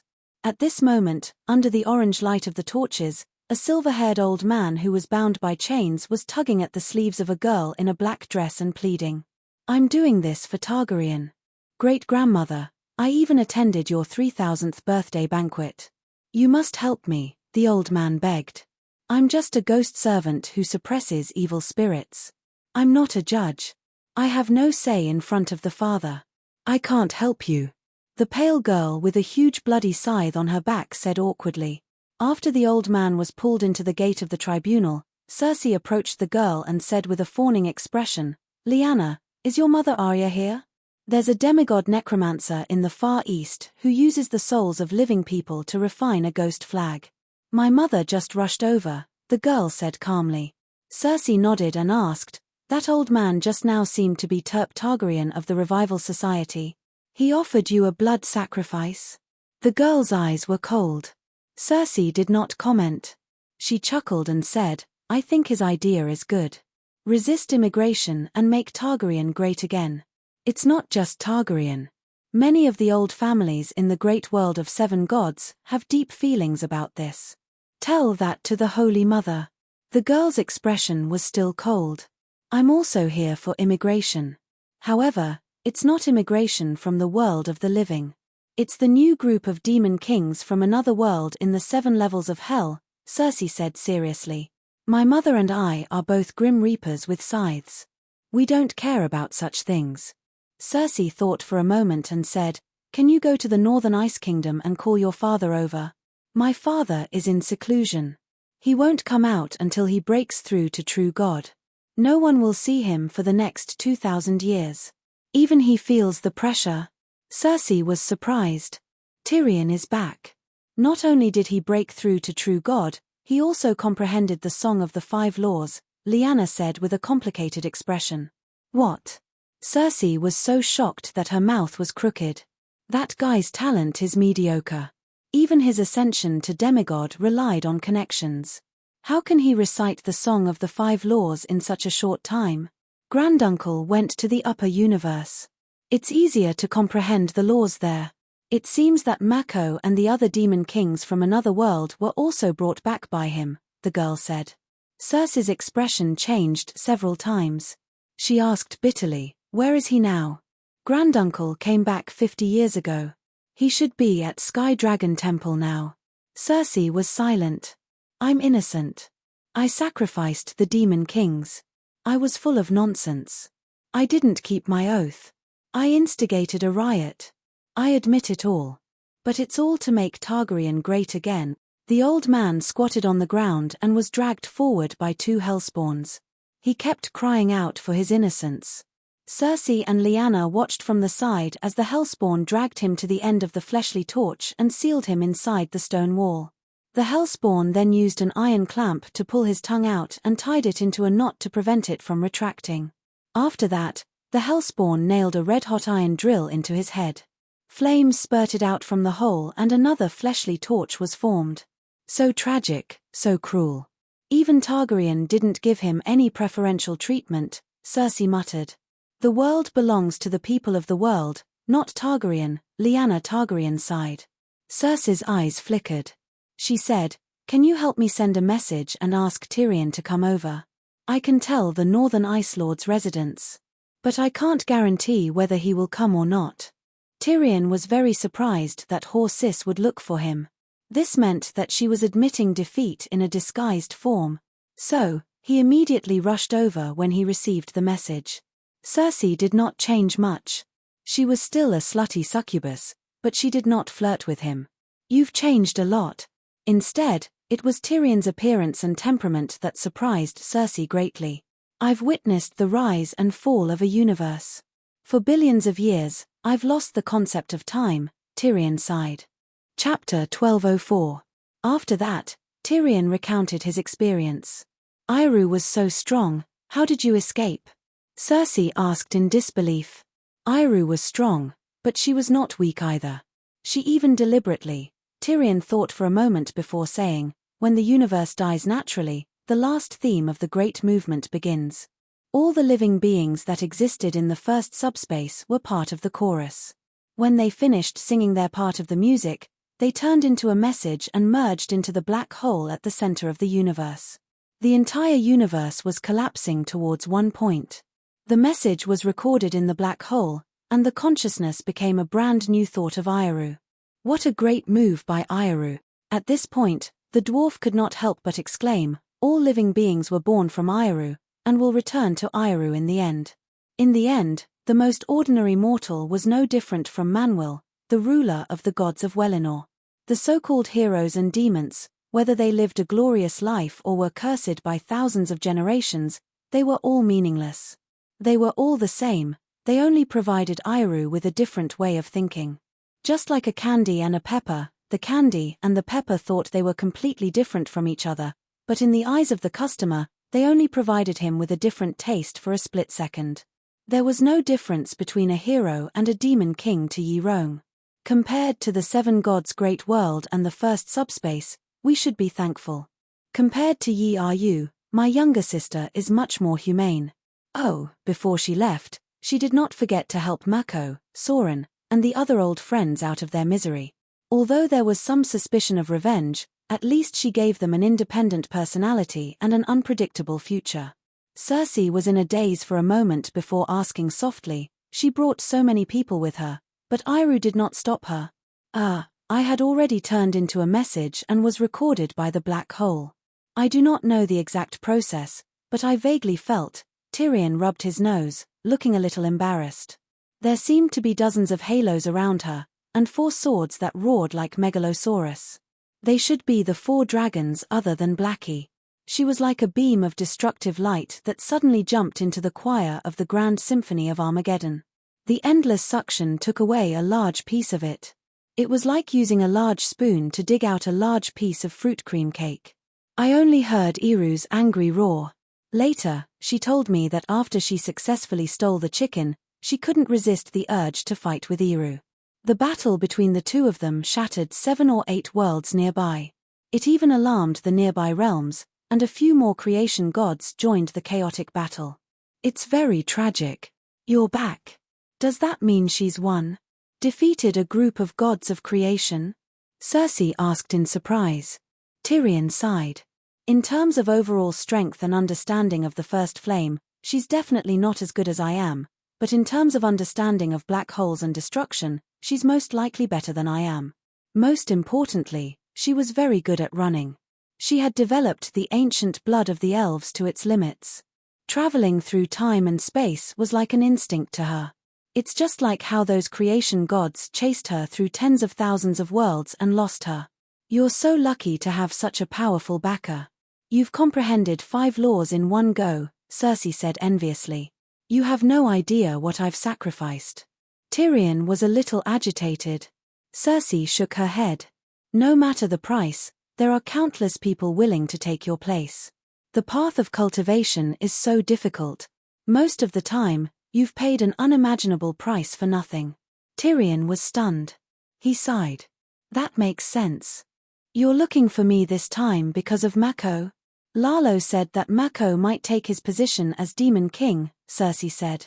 "That's not a groundless worry. She's benefited greatly from Iru. She's deciphered most of the secrets of the first flame of creation. Now, she's truly mastered the first flame, and it might be a level 2 first flame." "There are levels to the first flame?" Circe was confused.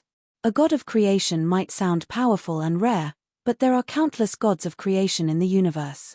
There are strong and weak creation gods, so there are naturally levels to the first flame. How powerful is a level 2 first flame? Circe murmured. It can create 1,007 gods' worlds in one go. Circe was dumbfounded. Tyrion looked at her deeply. So, do you understand why she sent Mako and Soren to hell? Light and darkness, justice and evil, the balance must be maintained for the world to develop steadily. Outside the universe, I'm not sure if she's an angel or a demon, but in the seven gods world, she's the Holy Mother. The Holy Mother represents justice and light, and you demon kings added together can't even compare to a single strand of her hair. How can the balance be maintained? Since you can't do it, let the demon king who can do it take over. Mako and Soren are Iru's dark wills. To put it bluntly, they're just a part of Iru. Their quality is even higher than Iru's own. Iru is at least a level 3 first flame. Its level is high, but its combat power is somewhat lacking. It's a research-type creation god, and my sister, she's war god, the dwarf said in a low voice. Who's calling me? Ghost messenger Graz Dan heard someone calling war god from afar and looked over. Brother Tyrion, you're looking for me? Tyrion was stunned for a moment before he recognized his old friend, war god Graz Dan. Ah, it's not you. He waved his hand awkwardly. War god left angrily. The dwarf hurriedly called out, Brother war god, when you're free, come to Sky Dragon Temple and have some tea with me. War god's eyebrows rose as he agreed. After Grazdan left, Circe was still in a daze. She mumbled, Mako is Iru's dark wills, then that's not right. Without Mako and Soren, wouldn't the balance between good and evil be broken? She was confused. That's why she took Mako away to take revenge on Iru. As long as she controls Mako and Soren, she'll be able to reverse Iru's path of first flame. What about me and Lalo? Circe asked anxiously. Let's compete fairly. We can't compete. Lalo is too useless, Circe complained. Then you can be the second and give the 7th floor to Mako and Soren. You guys can go to the 6th floor. Your two fathers are on the 7th floor. Without me looking after them, who knows what Mako and the other demons will do to them? Tyrion hesitated. How are they? What else? They're tortured every day. They scream and curse at each other every day. When they think of you, they'll curse you loudly. Now that they know you've mastered 5 laws, they'll probably curse you even more for being unfilial. You're enjoying life while your father suffers in hell. Circe was gloating. She wagged her tail, and the heart-shaped meatball at the end of her tail was glowing pink. Tyrion glared at her and said, He's your father too. I've tried my best to take care of him. My father didn't scold me. Sometimes, he even gave me advice and taught me how to rule over the other demon kings. During festivals, I'll give him a portion of my believers. But the Mad King is greedy. He'll curse you more and more. No one will burn money for him during festivals. Sigh, I'll go check on them. The dwarf was about to leave. Wait, I'm not done yet. Circe stopped him. I can't help you. Balancing the power of heaven and hell is the law of the world. Even the 7 gods can't change it. If you don't suppress Mako directly, can you introduce me to some benefits so that I can level up quickly, like you? Circe's eyes were shining with anticipation. You want to go to the other world too? Tyrion looked at his bitch sister. She was so seductive. If she really went to the other world, his cheap brother-in-law would probably be cheated on. Can you? Circe's seductive eyes woke him up. It's hard to work outside. He sighed. It's easy to stay at home, but there's no future. Your main body is still being tortured in hell. Tyrion really didn't want to be burdened by this burden. My sentence won't be reduced while I'm out. Tyrion was helpless. He said vaguely, I'll keep it in mind. I'll fight for you if there's an opportunity. On the way to the 7 hells, Tyrion saw many familiar faces.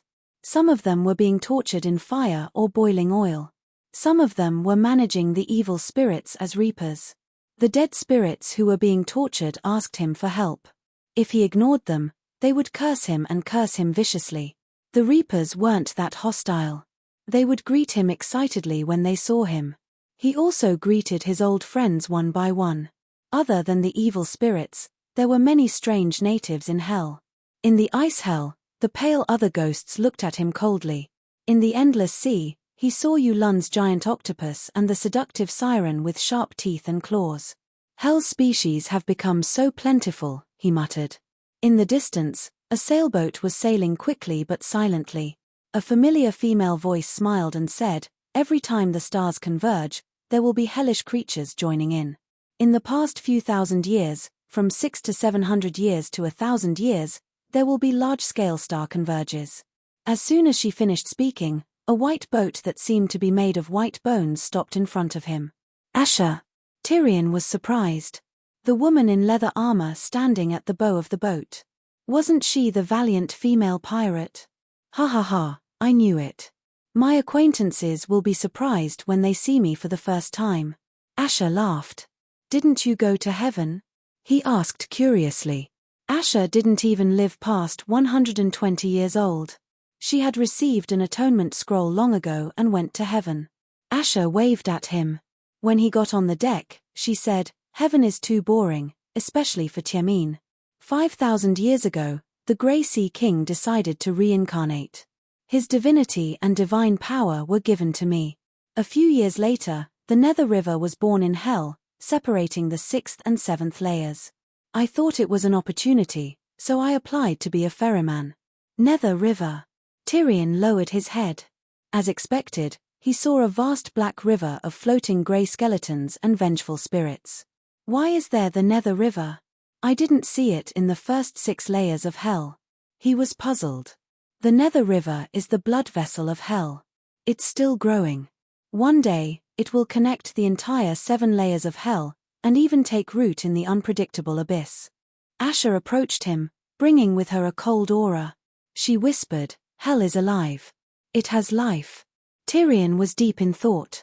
He pointed at the vengeful spirits in the river and said, "What's wrong with them?" Asher's face was full of disdain.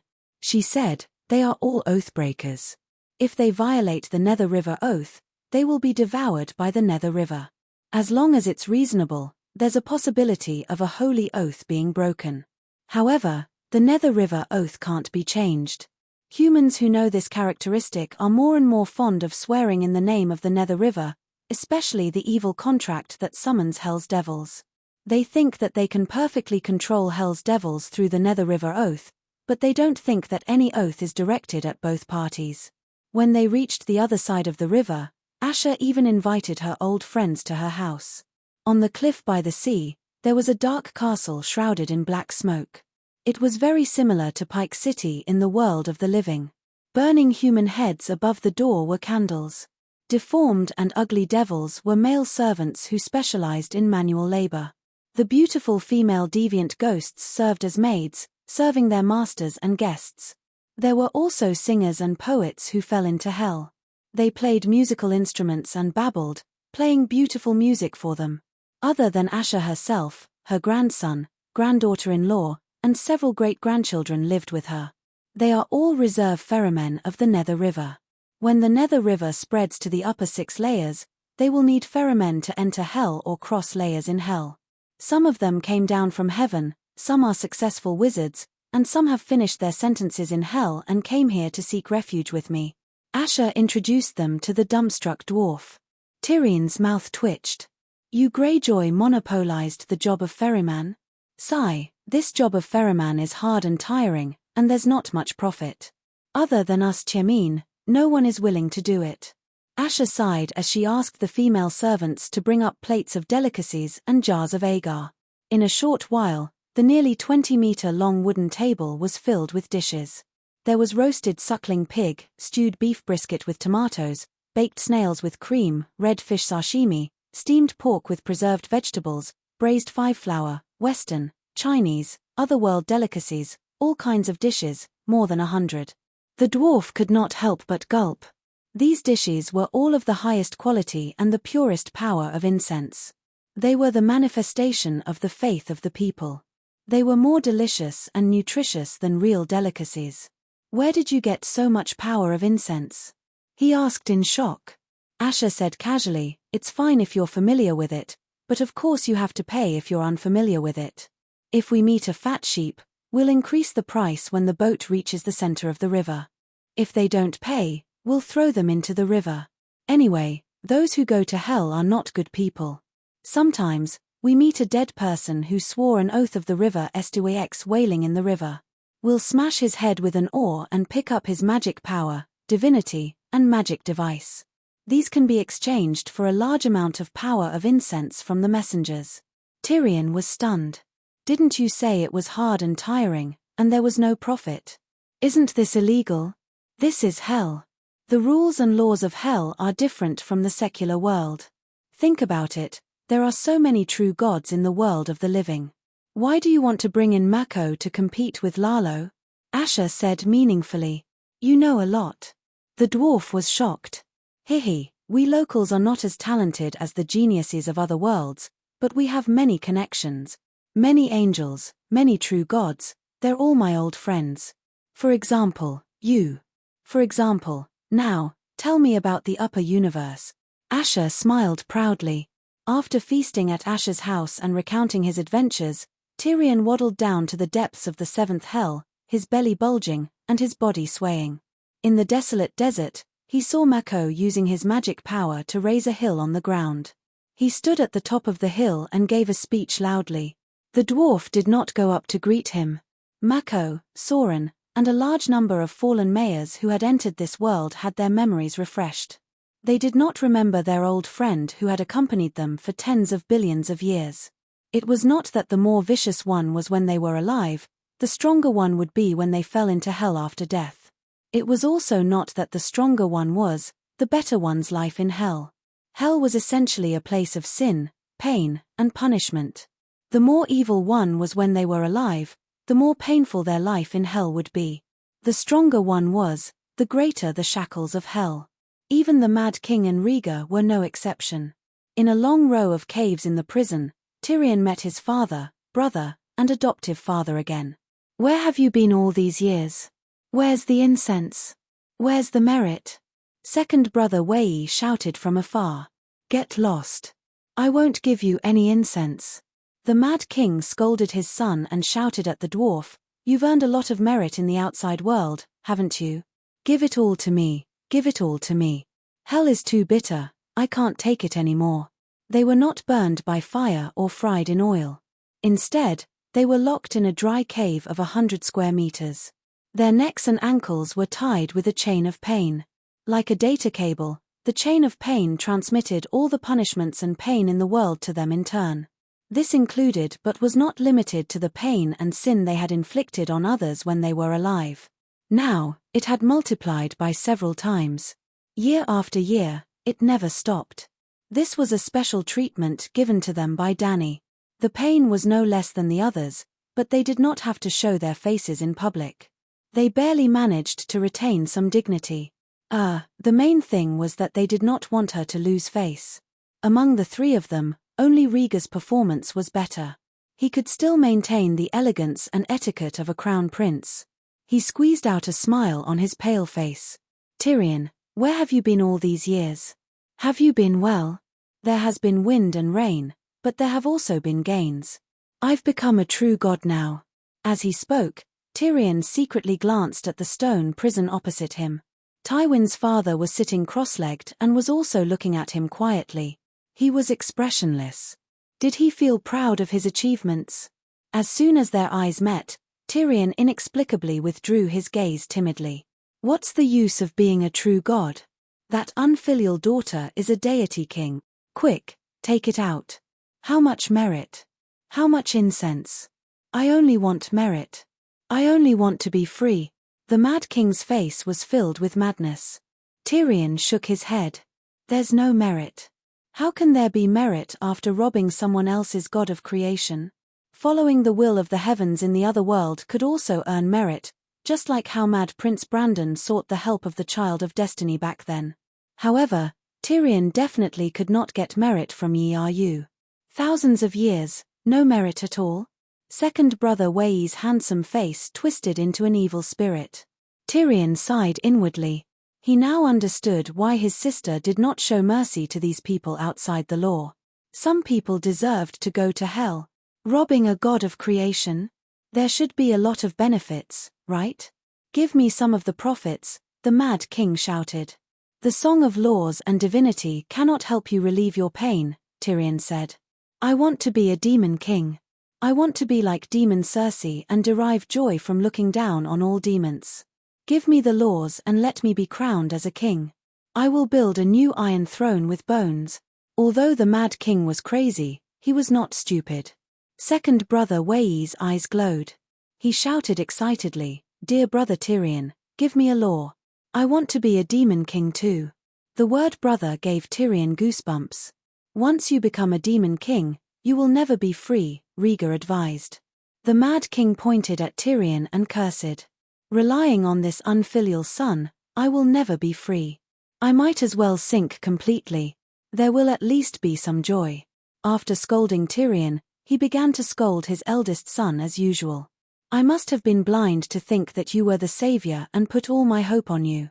If I had handed you over to Stark and Robert, they would definitely not have rebelled immediately. Then, I would have focused on raising my unfilial daughter. After the dragon hatches, who would dare to rebel against me? Now, I am most likely the savior of the world. Rhaegar said bitterly, To be honest, I wish that you would not put your hopes on me. I can't take it. He. After watching the Mad King's performance, Tywin could not help but chuckle softly. The two of them had been friends for decades when they were alive and thousands of years after they died. The Mad King immediately understood the reason behind his laughter. Are you laughing at me? Ha ha ha, you old bastard, you helped me raise my son for nothing. Ha ha ha, you were shot in the crotch by my own son. Ha ha ha, you killed my whole family, and the deviants destroyed the entire Casterly Rock City for me. Ha ha ha. Tywin's old face began to twist. Hair. Someone in the cell laughed again. Tyrion took a closer look and saw that it was an old acquaintance. It was Whore Sister's ex-husband, the wild boar killer Robert. This idiot still has the face to laugh. None of the 3 children are his. In the end, even the Bella-Theon family disappeared from the Westeros. Second brother Wei mocked. Robert's face turned red. His eyes were spitting fire, but he was speechless. You're stronger than him? If you had been honest, you could have won with the Divine King's sister, but you had to be a devil and sent yourself to the 7th level of hell. In the cell next to Robert, an old man sneered. It was another old acquaintance. Robert's good foster father, Jon Arryn. He was a good foster father, yes. But he also betrayed the oath he made to the Mad King, so he went to hell. The Mad King glared at him and mocked, How are you better than my son? You always have to stick your neck out. Stark was urged by the scholar to rebel against me, but I didn't even want to talk to you. You just had to get involved. May I ask, where is Arryn in the valley now? The best foster father of the 7 kingdoms was silent with a sad expression. Good father. Second brother Wei murmured emotionally. No matter what happens now, at least we were once glorious. In the history of the Westeros, there will always be a place for Theon Bella. Erlu could not hold it in anymore. He wanted to stand with his elder brother against a common enemy. You were beaten to a pulp by me, the Emperor. What glory do you have? If I had lived for a few more decades, I would have slaughtered High Court Tyrell first, and then joined forces with the Dragon Queen to fight against the ghosts. Who knows, there might still be a lion sitting on the Iron Throne right now. Emperor Joffrey chuckled from another cell. Forget it. You're just a bastard who can't even get hard. Who in the 7 kingdoms will listen to you? Old Rose mocked. Joffrey wanted to argue, but Tywin glared at him and said, You're just a lonely soul without any children. You can't even take in a single breath of incense. You're the son of the Sword God and the Devil Queen. Why are you wasting your breath on her? Old Rose's smile froze. Her eyes were filled with sorrow. Sigh, it's been a few thousand years. What's there to argue about? In our generation or two, other than that bastard Dowling, who else met a good end? Horst Tully sighed. He was the Duke of Riverrun City who had no male children and had his grandson inherit the family name. When he said that, all the ghosts fell silent. Wasn't that right? Including the Royal Territory and the Iron Islands, There were a total of 9 families in the Westeros. However, other than Dowlang's son Martell, Stark, Aeron, Theon Bella, Tully, Lannister, Targaryen, Tyrell, and Greyjoy had almost no children or even completely no children. The number of family leaders and clansmen who went to hell was even more numerous. After a long while, Tywin sighed. I completely understand Dowlang's character. It's not that he doesn't want to do anything, but he's too cautious. If he's too cautious, he'll miss good opportunities time and time again. If he was slightly more decisive, he wouldn't even be able to reincarnate, let alone live a long life and live a carefree life as a god. He'd definitely be like us now, imprisoned for his crimes and unable to turn the tables. In the end, it's the game of power that harms people. If I could go back in time, I'd definitely be a good lord, treat the people well, be loyal to the king, and believe in the Holy Mother. Duke Tully sighed.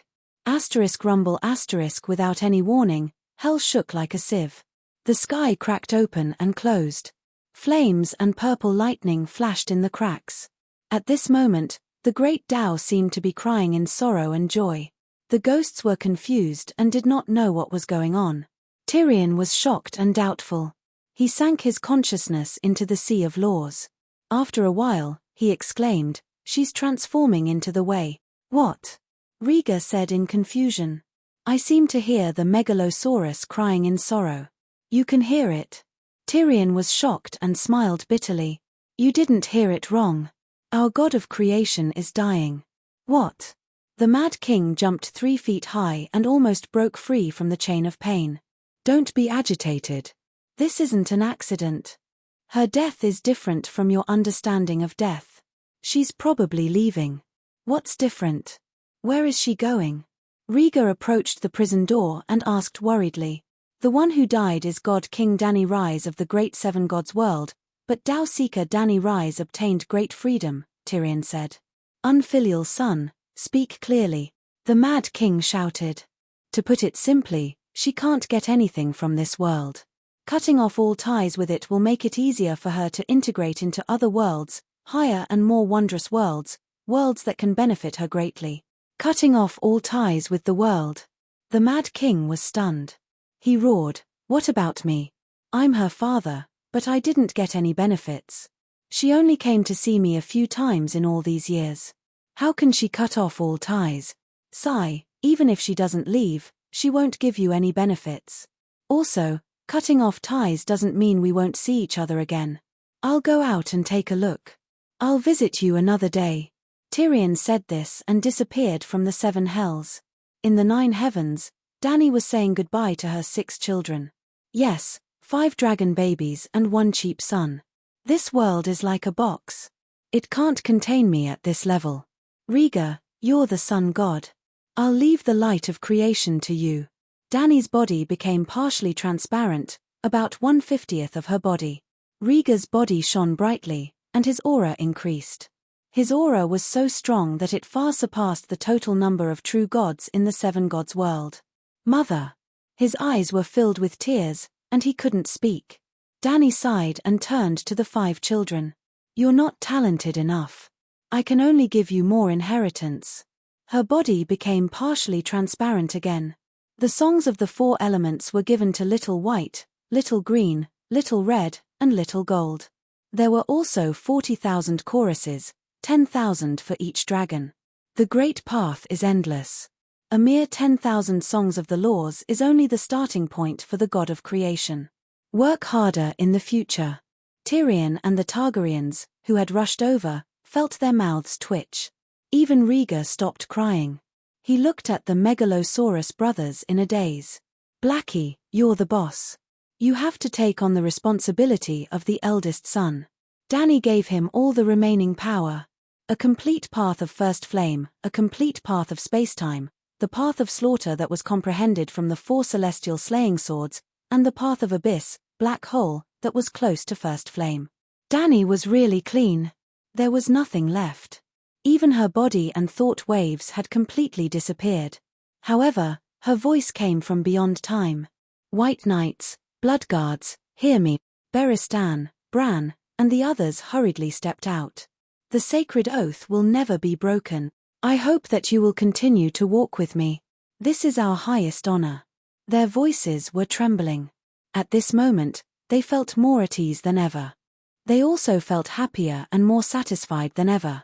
Before I return, you will be the guards of the 7 gods' great world, Danny said gently. Understood. They looked at each other and smiled. They retreated briskly. I'm leaving. You, take care. Mother. The 5 megalosaurus wailed together. The world shook. The year that Danny left was also the year that the Song of Ice and Fire world left the lower universe and entered the upper universe again. It was also because of entering the upper universe that the 5 megalosaurus could be reunited. About 2,000 years later, the Holy Mother of Faith found Bran and said, "Do you see it? You mean, the shadow of the world?" Bran was uncertain. Ever since he changed Rob's fate and touched the timeline, Danny took away his power to enter the river of time. Now he could vaguely see the reflection of a world under the river, but he could not be sure what it represented. It's not a shadow. It's the 7 gods' great world 2,000 years ago, the Holy Mother said. I don't quite understand. The Holy Mother thought for a while and said, "Have you ever tried to use a wooden bucket to draw water from a well?